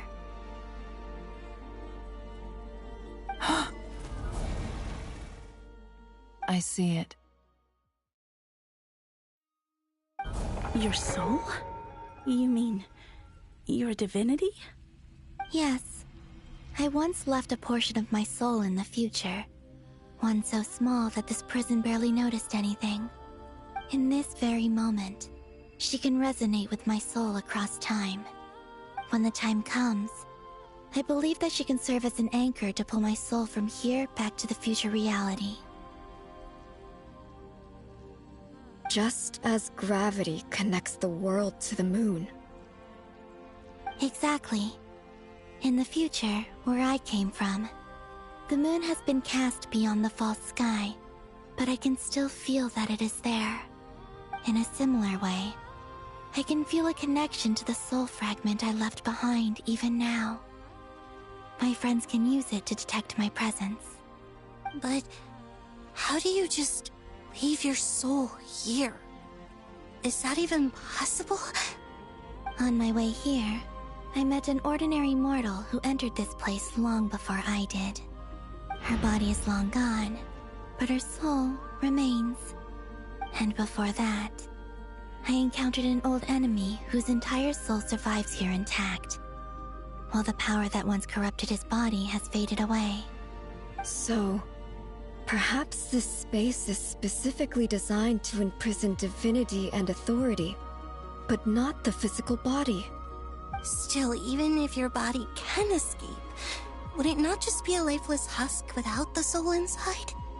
Wait, is that what you meant when you said you wouldn't leave alive? Yes. I shall turn my body into moonlight, and pour it. That power shall protect the land and quietly blend into it, awaiting my soul's return in the future.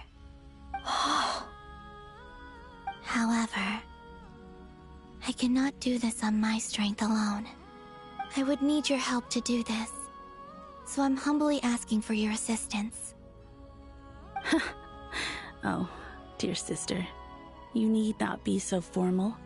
As I said before, we are but remnants of a bygone age. You, on the other hand, were born alone in that distant future, and you have walked a long and lonesome road since then. How could I bear to let your story end here in this dungeon? Don't forget, we are your sisters, your family.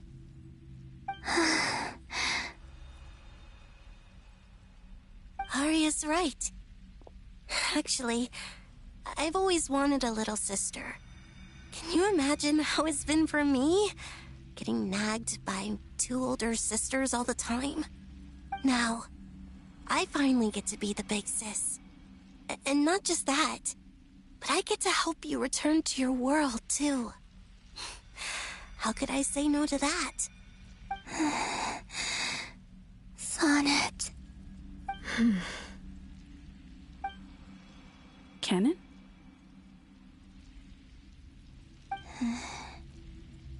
I'm sorry. I know this is a bold request.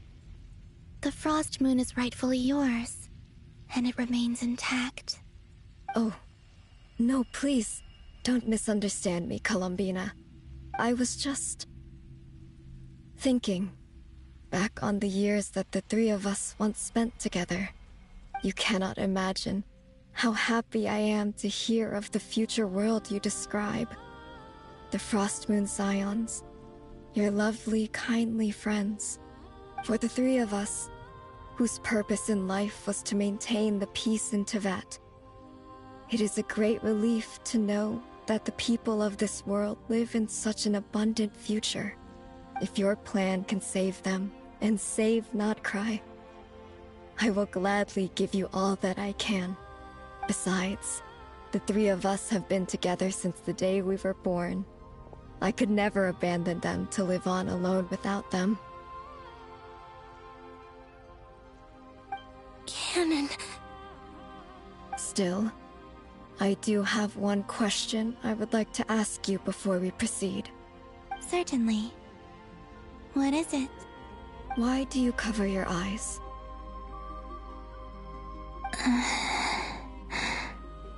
Yeah, I was curious about that too.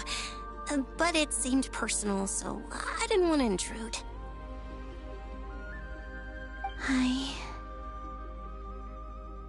There was a time when I refused to look upon the world. I believed it was full of nothing but lies and falsehoods. I wished to hide my feelings, seal my heart, until I could return to my true home. I see.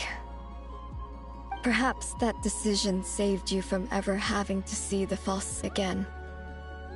But at the same time, you likely missed out on many true and precious things, like the smiles on your friends' faces. Promise me this, Columbina.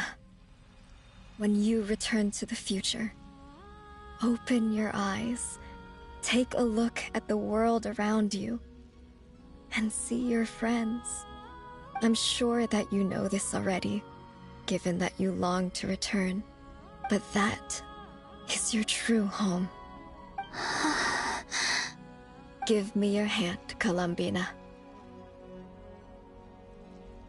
Arya, Sonnet, you too. Okay. All right.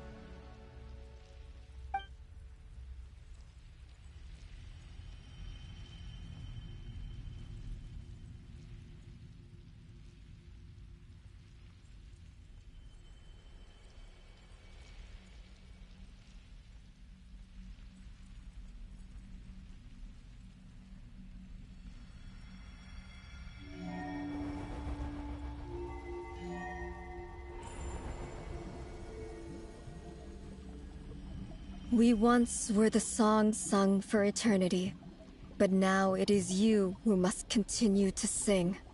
We once were the tides in the great river of time, but now we subside, and you arise. We were the messengers of madness and inspiration.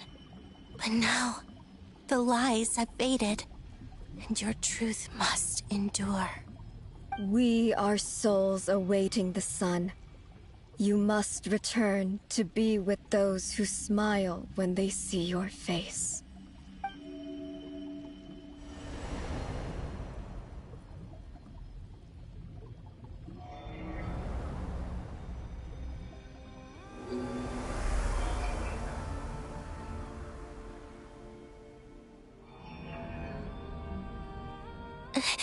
Is it done? Yes. We have transferred the authority over all 3 moons to Columbina Hyposelenia. From this moment on, she is the Tri-Lune Goddess, the one and only moon goddess of this world.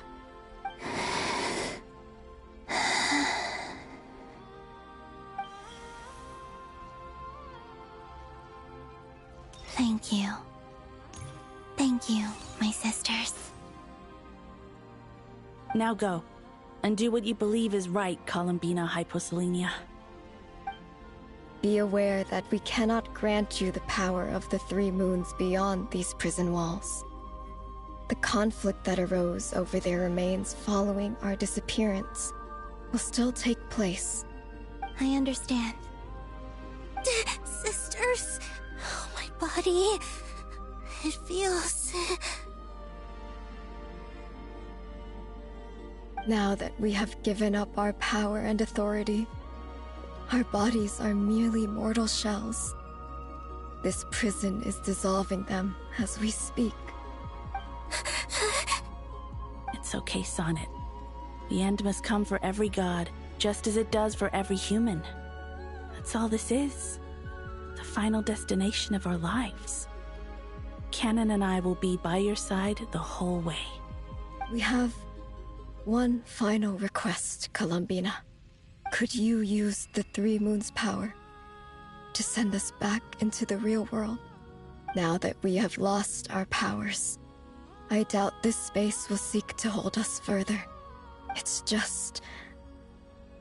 we would like to spend our final moments together in the only place we ever called home. Of course. Gladly.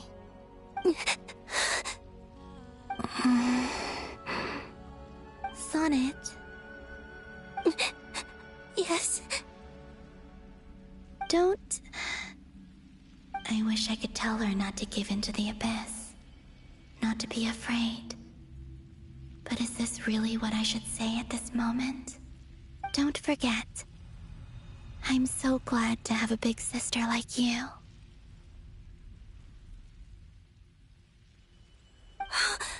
No, Hypo.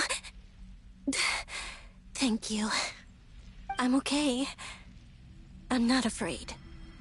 As long as my sisters are with me, I won't be afraid.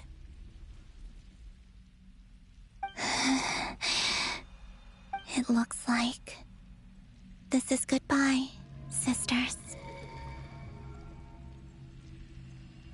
Goodbye, Columbina.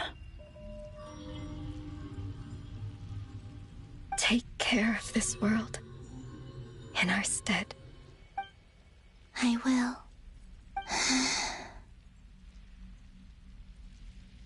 And now, it's time for me to bid farewell to my body, too. May it become the moonlight that keeps Nodcry company through the long years ahead. So this is why Nodcry was not always home to Kuvaki. It only appeared after I poured my body out upon this land, and only this land. Kuvaki responds to me because it is me, my body, answering the call of my soul. And the golden energy I've encountered on my way here was, in fact, that very soul, which I am about to leave here to guide me. O power Tri-Lune, eternal moonlight. I, Columbina Hyposelenia, lay aside my body. Let it be cast into the dark night to illuminate the future. May it be a companion to all who dwell beneath the moon.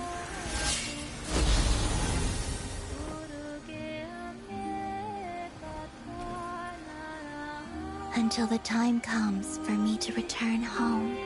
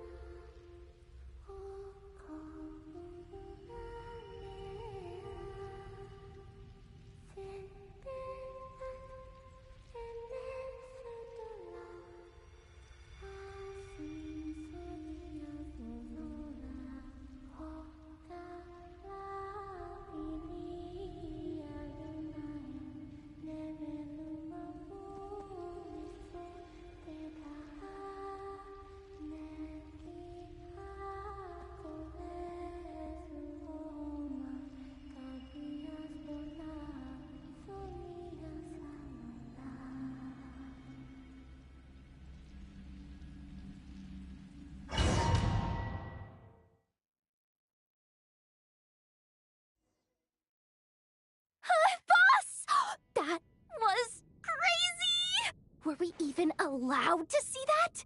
Is anyone? Oh, can you still see? How many fingers am I holding up? I see 2 fingers, and a look of sheer terror on your face. Truly astounding, Miss Nefer.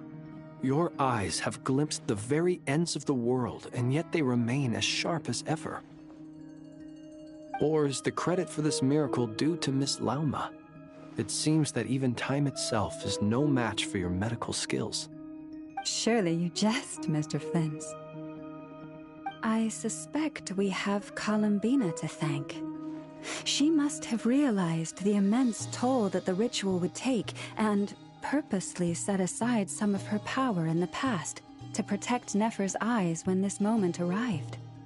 There is always a great price to pay for witnessing the truth, but it seems that this time, Columbina has shouldered that burden on our behalf. She chose the perfect method of getting a message to us. Though her eyes were always shut, she was clearly so perceptive. She knows us well. She knew exactly how we would think and what we would try. Despite being separated by time and space, we're seeing the same possibilities and seizing the same opportunities.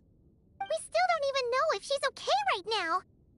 But as long as there's a chance we can do something, we'll fight to make it happen. We'll get you back somehow, Columbina.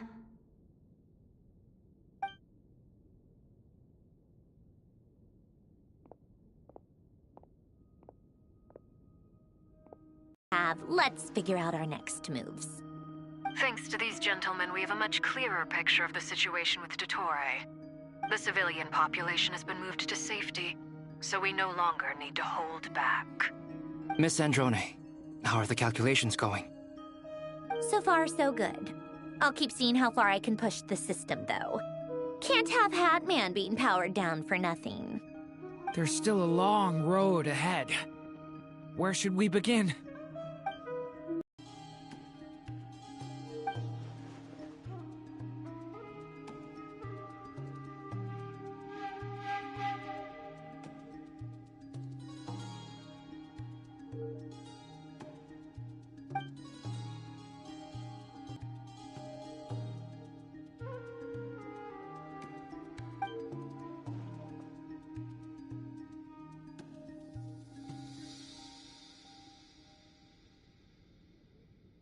Our plan is clear. Time is short, so let's get moving. There's just never enough time, is there? Time is the bane of my existence. Ugh. Anyway, I'm gonna get back to work. All right, we'll do our part too. Yeah.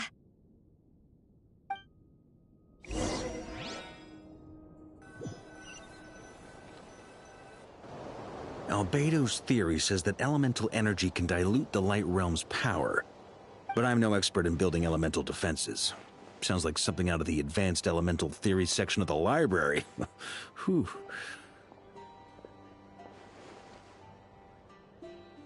You seem quite troubled. Well, yeah. I mean, who doesn't get a little flustered when they're completely out of their depth? You were the very picture of confidence back when you approached the Hexen Circle. Yeah, I could have been faking it through that whole meeting for all you know. Who's to say I'm not just a ball of nerves in a charming and gregarious package? Oh gosh, really? I'm so sorry, I had no idea. Well, you're all the braver for it. Still, I was much more in my comfort zone than I am here. At least in Mondstadt, you can cry for help from a cliff top and actually stand a chance of summoning Barbados himself. Things have never looked bleaker than they do now. If we don't pull this off, Tevat's doomed, isn't it? Oh, you think so? Actually, yes. Yes, it probably is. It's a shame. Don't put too much pressure on yourself. Tevat has faced annihilation many times in the past, but it also gave us you, didn't it? Hey, don't give me that. It's not like I'm anyone special. I disagree. Every human born in this world is special. We angels have always believed that. In that case, this humble human being has a big favor to ask of you. I thought you might say that. I'm sure Alice, in her great wisdom, sent you here precisely to help us in this difficult time, yes? Well, that has less to do with her wisdom, and more to do with my power. Of course, of course. Well, the thing is, these elemental defenses we're about to build, I don't think it's a question of if they'll fail, but when. Durin's findings from his patrols make it clear that Dottore is constantly expanding his territory. First it was his lab, then the design bureau, and now this. It's not realistic to completely stop him encroaching on the rest of Nagcry. Rather, our goal should be to stall him for as long as possible. If Miss Sandroni's calculations are correct, well, they're the closest thing to certainty we have in this situation, so let's assume they are. Anyway, her calculations suggest that our best hope for victory lies in Miss Columbina's return. It's up to us to slow Dottore's advance and buy time for her to make a return. Are you asking me to help you with building the defenses? No. I'd like you to prepare for what comes next. When he eventually reaches us, we will have to fight him. You were an angel once and a mage now. I'm asking you to lend us your protection. Oh. Can I take it that you're triggering the terms you fought for during our three-way talks? Well, technically those terms were about protecting Mondstadt. But if you're happy to agree to the change in location, then yes, let's do that. You're cashing in on this much sooner than I'd imagined. Well, yeah. The way things are going, I might not get another chance. Very well. The mages have heard the knight's plea, and we will respond. To tell the truth, Alice and I had already discussed how we might help you all, so I didn't come empty-handed. I always like to be prepared.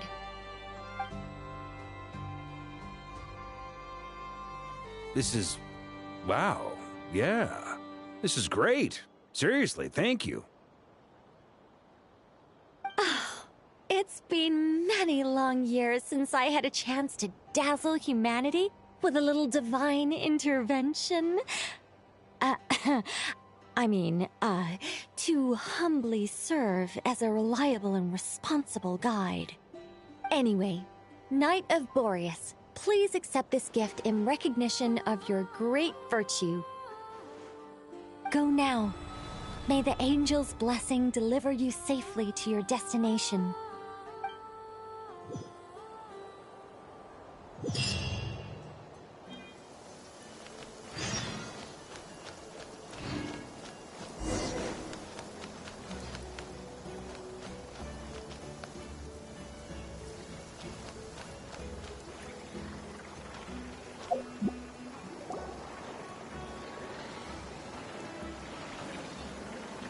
You're here. Sandroni! How are things going? Glad you asked. You two are about to become the first people to lay eyes upon my masterpiece. Or should that be the first person and the first, specter? Hey! Whatever. Come, feast your eyes on this. Wow! We've never seen something like this before! This meter displays the progress of my formula. Currently, it's still making the most important connections. Once it's finished running, I'll deliver it right to your side. And then, we can finally bring Columbina back. What do you mean, deliver it? Can't you just tell us over the Dodo communication device? It'll just be some numbers, right? Ugh, you're such a greenhorn. This isn't the kind of formula you solve in math class. It's a highly complex algorithm capable of constructing a framework of rules. Ugh, whatever. We'll be here all day if I start trying to explain it. All you need to know is the formula must be completed before we can bring Columbina back. I'll share the data with you. Nicole's agreed to let me use her information channel, so we just need to use the Dodo communication device like so. And... there. Now you can check in on my progress. Wow! Androne. About time you recognized my genius. Took you long enough. Anyway, that's all for me. You should check on the others if you have time. Make sure we don't have any weak links in the chain. That might sound harsh to you, but close supervision is a common practice in the Fatui. Not looking to catch anyone out. I just care about everything going smoothly. That's all. I'm kinda stuck here while the formula's running, so I need you to be my second pair of eyes in the meantime.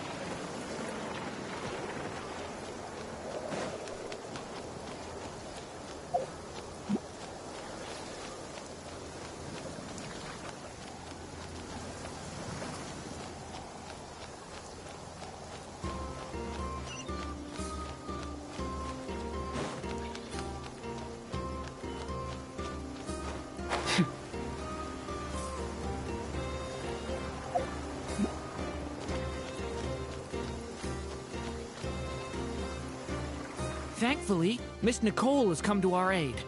Nasha Town is now looking very well defended. Golden Flame. Yes, that's Nicole's power, all right. Based on the latest message from Grandmaster Varka, it sounds like they've reached an agreement.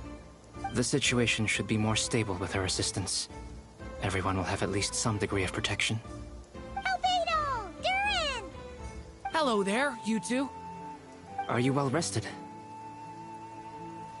That's good to hear. As per the plan, Albedo and I will be in charge of Nasha Town. As Dottoro's energy field expands, it's creeping ever closer in that direction. But we will do our best to hold our position. We fought side by side many times before, and always with great success. I believe this time will be no different. So don't worry about us. Focus on fighting Dottore.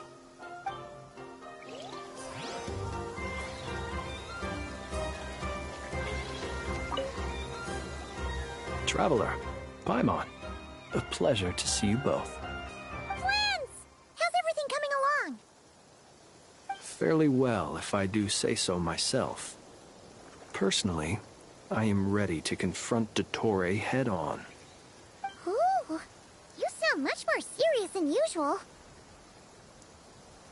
To be honest, I am not usually fond of exercising my full strength.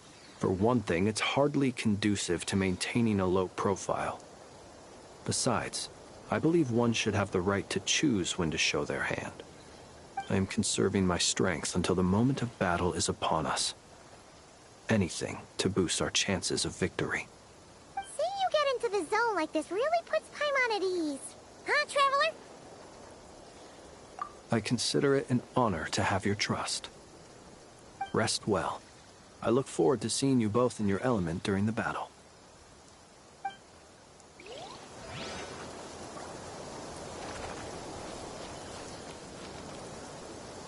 Yes, Miss Moonchanter?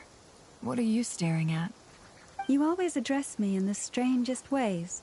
Lady Moonchanter 1 minute, Miss Moonchanter the next. Yes, and? Are either of those incorrect? Not as such. It's just that I simply call you Nefer nowadays. Uh-huh. That's my name. What's your point? The point is I don't add any honorifics or titles. Meaning what? That maybe we're on friendlier terms now than we used to be. Is that how you see it? And I thought I was the one with eye damage. Never! Wilma! Paimon, Traveler. Just swinging by to check in on you. How are things going? Did you manage to get some rest? Don't worry about me. I won't slow us down. And I give my all to ensure our victory. Ah, yes. Allow me to give you two a quick checkup. Hold on. You're both in good shape.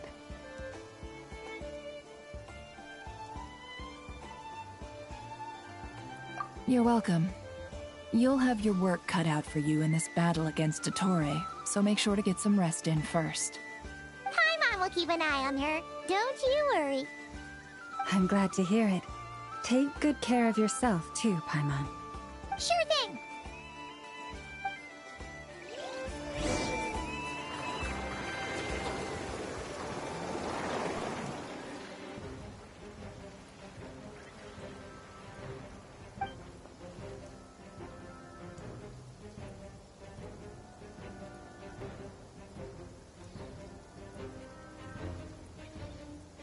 Here they come. That's quite a horde. As we expected. Get ready, everyone! Take your positions, and prepare to engage. Let's begin. I'm at the ready.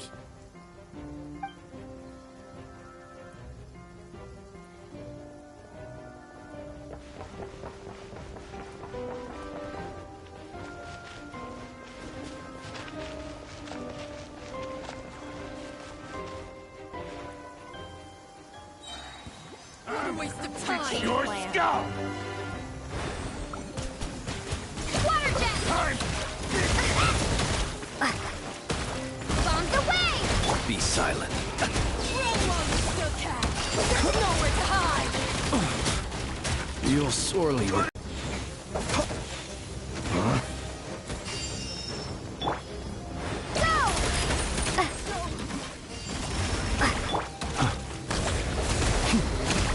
Close your eyes.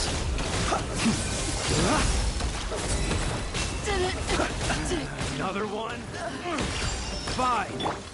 Water jet! Got a present with your name on it! Your Nightfall.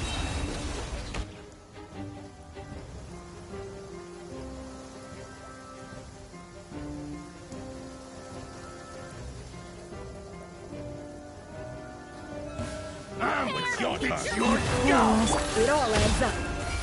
The mystery unravels. These creatures cannot stand against us. Oh, fighting talk. Just don't let your guard down. That goes without saying. I'm hardly the risk taker in this group. Excuse me?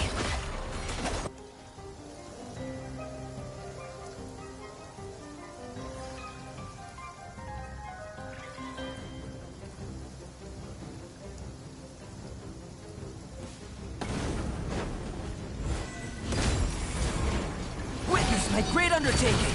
The story has only just begun! Thunder! That was easier than I thought. Naturally. What do you mean? Is it because as created beings,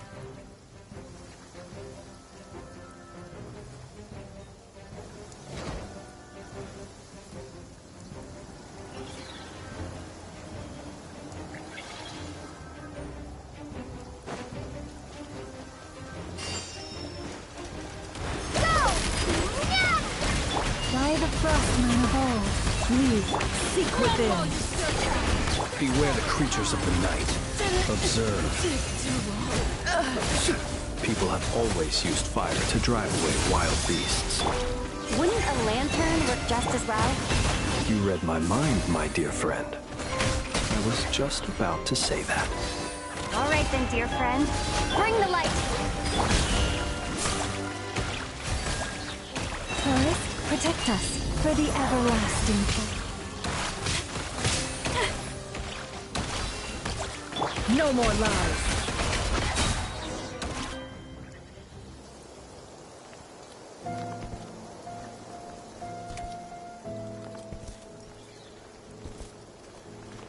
You're looking well.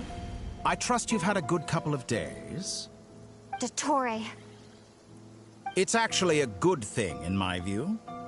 If the subjects of my experiment were to die prematurely, it would throw quite a wrench in the works. And so, I must thank you all for your resilience. We are no longer on the same level, but you are nonetheless worthy of my respect. A creator god should be merciful and gracious after all. And in any case, it is only right that before I end your lives, the world is informed of the arrival of their new god.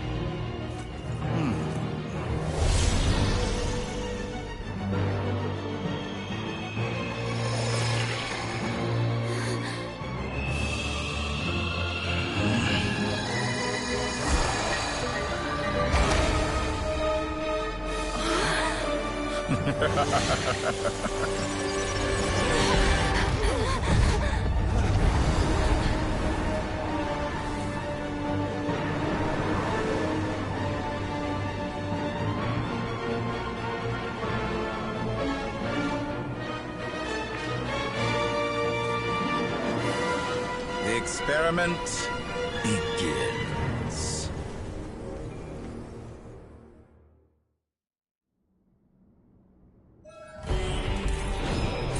With the marrow of the three moons in my hand, behold the false horns fall!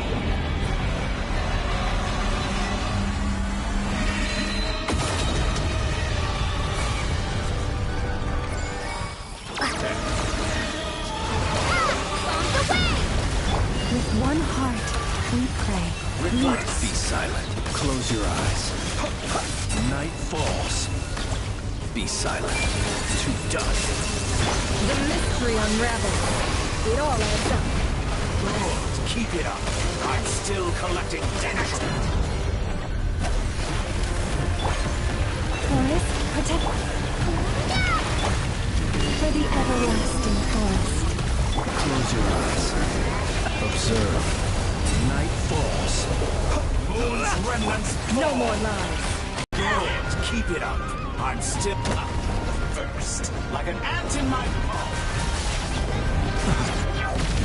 Oh. I've been moved inside another space. And it's sealed off. Looking at the structure of it, it seems like the Tory intends to trap us here. There's no exit. Our endurance is about to be put to the test. Entropy bends to me. Leave this place.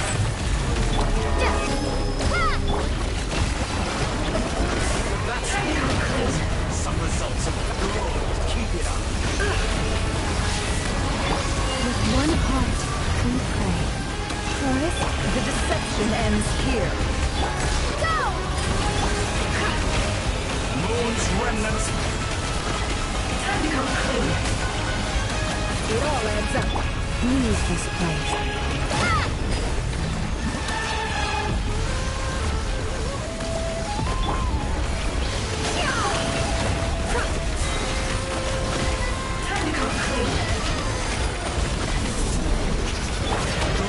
Keep it up. I'm still collecting the marrow of the three moons in my hand. Behold the false horns fall.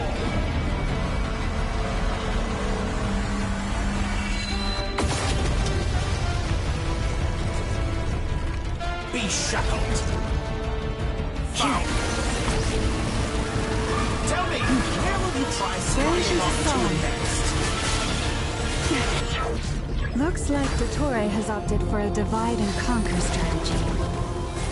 But we will not allow her to triumph. Now, I shall pray for our victory.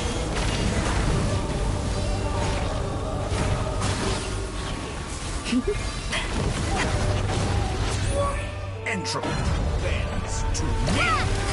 No more lies. That's more like it. Leaving openings on purpose. Confident, aren't you? Can't hide the truth.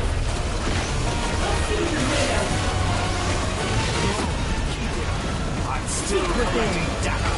Beat. Found.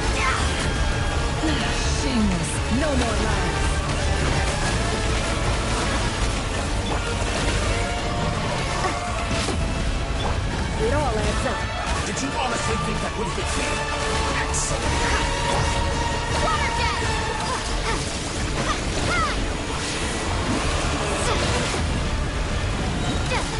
Water jet! Bombs away! Can't hide the truth. Let's see what you're made of. The deception ends here.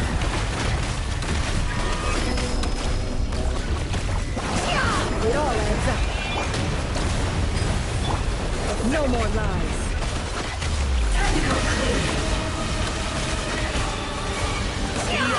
It all adds up. That which cannot stand against me. What's this supposed to be? A knockoff version of the space Columbina got trapped in?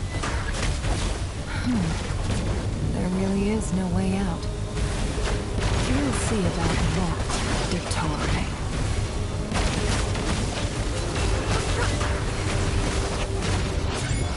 My apologies. I had not intended to take your teammates from you. But you have a choice now. Obey, and I can release you. An excellent deal.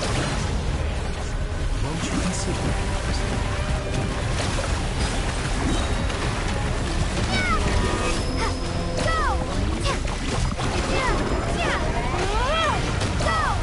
I thought you'd dodge that. You cannot face me.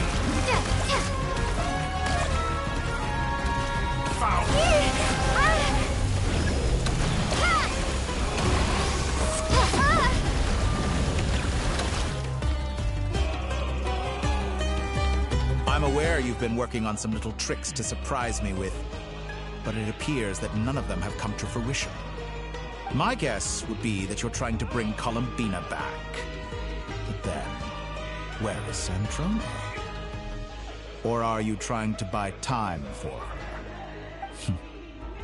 I always found their friendship to be a curious phenomenon. Two highly incongruent personalities, and yet they share a deep connection. Speaking of Columbina, I once saw her as like a younger sister. We got along quite amicably while she was with the Fatui. But then one day she suddenly decided she would refuse to take part in any further experiments. To this day, I truly don't understand what I could have done to upset her so much. It's such a pity. I could have had a sister, a family. But alas, she grew to dislike me. You're not fit to be family to her. That I can't deny. So many people, all obsessed with playing out the same tired old dramas. This world is rotten to the core. And then there's you. You had every opportunity to reach the right conclusion. The thought of killing you off like this? But I maintain that I approached you in good faith, so I will offer you another chance. Will you work with me? You have until I count to 10 to make your choice. 1, 2, 3. Not in a million years.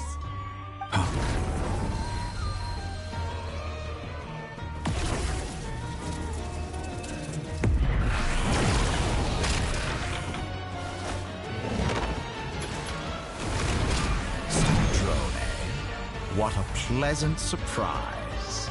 I didn't think you'd join us all the way up here. You're as sick and twisted as ever. Don't fool yourself into thinking anyone's grateful for the chances you're offering them. Sandrine, the formula hasn't finished running yet.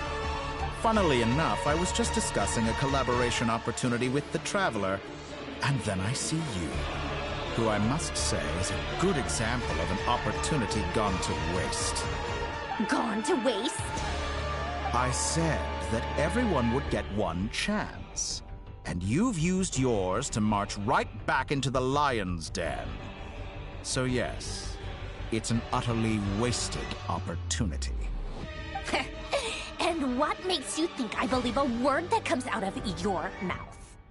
I was planning on disposing of your little formula after wrapping up more urgent business here. But since you've taken the trouble of serving it to me on a silver platter, I can simply bring it forward in the schedule.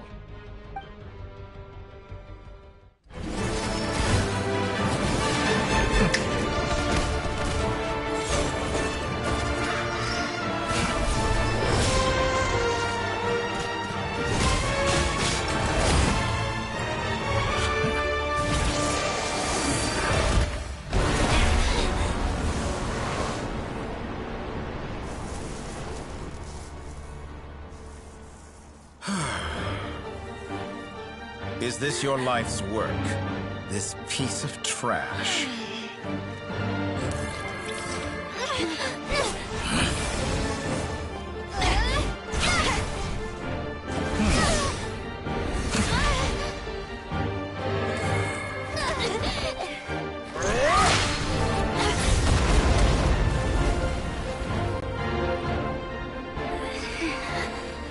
Your formula runs too slowly, Sandrone. You put your hope for success on others instead of fighting dirty. That is why you have failed. Now, whom should I slay first? Any volunteers? No one? How nice of you to leave the decision to me.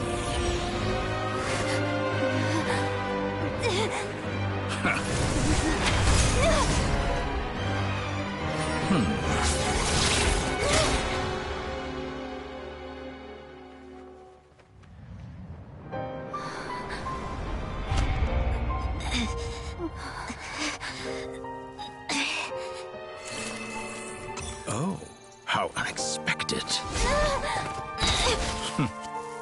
Sandrone, any last words for me, comrade?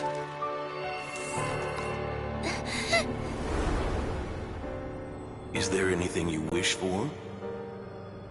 Not really. But I've always known what I don't want. Go to hell, Dottore.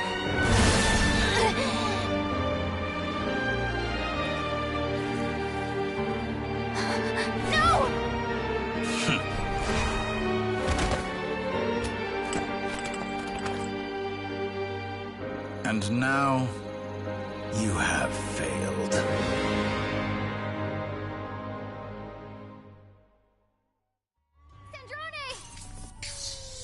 Now you see how fragile mechanical contraptions are. Just a gentle tap, and they fall to pieces. However keen of an inventor Sandrone may have been, her death spells the end of the formula that was running inside her body. Of course, I have to commend her for making it this far.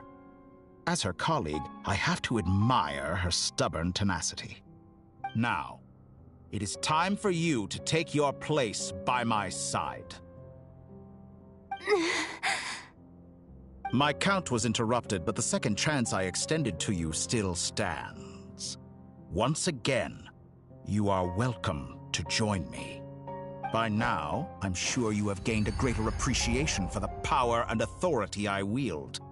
What is stopping you from embracing a new world of endless possibilities?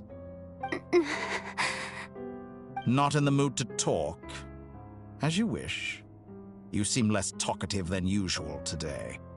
I'll change the topic to something more apropos. Sandrone was always like this, never trusting anyone. Always so reluctant to share her research with them. Objectively speaking, she had her strengths. It is remarkable how she extracted and even optimized the world formula from so much data. But her inability to trust was her undoing. Had she allowed someone else to monitor or run the formula for her, you might still have a chance at victory even now.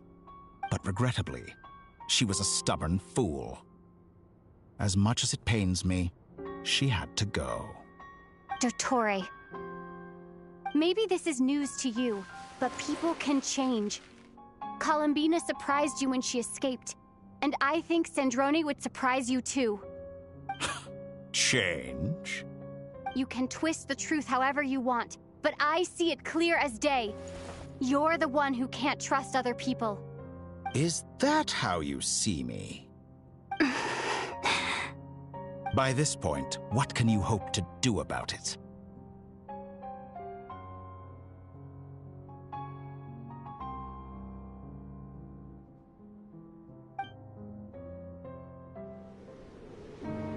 It is pointless to fight on. You've already lost. Wrong. You can't win this, Dottore.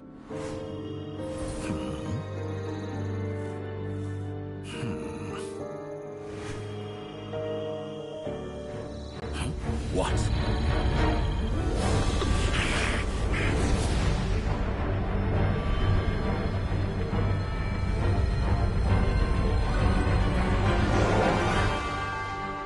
My formula can get us 90% of the way. It will connect you to Columbina. Then, I will bring the formula's output to the Traveler's side. For the last 10%, do whatever it takes. Just bring the moon down.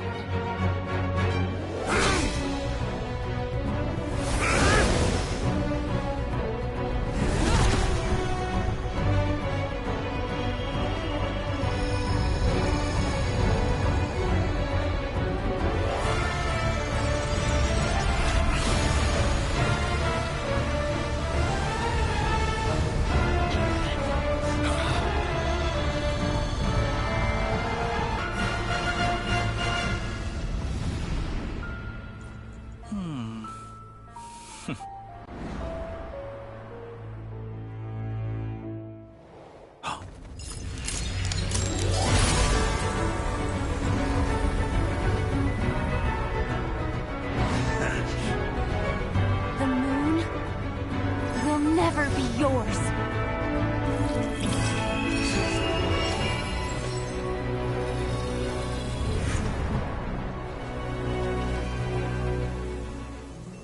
I turn my body into moonlight and pour it over Nodcry. My soul I leave here to inform my future friends. Lastly, I will hide the Trilune Authority within the Frost Moon. And when my body, soul, and authority are reunited, finally...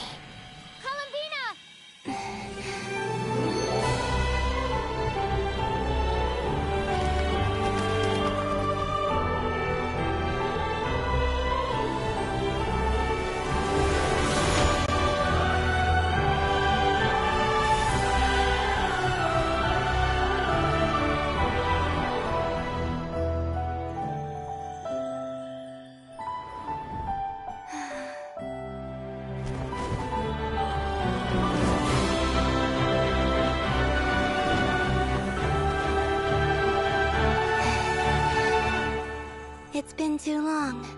I'm back.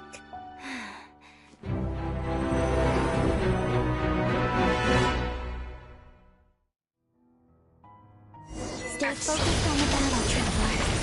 What a touching reunion. Though I personally find myself repulsed by the sight of weaklings huddled together for war. Now, quite finished patting yourselves on the back. Show me how long you can struggle. Before you drown, I'm still coming. Watch out, Columbina! He can manipulate space itself! I know. Wait for the right moment. We'll strike together. Moon's remnants fall. Bombs away! How dull.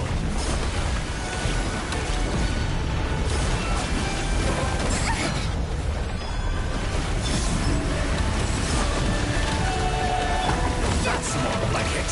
Some results of failure.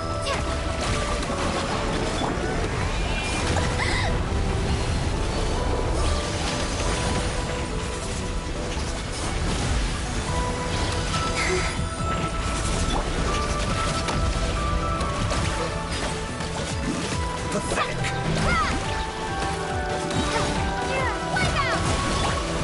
You cannot face me. Foul. Enough! First, like an ant in my palm.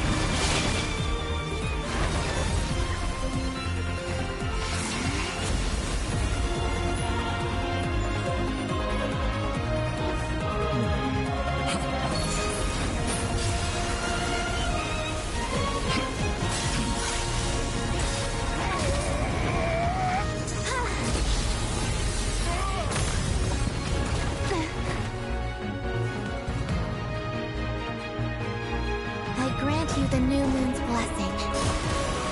The new moon shines upon you. I am growing weary of your speech.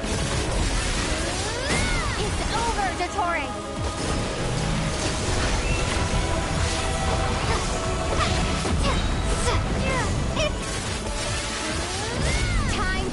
your heinous crimes! No longer has the world power in the cold night. Our future is not yours to command! Let the moonlight dispel the darkness.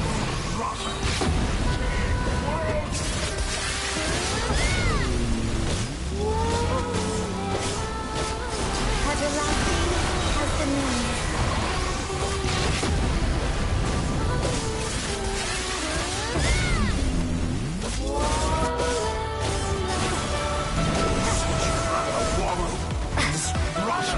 Decaying world!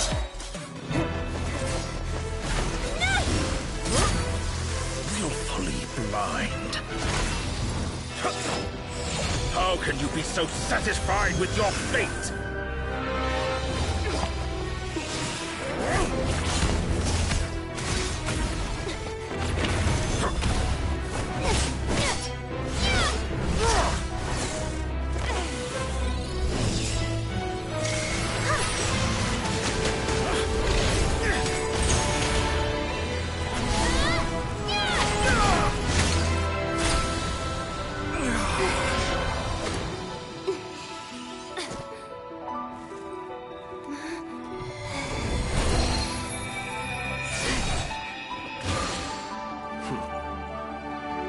This battle was never about fate.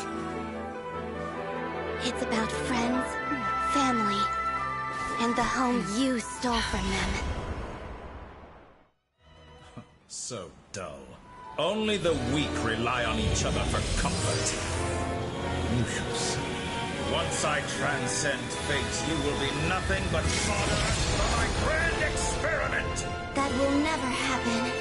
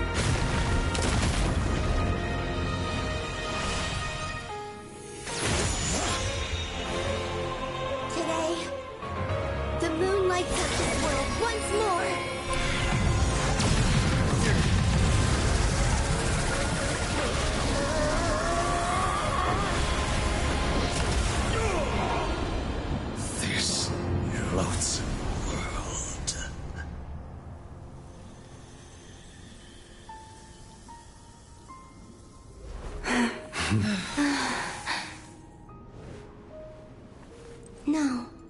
This world is our home.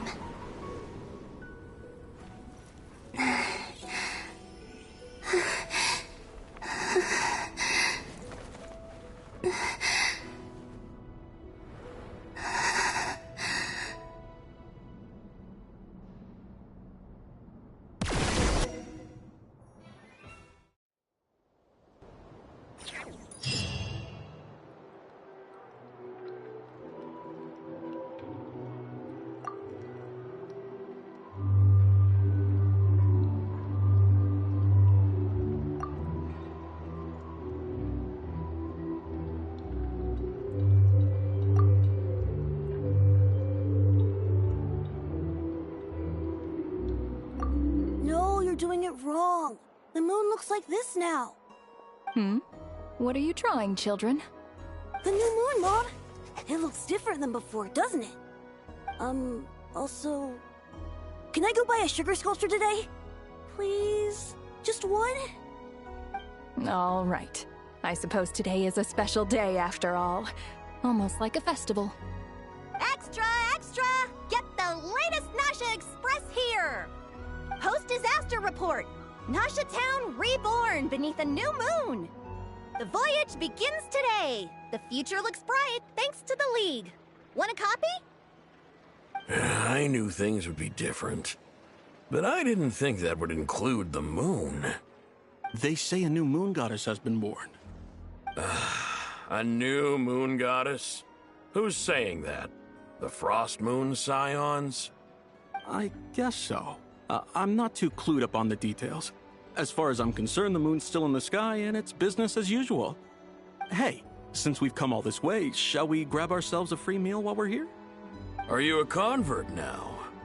Or are you just here for the free lunch? Oh, come on. What does it matter? After everything we've all just been through? That smells good. All right, that's it. I'm hungry. Time to eat. Come on! We gotta get there early, or there won't be any good spots left! Shh, keep it down. This is a residential area. What if people are still sleeping?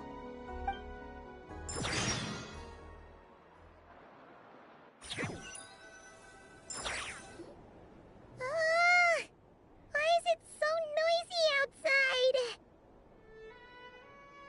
It's okay.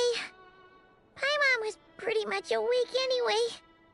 It's been so long since we last had a chance to relax, huh? Feels like time is moving slower than usual. What about you? Did you rest well? Still winding down from everything that's happened? Or are you wondering how our friends are doing? Or is it about what Dotori said to you? Okay, if you say so. But don't push yourself, alright? Let Paimon know if you need to talk. What we just went through was a lot. It's totally normal if you need some time to get back in your groove. Luanatar disappeared after Columbina came back. Apparently, she was part of Columbina's soul or something. Still, Paimon kind of misses Luanatar somehow. But anyway, you did great. So did Paimon. We all worked our butts off to contain this disaster, and in the end, we made it. So, chin up, Traveler. You should be proud of yourself. Hey! Don't poke fun. You should be glad that Paimon's growing as a person.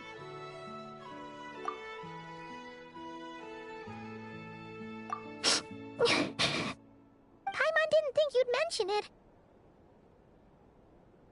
You have no idea how anxious Paimon was. She was worried sick about you. Well, if you really want to show Paimon you're sorry, you're gonna need to make it up to her. You better be ready to splash out on a lavish meal.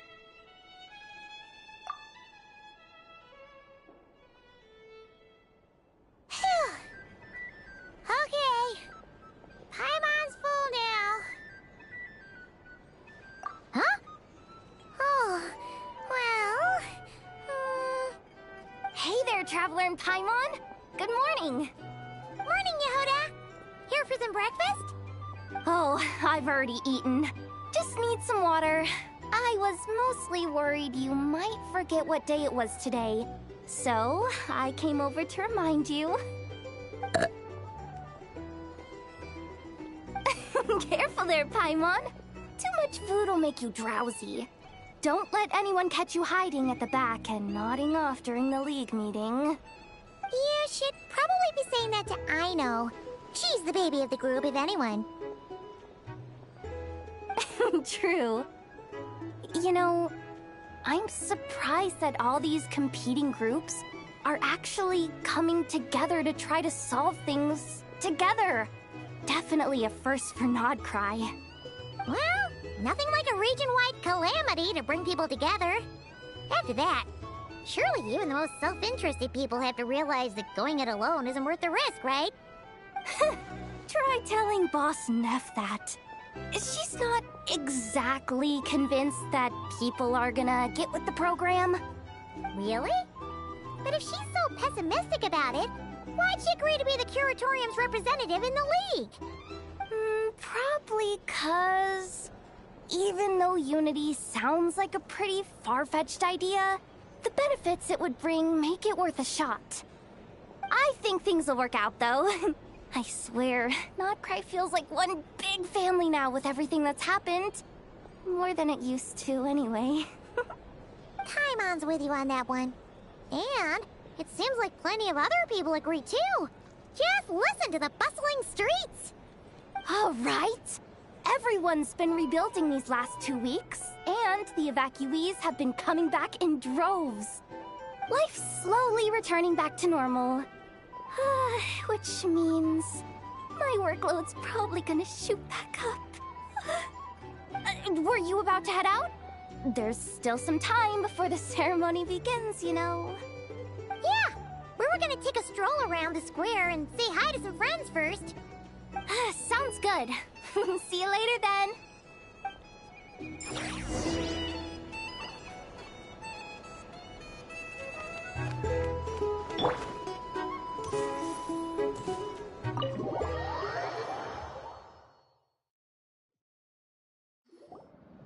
Please accept today's boon.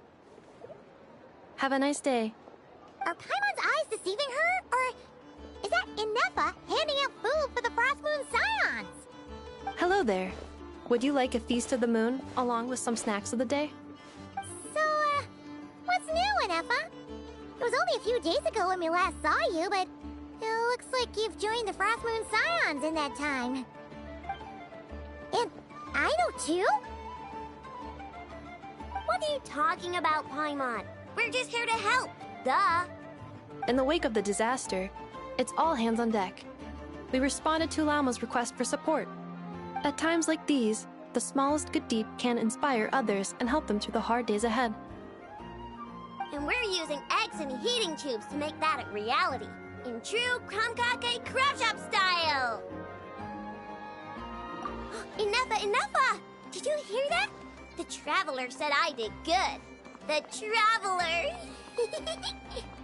That's because it's true, I know. Proposal. If you can resist eating today's dessert, I will provide you with compliments, too. No way! Well, that proposal got shot down quickly. I need something to get me through the hard times too, you know. Mom! Yes, dear. Go right ahead. Excuse me.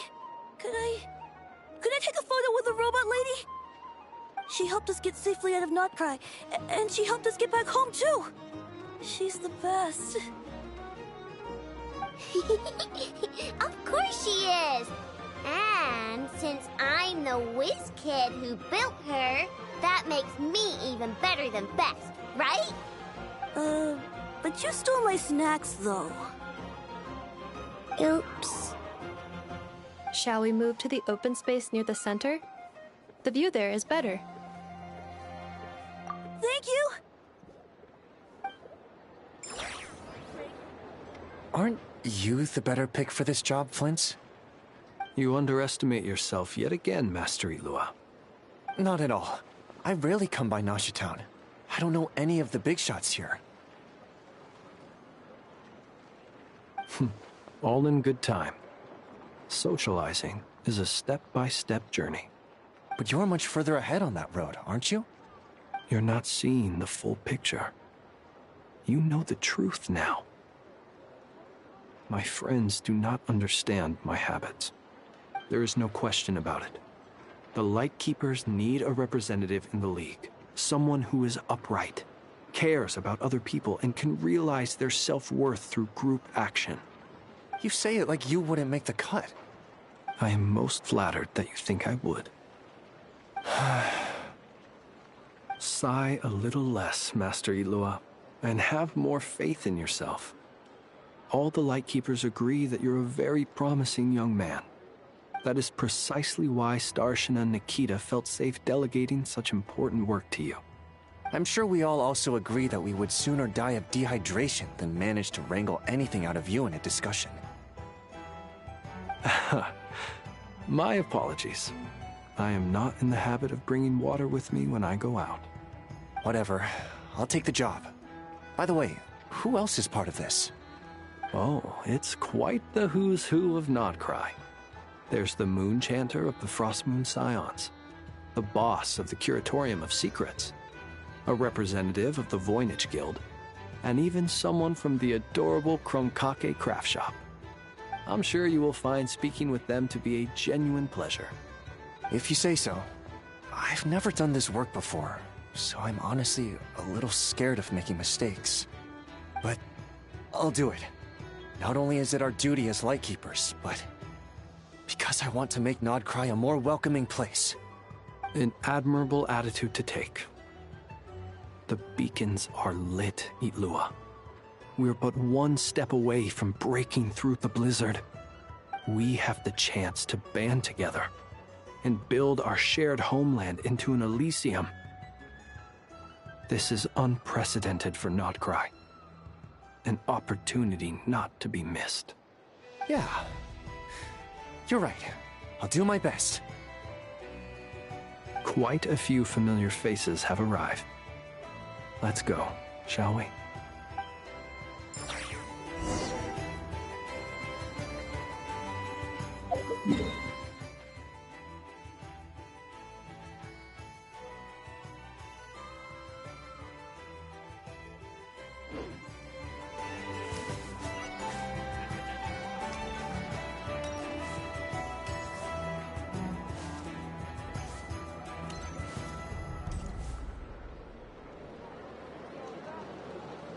Wow! Everyone's here!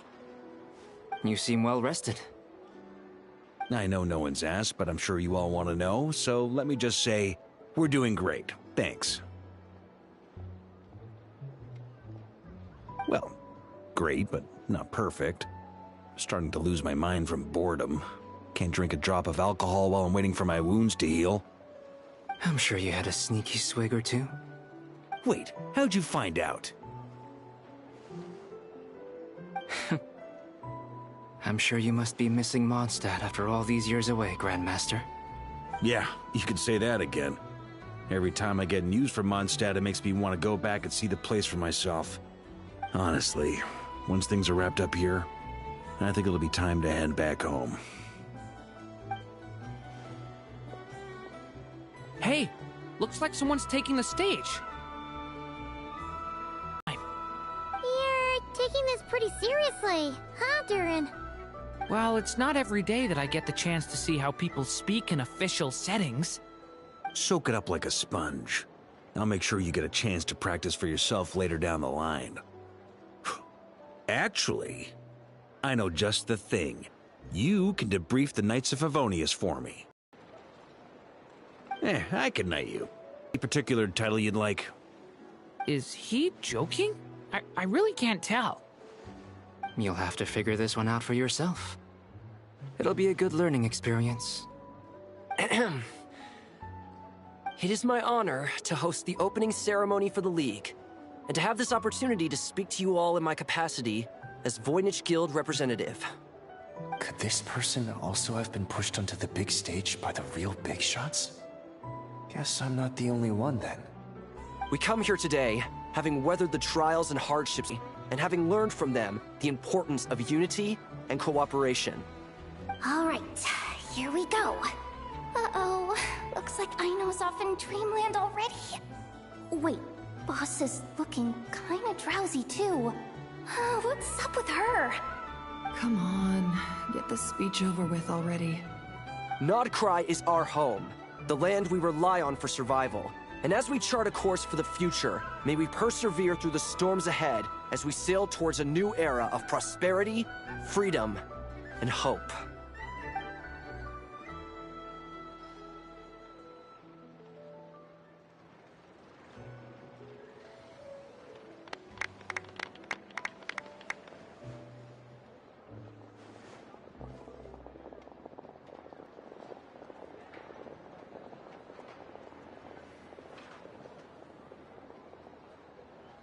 Looks like we'll have more opportunities to travel in the future. I'm sure you'll cope, Lady Moonchanter, given how fleet of foot you are. Unfortunately, I suspect I'll be too busy at the Curatorium to act as your host. We have a busy schedule, not to mention an international network of contacts to manage. That'll be all right. I'll just check your schedule with Yehoda well in advance. And if she's not available, I can simply ask Ashru. You... So giving my employees extra workload isn't enough for you? You're really going to drag my cat into this too? I thought you'd approve. Aren't you forever increasing your employees' workloads? That's a bold statement. Are all the Frost Moon Scions feeling more audacious now that your moon goddess has returned? Columbina's return has brought joy to all who care about her. That includes both you and me. As for the Frost Moon Scions, we are learning how to thrive independently, without relying on the moon goddess. It is up to us to make our home a more livable place. Joining the League is one of the steps we are trying towards that end. I like the word try. It's nice and non-committal. You can opt out at any time and still say you tried. You don't see a bright future for the Frost Moon Scions? Or did you mean the League? I'm just not as optimistic as you. The Frost Moon Scions should count themselves lucky that they have a leader as stubborn and enterprising as you. But Nodcry's a big place, with all kinds of people. Most of them don't enjoy answering to a leader, or even listening to reason. Well, that's where you and your methods come in. Unless the Curatorium of Secrets is only here for appearances. For now, yes. And that won't change until this venture becomes worth my while. What would make it worth your while? Getting out more than I put in. Right now, I'd barely break even, but I'll grant that it's a good start for Nodcry. Then maybe it's worth a try. All right, you can stop now. Or do I have to join the Frost Moon Scions before you'll get off my back? You'd be very welcome to join us. Hey, you two! Congrats on all your hard work! What are you chatting about? Nefer was trying to dissuade me from adding to her employees' workload. Also, she's considering joining the Frost Moon Scions. Sorry, what? Your conversations are always the most interesting. Would you two care to join me for some tea before heading to your next destination?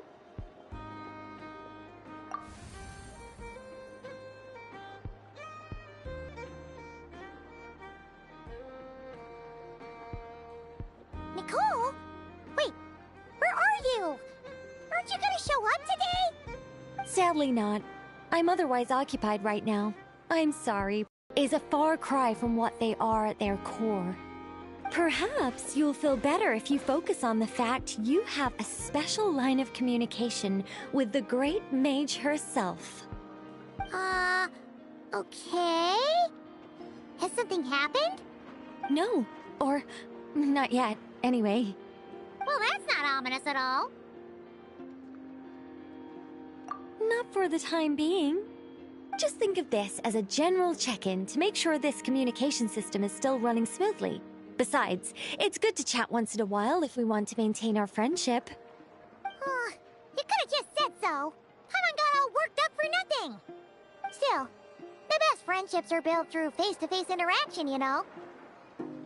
It's never gonna stop being weird having tea with you when you're not there and just talking to thin air. All right, fair point. I'll bear that in mind for next time. Yeah.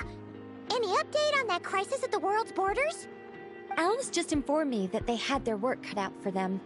And now everyone's thoroughly exhausted. But they did finally get things back under control. Still, we can't let our guard down yet. The disruption caused by this disaster has made Teyvat easier to detect from the outside universe. She plans to wait for things to stabilize, then reschedule her Mondstadt vacation plans. As for me, I agree with Hat Guy's perspective. This is a time when many new variables are emerging, and the situation is changing constantly. Plus, most of this change is for the worse. We have to remain vigilant and ensure that the embers of chaos are not rekindled. I did notice that the energy in Nodcry changed somewhat after the War of Funerary Flame, but since it was still aligned with the Light Realm, I never gave it a second thought. It looks like I'll have to examine the connections between phenomena I observe more closely in the future. Just doing my duty. It's more or less second nature by now. Of course. To give you the full picture, I'd have to start with the substance from which angels were formed.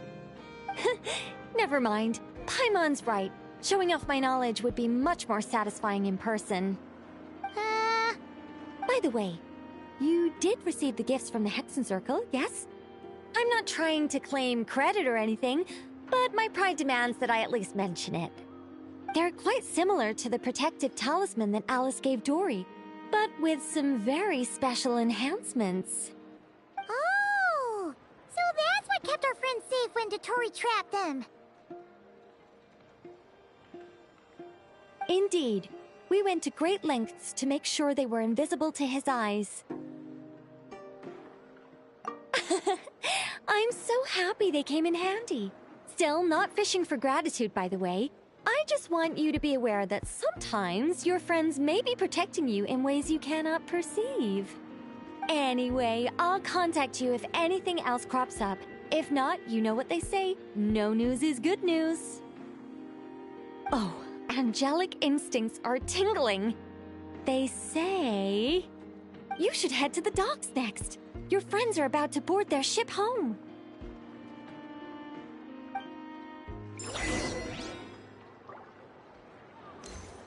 The people here?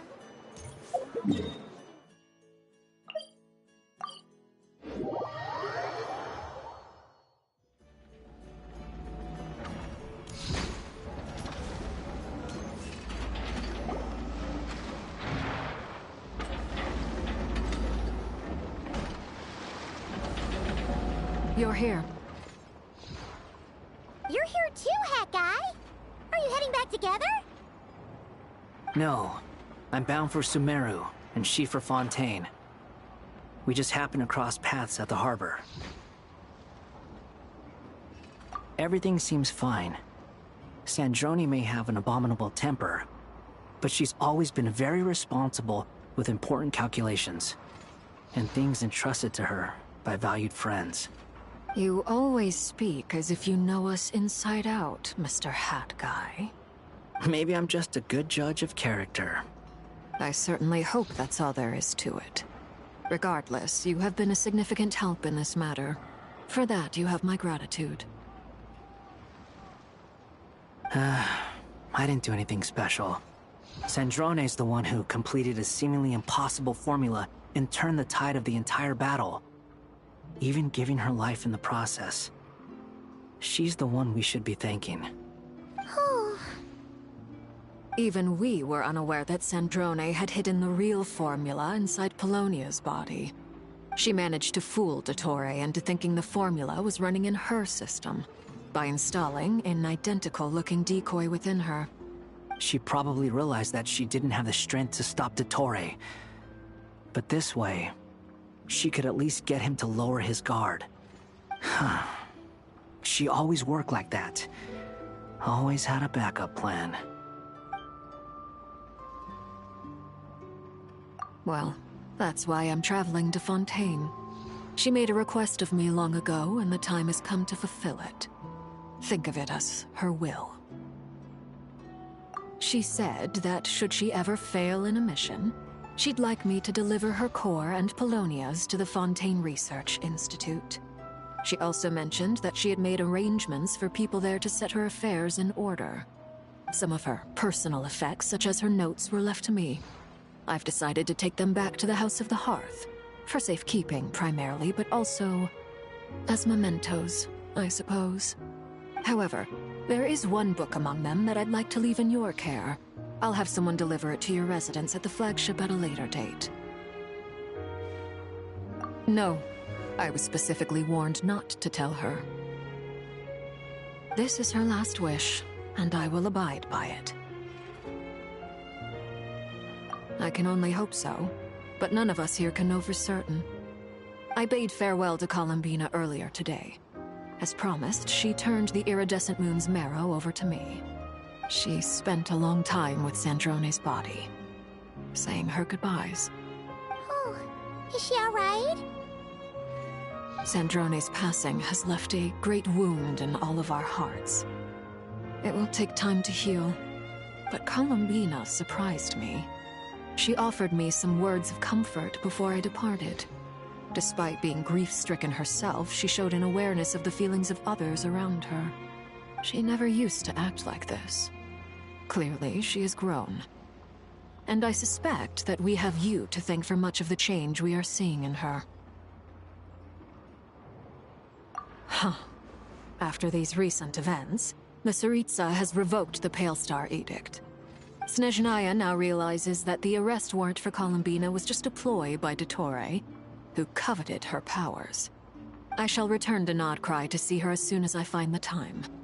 I hope that from now on, she too will explore more of the world. Columbina Hyposelenia's journey is only beginning. My ship is here. Traveler, Paimon, we shall meet again. You too, Hat Guy. What are you still bumming around for? Isn't Columbina waiting for you?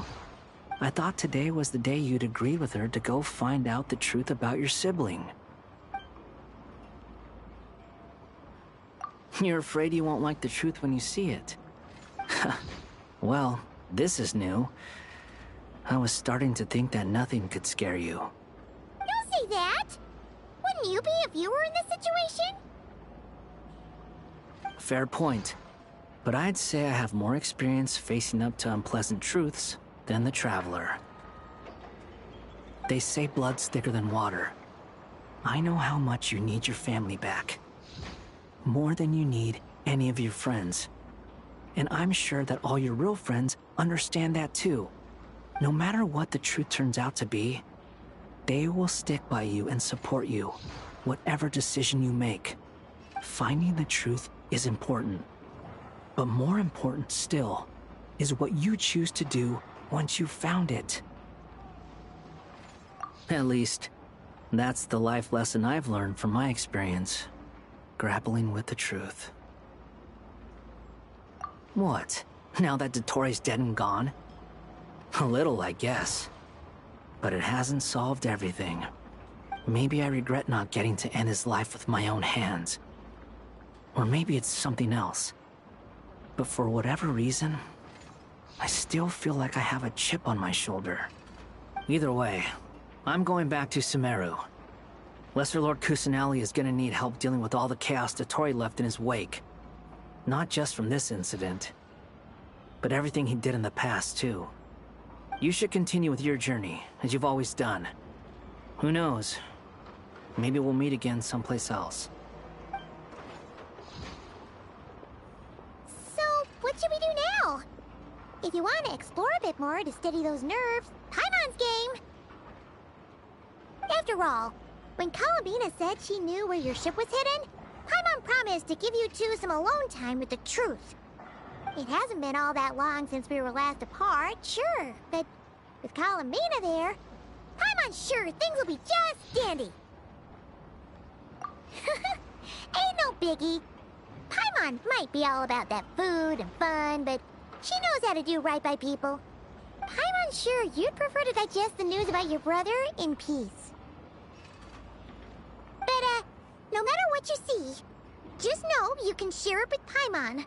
Of course, as long as it's not super private. If you can't make sense of something, let's give it some thought together. And even if we both can't figure it out, Paimon can at least treat you to a nice meal. Glad to hear it. Feel better now? Alrighty.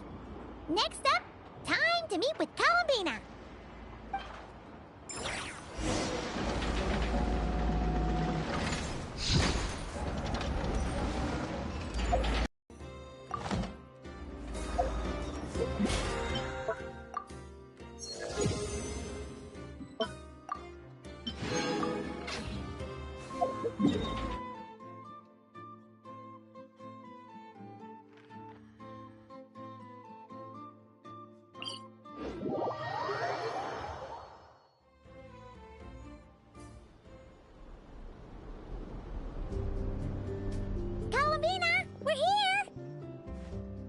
can't quite believe we're meeting out here. We've gotten used to walking over to Silver Moon Hall whenever we go see you. Well, you're still welcome to go there whenever you want to see me. It's just, now that it's all over, I've decided to make some changes. Try and fit in with the Frost Moon Scions, like Llama suggested. The older generation are still timid around me. They don't dare get too close, and they bow their heads when I walk by. But things are much better with the children. I see more curiosity in their eyes. Hopefully, by the time the next Moon Prayer Night comes around, I can enjoy the festival with them as myself, without having to pretend that I'm only dressed up as the Moon Goddess. You'll do fine, Columbina. Paimon's sure they'll realize you're super nice once they get to know you better. You really think so? When we first met, you thought I was a little up in the clouds. We were just starting out then, come on! So Llama told you, huh? I'm only teasing. I know that I have you to thank for pulling me back down to solid ground. It feels good to finally stand firm on the earth where I was born. Oh, that's great! Back then. Why did you leave? It's time to learn the truth at last. I'm ready as I'll ever be. Good. Then let me open the way for you.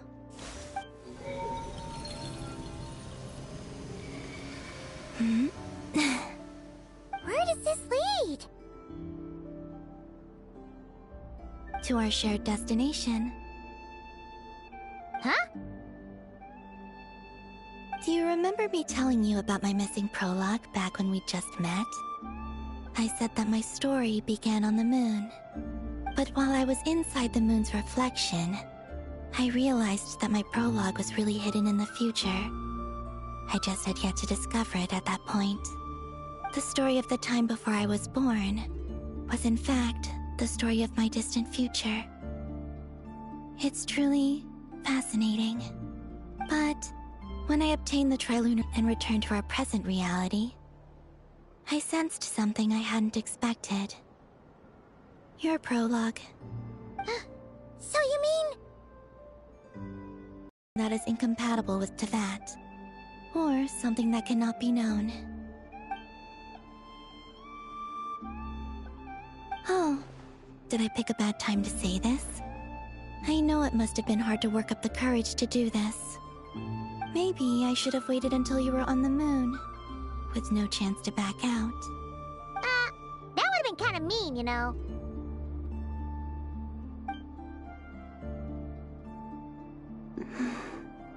Take me there. Oh? Whatever is hiding in that ship, it belongs to me and Ether. Those memories belong to us. No one else has the right to decide whether I should or shouldn't know about it. Not even the Heavenly Principles. Very well. Then let's go. You two take care, alright? And don't forget to come back soon! Rest assured, Paimon. We will. Traveler, after... thinking about the story that we'll find hidden on the moon? Yes.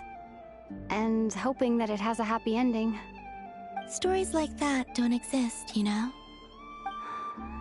You don't believe in happy endings? I don't believe in endings.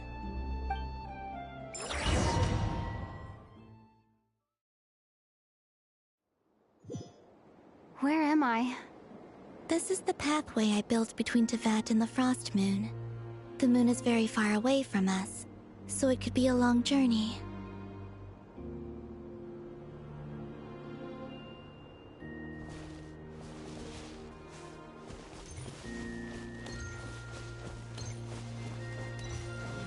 After I obtained the Trilunar Authority, I unwittingly saw past events from many of my friends' lives. One was Lauma. She was so young they chose her to be the Moon Chanter. From then on, the Frost Moon Scions looked to her to bring messages from their goddess. But For better or worse, I had left Hisi Island before she was